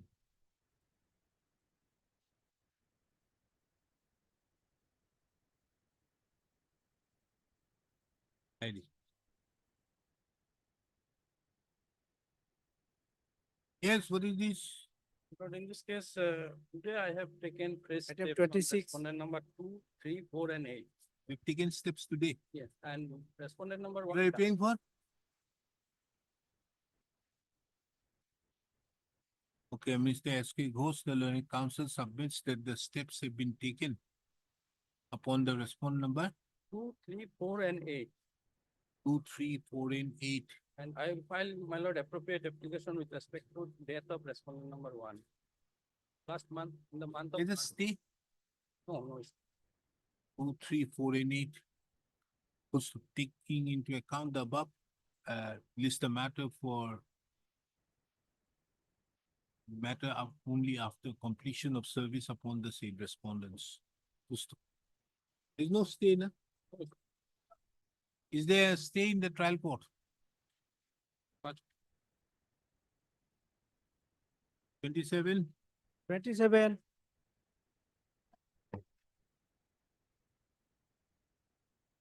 Item 27. Service is not complete. Is the matter after completion of service. Interim order is there, Ki?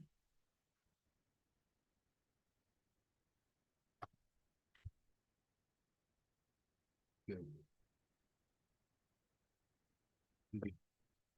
None appears on behalf of the petitioner on call when the matter is taken up.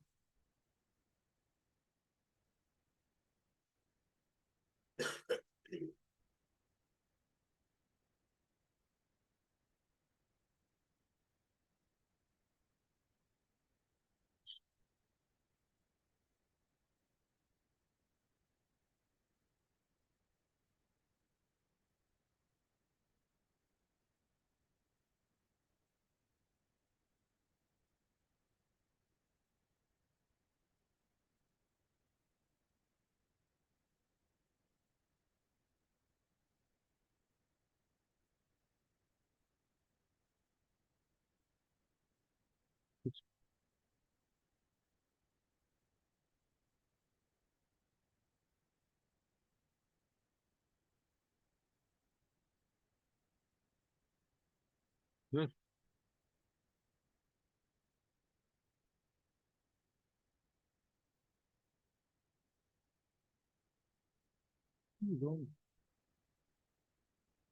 None appears on behalf of the petitioner on call when the matter is taken up. This court further takes note of the impugned order dated 5/10/2023, whereby the learned court of the Principal Judge Family Court number 3, Kamrup Metro at Guwahati. This is an application filed invoking the supervisory jurisdiction of this court, challenging the order dated 5/10/2023 in FC Civil Case number 327/2010-20, whereby the learned court of the Principal Judge Family Court number 3, Kamrup Metro at Guwahati had permitted the amended. I didn't know how to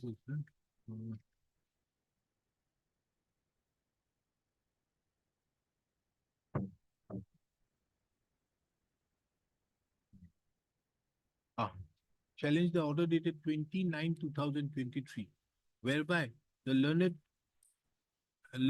trial court had permitted the amendment subject to and imposed the cost of rupees 15,000 upon the respondent to be paid by the petitioner to the respondent. This court have duly perused the said order dated 29/2023, impugned in the instant proceedings, and find no justifiable ground and find that there is no error in passing of the said order by the learned trial court. Considering the above, this court finds the instant proceedings do not find the instant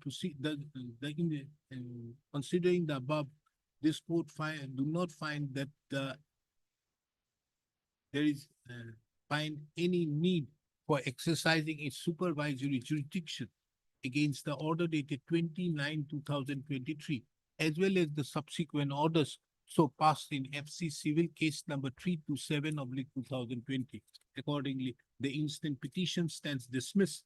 The interim order passed on 24/11/2023 by this court stands vacated.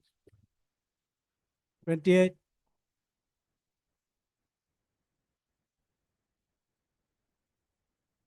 28 Lordship. Mr. Roy Chaudhary, I give a amendment, my starting fee, starting cost is 25.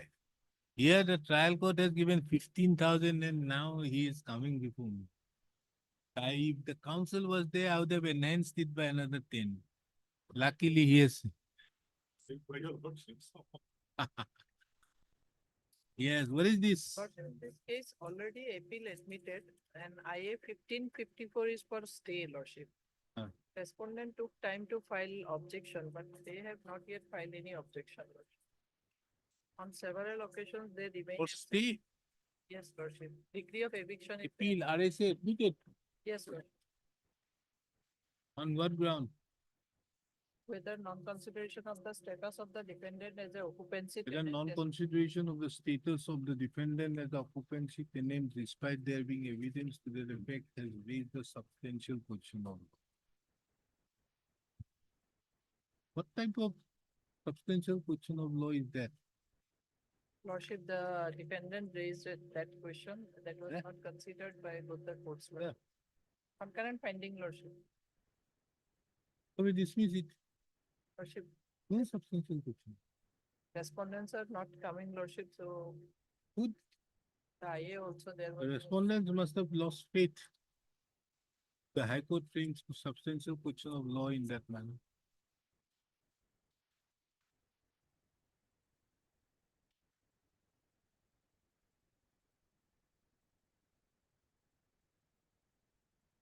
Is the appeal?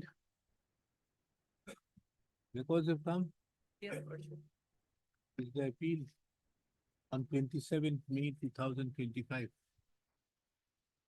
First of the said appeal would be taken up for appeal hearing at 2 p.m. Obliged, Lordship. 29, 29 Lordship, IA civil number 47, 2024 for substitution of disease respondent number 5 within the period of limitation. I conviction.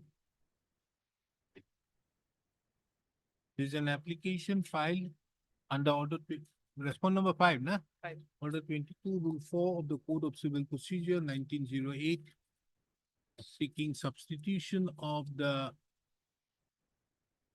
respondent number 5 who expired on 28/9/23.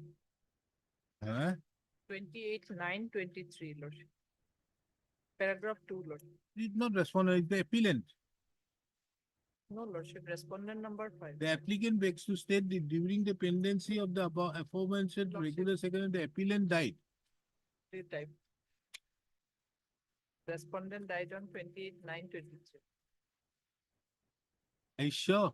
Name I mentioned in paragraph 3. Where's the death certificate? Lordship, death certificate I have not enclosed. Then, We have information, Lordship, on that ground, Lordship, on last occasion, he was. who is respondent number 5? My learned friend was representing earlier. For respondent number 5. You appeared for respondent number 5. Respondent number 5 died. That matter on the last occasion, I think that I don't know, but I forgot to take it. We do one thing. We impose a cost upon 10,000 upon you. Okay, then you'll remember that next time you should not forget. Okay, no, that is very essential. Then a person would not forget when he pinches its pocket. That might. Deemed to be dead. Since This is the matter on Wednesday. Next Wednesday fixed for you. This is the matter on Wednesday. on which date Mr. So-and-so H.R.A. Chaudhary shall ensure that he obtains instruction as to whether the respondent number 5 had expired. And if so, the date on which the respondent number 5 had expired, as it is his duty in terms with Order 22, Rule 10A, to apprise this court. 30,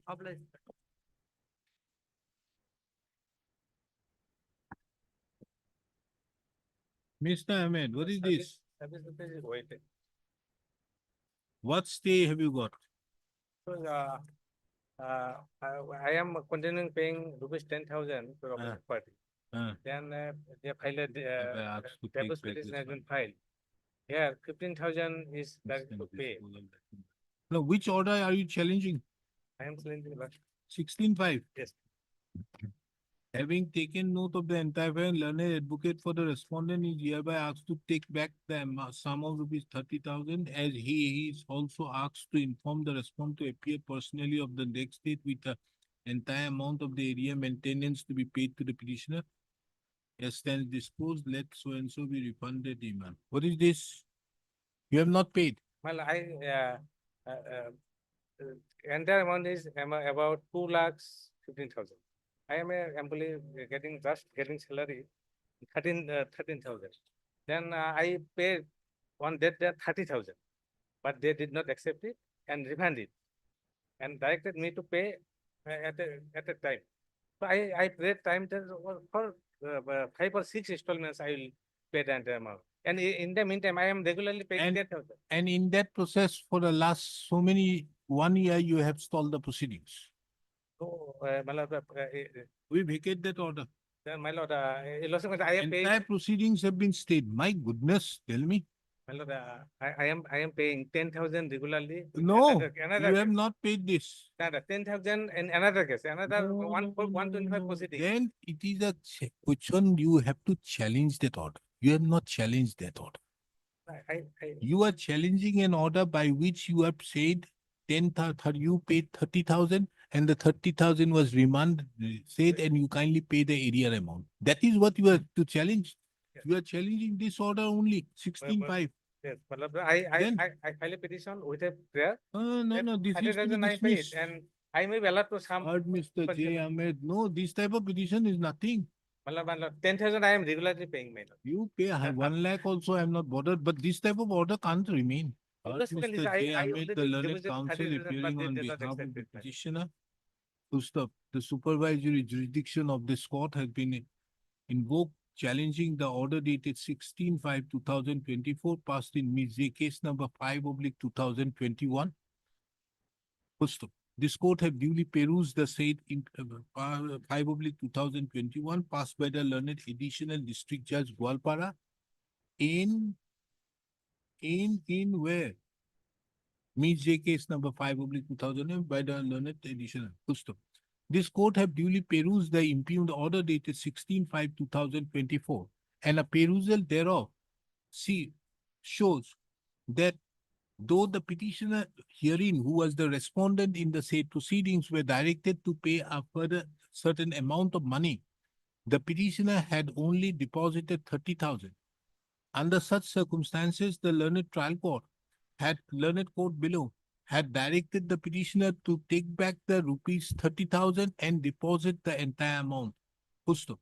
This court inquired with Mr. J. Ahmed as to whether the order by which the petitioner was directed to pay a certain amount has been put to challenge. He submits that there is no challenge to the said order. Under such circumstances, the No, challenge to I the approve this honorable court. This honorable court, I challenge that order. as of now you have not And challenged. that petition was disposed of. I annexed that order, my lord, that judgment. And then what happened? This honorable court remand back the matter and restored the matter because expired order was passed, my lord. Expired then- order was passed. Then And this honorable court restored the matter uh, and directed me to pay 15,000 per month from the month of February to 2024. then Since the order has been passed expiry, my lord. then The petition, I filed a petition for restore the petition that it is. now how much amount do you have to pay? 2 lakhs something. Then obviously 2,85,000, my lord. This court inquired with Mr. J. Ahmed, the learned counsel, as to how much amount is the petitioner liable to pay. As on 16/5/2024, when the impugned order was passed, he submitted that the petitioner was liable to pay an amount of rupees 2 lakhs 85,000. 85,000. Full stop. Taking into account that the petitioner was liable to pay 2,85,000 and the petitioner wanted only to pay rupees 30,000. This court finds no error in the order passed on 16/5/2024 passed by the learned court below, thereby asking the counsel for the petitioner to take back that money and deposit the entire amount. Full stop. Considering the above, this court finds no ground for interfering with the impugned order dated 16/5/2024. 4.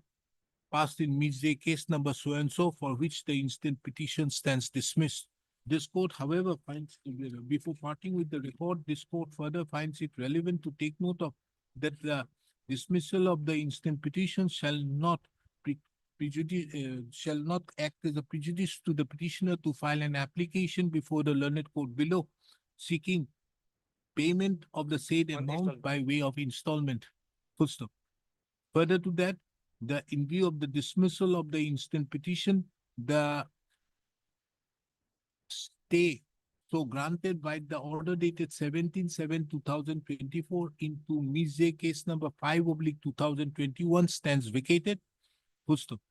The petitioner who is represented is directed to appear before the learned court of the Additional District Judge Gwalpara on 13th of May 2025 for further proceedings of midday case number 5/2021.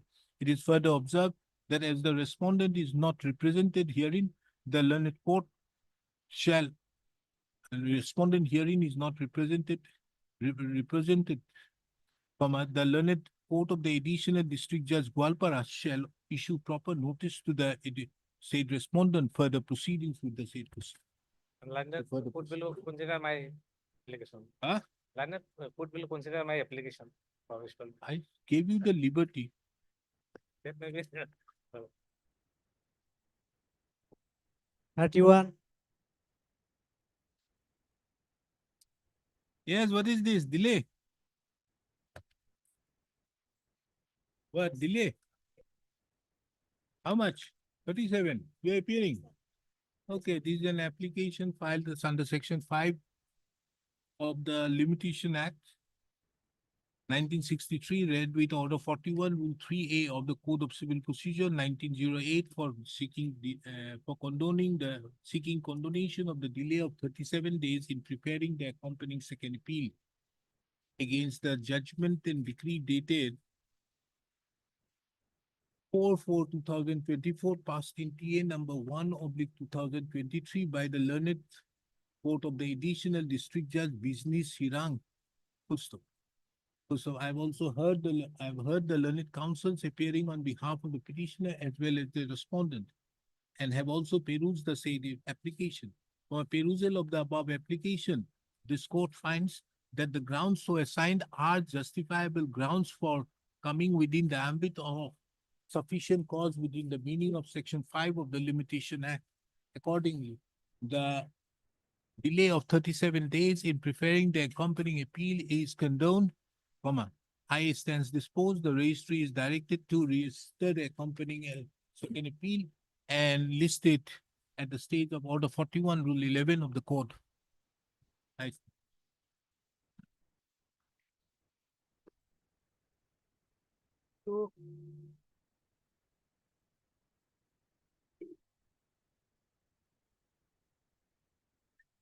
May I please your lordship? Learned engaged. Oh, this counsel one. You began wanted it- adjournment. Yes, my lord. Why? She has health issues. Somebody so- died. How many days? There's a delay. You have filed objection. You want to file objection? Then I'll allow the petition.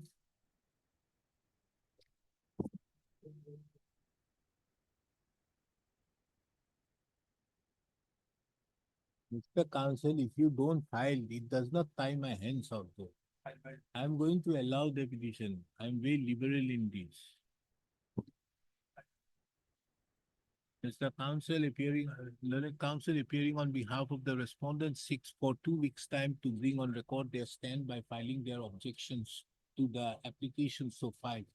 To list the matter again on 28th of May 2025. In the meantime, the objections be filed. File your ordinance. 33,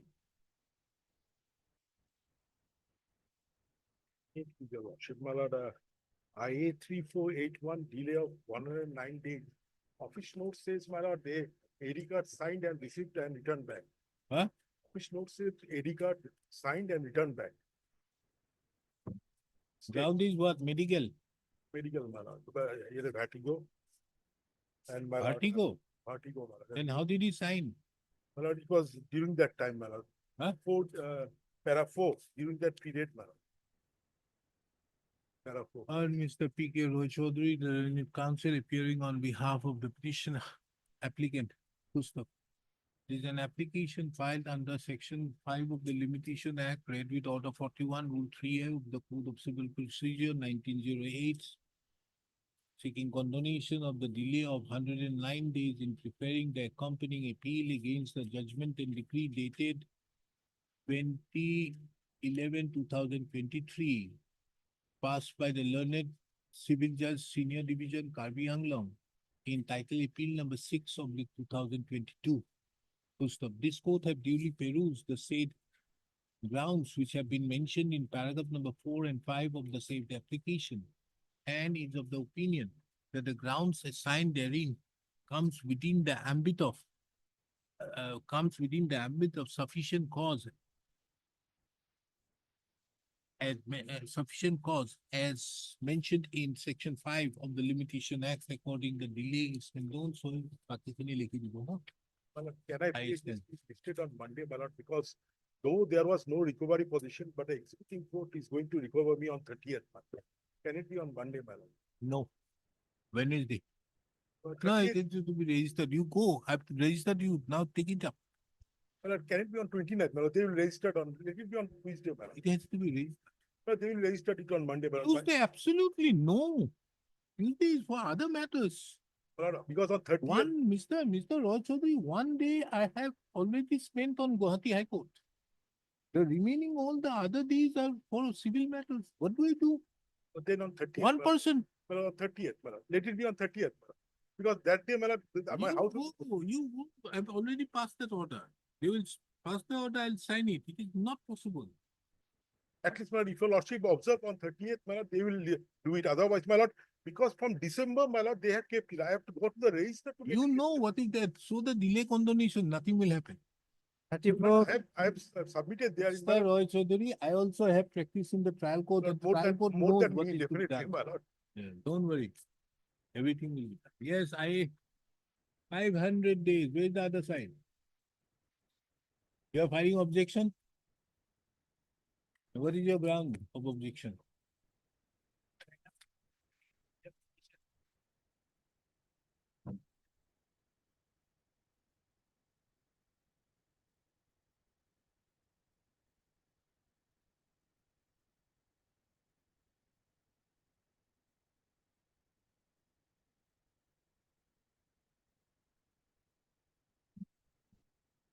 What is your ground, Mr. Counsel? Well, here in this case, what happened, Lordship, we have filed a appeal before the first appellate court. It was a time barred appeal, and we have filed a condemnation petition for condoning delay of 16 days, Lordship. Huh? That 16 days delay condemnation petition was filed before the first appellate court, Lordship. So that condemnation petition was rejected. But considering to that rejection order, no order has been passed in the appeal dismissing the appeal. No, as required under Section 3 of Limitation Act. And no judgment as required under Order 41 Rule 11. No judgment was passed on that appeal. That is why no decree was there. And second appeal lies, Lordship, against the decree under Section 100 of CPC, Lordship. Is it?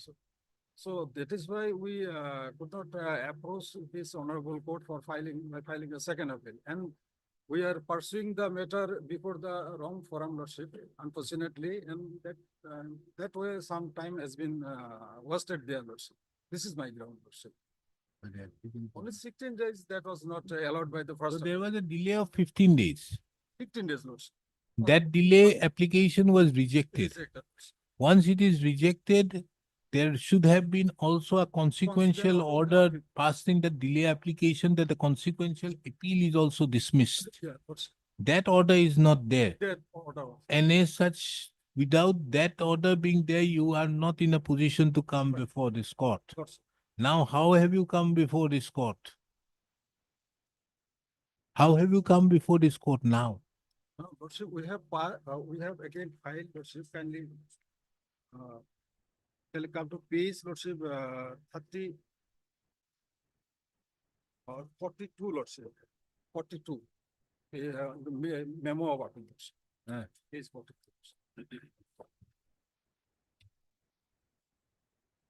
Page 42. Yes, what is that? After that, after rejection of that condemnation petition, Lordship, by the first appellate court, we have filed this miss appeal, Lordship, before the learned district judge, Lordship. Then it was dismissed It was dismissed, Lordship. The order, Lordship, will find on the ground that there is no second appeal. 49, Lordship. Order.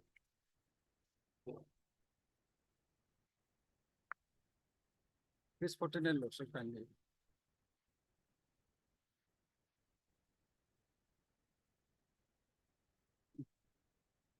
That order, Lordship, may kindly come at page 5, Lordship.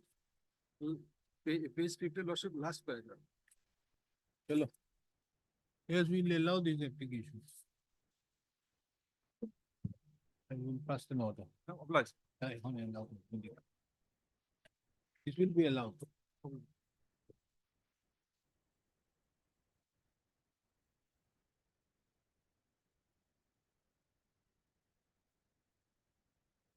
Allow.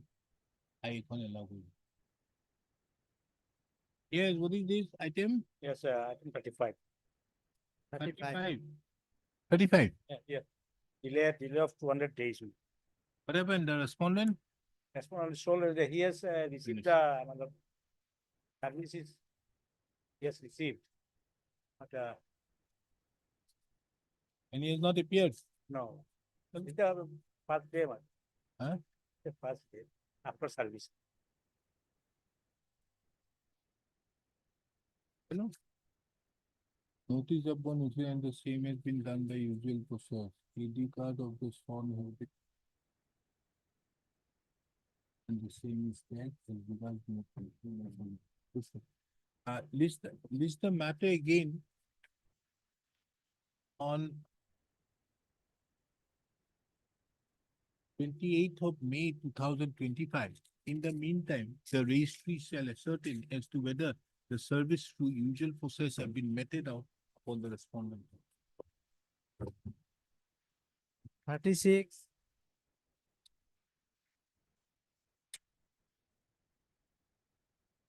It is a motion. Hmm. This is a delay application. There is a delay of 52 days. Huh? Delay of 52 days. We are paying for the respondents. What about the others? Service with the respondent as Ramakrishna Society Road. Mentioned in the address is not known. You are respondent number 2. Who is respondent number 1? Where is your application? Lordship, Arati Baladas. Application করে বিষয় না। এই steps গুলো একটা প্রবর্তন registry লেগে করতে হতো না। Lordship, we have taken. You are respondent number 2. Who is respondent number 1? Arati Baladas. That I'll main landlord. Anyway connected between 1 and 2, no. No, they are relatives, Lordship. Respondent number 2 is the nephew of respondent number 1. Are they the plaintiffs? No, they are the defendants in this one. They have their filed joint written statement. No, Lordship. At this stage of the evidence, respondent number 1 has appeared in the trials, at the trial. So you have to take first steps upon respondent number 1. So this court have duly perused the service upon the respondent number 1. Perused the office note dated 21/3/2025, and from the perusal thereof, it is seen that the service upon the respondent number 1 is not complete. The petitioner is directed, applicant is directed to take fresh steps upon the respondent number 1 by way of registered as well usual after ascertaining the proper address. Ms. So-and-so appears for the respondent number 2. Public. 37,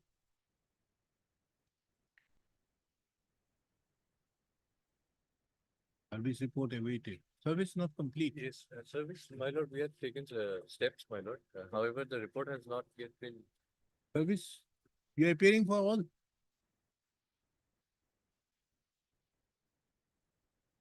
My How lord, many are left? service, awaited only in regards to respondent number 1, my lord. Others, they have appeared. When was the notice issued?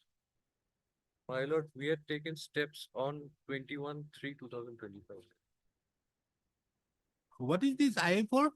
My lord, injunction, my lord. And the other is RSA. Yes, my lord. Why it is for service? It has been admitted. My lord. Yes, my lord. Admitted. Admitted. Okay, so IA has to be considered for injunction. Yes, my lord. Have you filed your objection? Going to file it. Okay, 2 weeks' time is granted to the respondent number. The respondent, Mr. So-and-so appearing on behalf of the respondent submits that he may be granted 2 weeks' time for filing the objection to the injunction application. I cannot deliberate it. List this matter again on 21st of May 2025. So it is observed that if the objection is not filed on or before 16th of May 2025, this court shall proceed with the adjudication of the injunction application on the basis of its own merit, on the basis of the application so far. Deeply obliged. Yes, review 38. I can answer. 38, Mr. Chaudhary, my lord. that day, I fail to make your client understand that certain documents I am not in a position to take, or even the court can take, till a particular process is established. It is very difficult. Yes, he may have the purest or the most important document, which is cleansing evidence, but that cannot be taken. I was trying to pray for something else. my lord. Yeah. What I was trying to pray for is, Lord, eventually I'll pray for an order and I'll file a review in respect of that order 7, rule 11D petition. Order passed, impugn order, which was passed by the trial court. I would like to file a review. How? After this No, order, that's why I'm saying, therefore, my lord, if your lordship issues a notice to the other side, perhaps that can be done. how? No, my Means lord, how can you file a admittedly, review this there? is filed after 37 years. Absolutely understood. Now, otherwise, my lord, I'll have to face the ordeal of trial. There is a manner in which it is to be done. Even my lord, What is order required? 14, even order 14, rule 2 also, along with other issues, only that limitation point will be No. enforced. You don't need to go for order 14 rule 2. If I'm a, hey, hello TV to Gondobox. You may not go for order 14 rule 2. Mr. So-and-so, it's assisted by so-and-so. This is an application file seeking review of the judgment and order dated 22/1/2025, passed in CRPIO number 361/2023.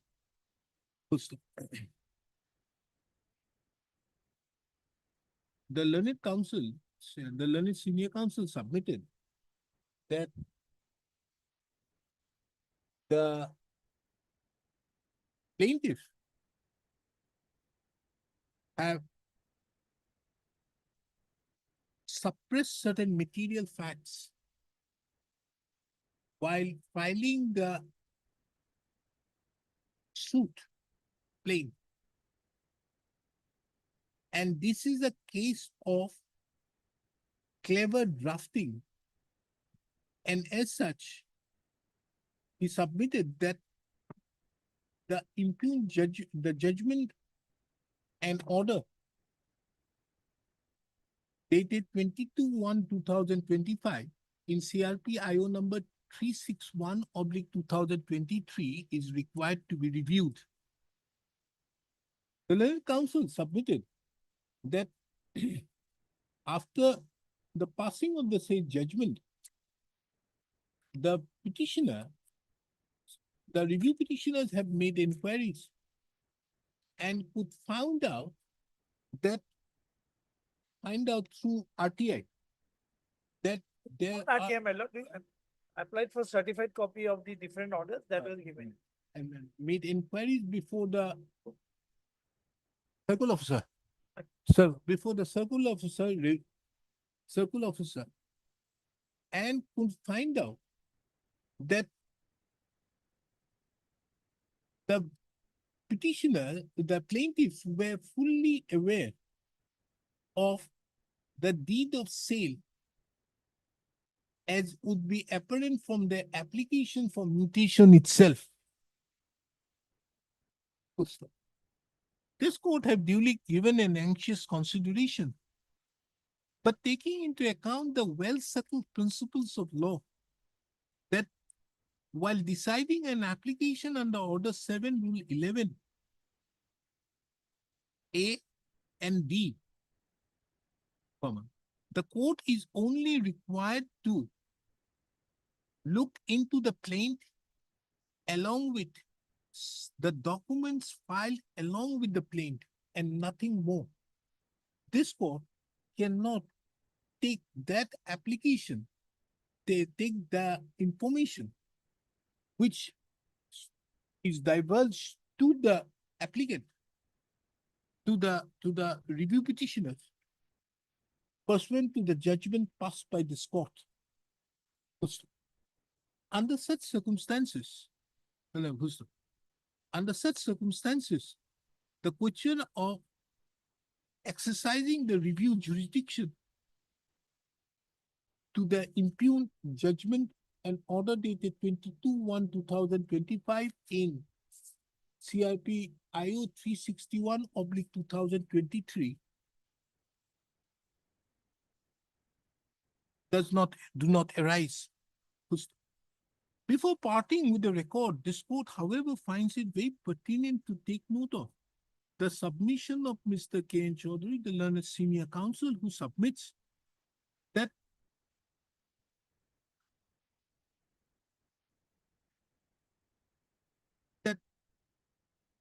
on a absolutely false and fictitious cause of action being made, the petitioners who are the defendants in the suit would have to suffer the ordeal, the long ordeal of the suit.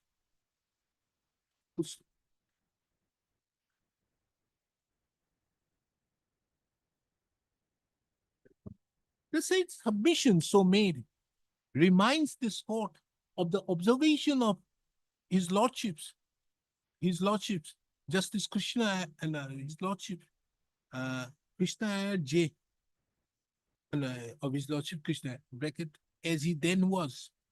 In the case of P.R. Angaratham versus so-and-so, reported in 1977 for SSC 497, wherein he observed that in the circumstance, an application under Order 7, Rule 11 cannot be maintained. The trial court can always be requested to take appropriate steps in terms with Order Roman 10 of the Code of Civil Procedure. This court further finds it relevant that the proceedings under Order 11 of the Code are not in 10. In addition to that, this court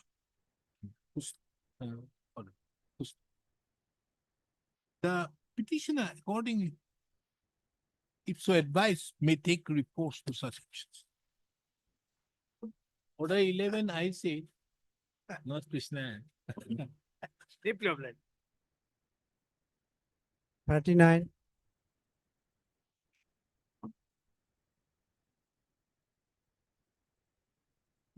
Oh, another review. How many review petitions? What have I done this time? This statement on the last opinion matter one matter was taken up. I was not present. Letter of absence was given. And prayer was made for adjournment. Our court was inclined to take up the matter. So what is the ground of review? It is that my lordship has made a distinction between order 7 rule 11 A and B Ah. and B, C, D, B, C, E and S. Hmm. But my lord, relying on the decision of my lord Salembare's case. But Salembare says, my lord, lordship says that one opportunity should be given.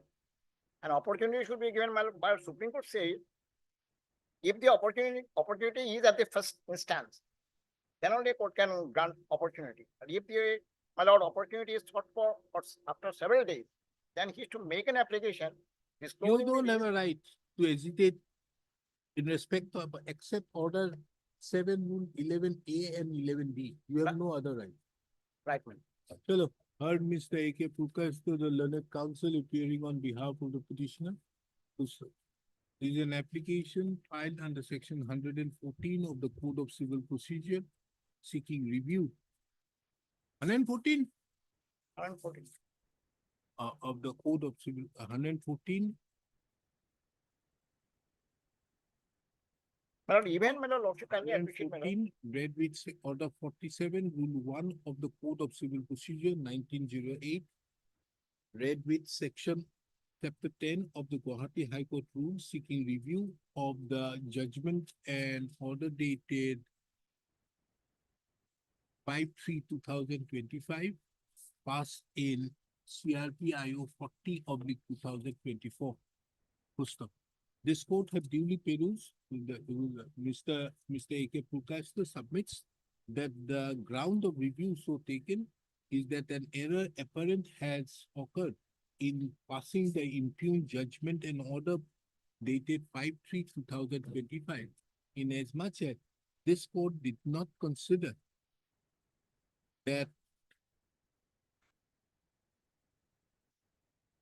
the plaintiff was granted various opportunities, then also it failed to comply with the provisions of Order 7, Rule 11F.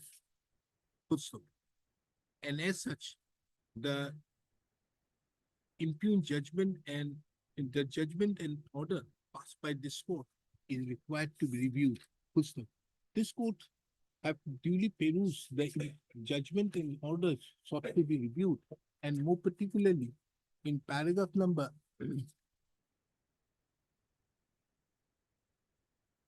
11. Paragraph number 12, 13, 14, and 15, and is of the opinion that the grounds so the grounds so taken as a ground of review does not arise in the instant proceedings for which the instant review petition stands dismissed. My lordship kindly appreciate one thing, my lord. Dismissed. That's right, my lord. Supreme Court. The lordship kindly appreciate one thing. No, dismissed. Even in the With high court, cost of 10,000. my lordship, at least my lord, some opportunity be Cost given of to me 15. to at least to make submission. Other days 15, also I will 15. be absent. No, they absolutely no, Mister. You have been able to stall the proceedings for quite a long time. And kindly, Mr. Purkashta, kindly don't Item give up. 40. It is very bad luck for you that I dismiss the petition. Otherwise, this review. Bad luck is that on that day I was absent. Prayer was made, my lord, lordship didn't consider. And lordship, at least one thing lordship may consider. There was a fine, my lord, imposed by the court. That part may be dispensed with me. How much? Here I am putting another 10,000. That is too minimum. The Item learned 40. trial courts are very stingy in imposing these costs. How much? 10,000, how much did the trial court impose? 1,000? 2,000. 2,000. Okay, make it 2 lakhs, cost to 2 lakh. 2 lakhs. Okay, no cost. Yes. Filed a subsequent petition to impede the legal charge of the respondent number 1, my lord. And it has come to knowledge, my lord, in the last occasion, my lord. Huh? Within time? No, my lord, but long back, I have to file to another petition, my lord, application, my lord.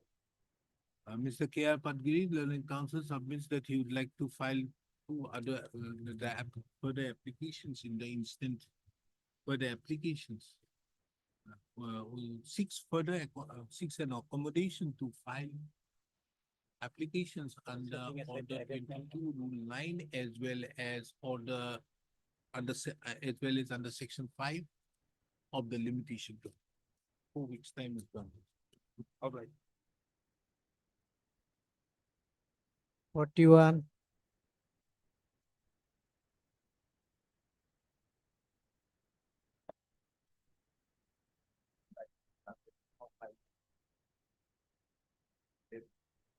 How much delay? 962. Final chance. P. Sundi. What's your name?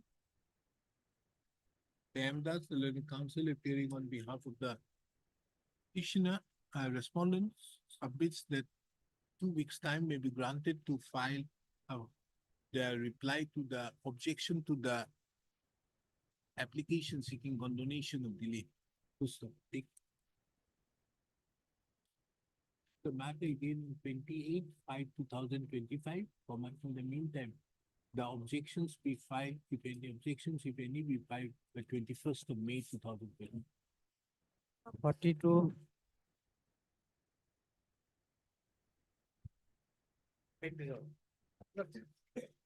May I submit on the main petition, CRP one? Our amendment prayer was rejected. Amendment prayer was rejected. It is IA business. I, my lord, inadvertently, my lord, the legal representatives, my lord, of defendant number 3, they were not made party in the revision petition, though they were included in the title suit, my lord. What And is your- proceeded ex parte against them. You are appearing, Mr. Sikdar, for everybody? One minute. Huh? Who is respondent number 2 and 3? He died. Huh? He died. Then? He died. Legal representatives were substituted in the main suit. Proceeded ex parte. They did not contest. 1 and 2 contested. What about 2? My lord. What about 2? 2 is contesting, my lord. Yeah.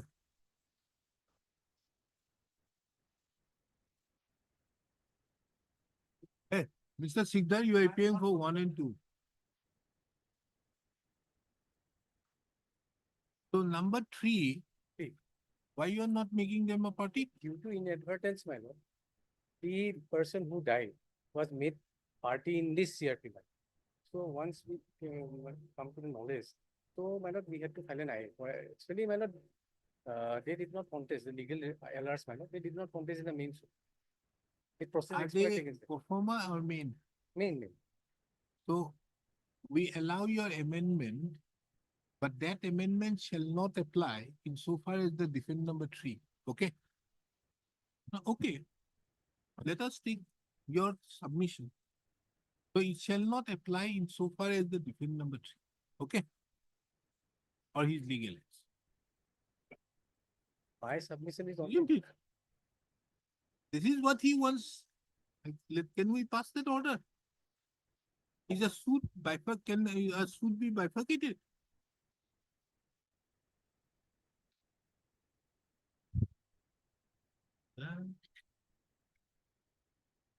What is this?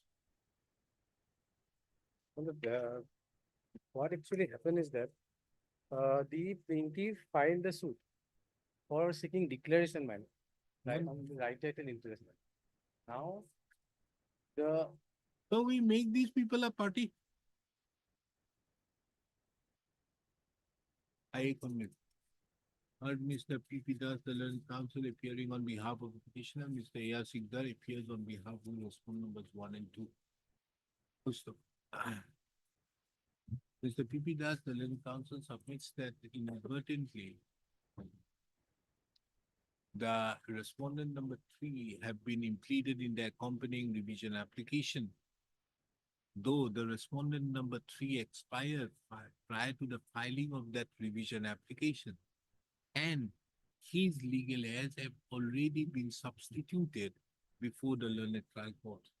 He therefore submits the present application has been filed for striking out the name of the respondent number 3 and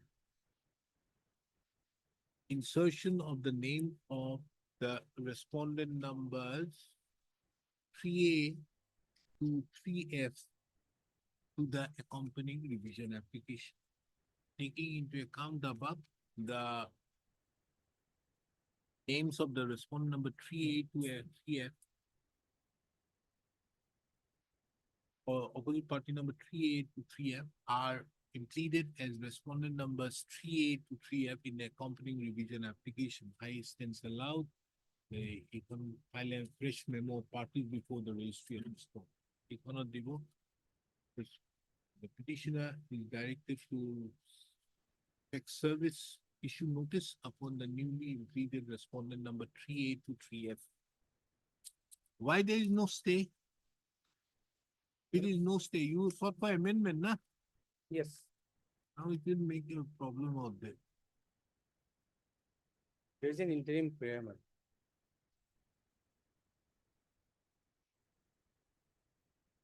We stay the suit.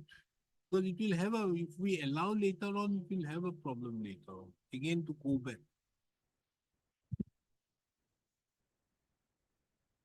Basically, This court have also taken note of.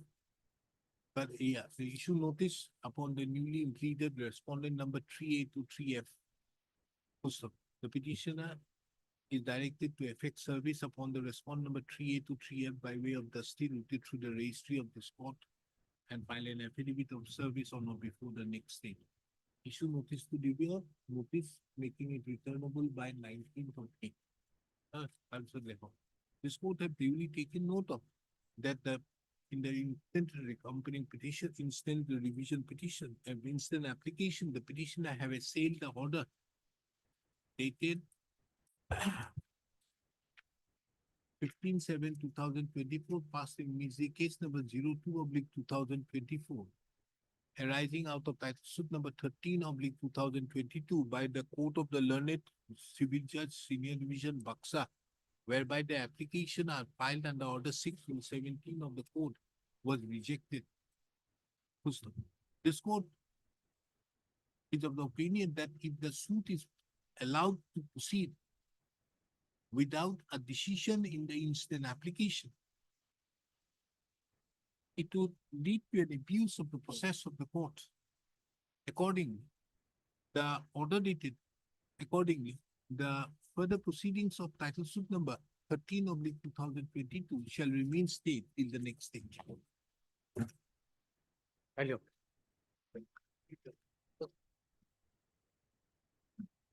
Okay, does.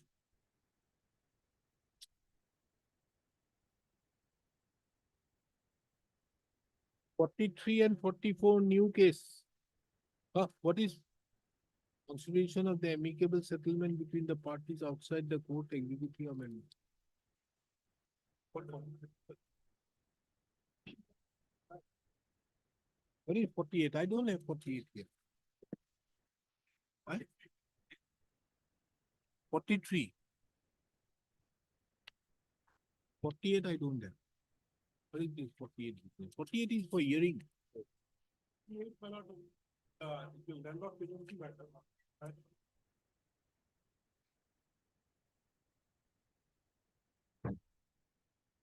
Who has given permission by order? I have given permission of a hearing matter. Who has mentioned this matter? So, the hearing matter, how can it be mentioned? Okay, list this matter before any other bench. Absolutely no. There's a big thing out there always mentioned that no mentioning of hearing matters. No. Hey, English ভালকে লেখক অসমীয়াটো লিখি দিব। Write it in Assamese, English, as well as any other language which is there. Not mentioning for adjournment. No adjournment. There cannot be a mentioning of, you cannot mention for listing of a hearing matter. Line 282. No mentioning for listing of hearing matter. So the list is item number 48 to be listed before any other courts. Not before. Absolutely no, because of the fact that every time I keep on saying also, then also somebody makes a mention. Who has made a mention out there? This cannot be mentioned. He mentioned. No. Then The respondent made the mention. And only abated matter, that my lord, he is now saying, because the matter had not been, I have no information. He is saying. I have no information. I'll have to find it out. when did he explain? That has not come up, my lord. You have to also be assertive. I'll find it out in the meantime. If it is so, my lord, I'll take the steps, my lord. If the person is expired, I am to take the steps, I'll take the steps accordingly. There's no problem to that. If he's specific, then only the question of recording right come. He is saying, my lord, I don't. Now, don't worry, recent judgment of Justice Dipankar Gupta, the doctor, we can very well make everybody. What I mentioned? Nee Gopal orders, then why the matter has come up like this?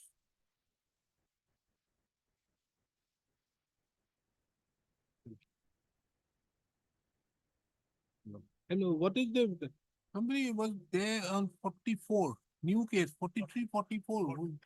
What is 43? I'm 44. 44 is new case. Notice is recorded. 43 is new.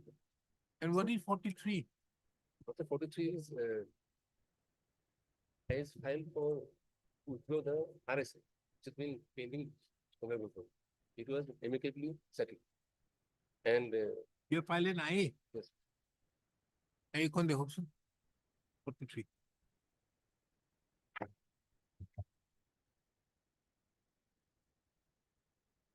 also there's a registered sale deed that has Who has filed? legal has.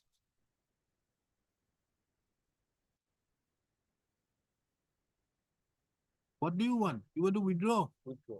Only withdraw. Only withdraw and then along with the cancellation of sale deed. Huh? Cancellation of sale deed. Cancellation of registered sale deed. How?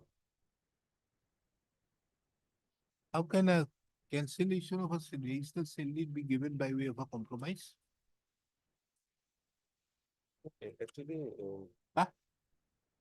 one memorandum is there. Can you see? Memorandum, whatever may be. How can a registered sale deed be cancelled by amicable compromise?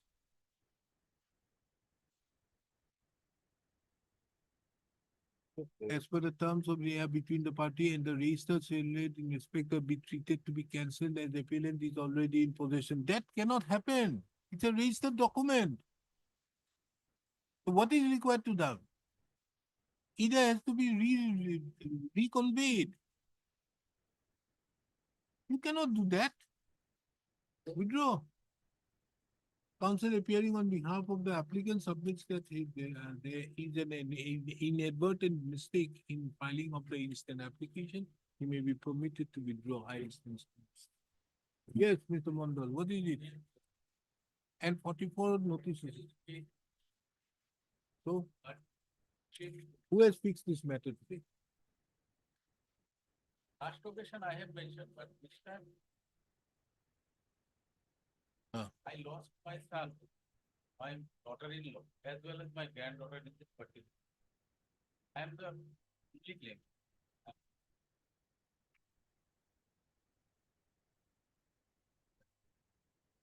Our order has been passed by the.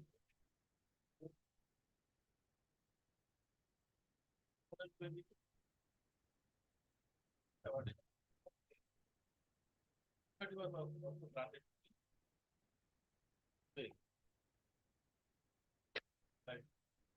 ASTC, Yes. Yes, my lord. Initially. you have not deposited? I don't, after passing of this order, we have filed an IR. That was disposed on last April 24.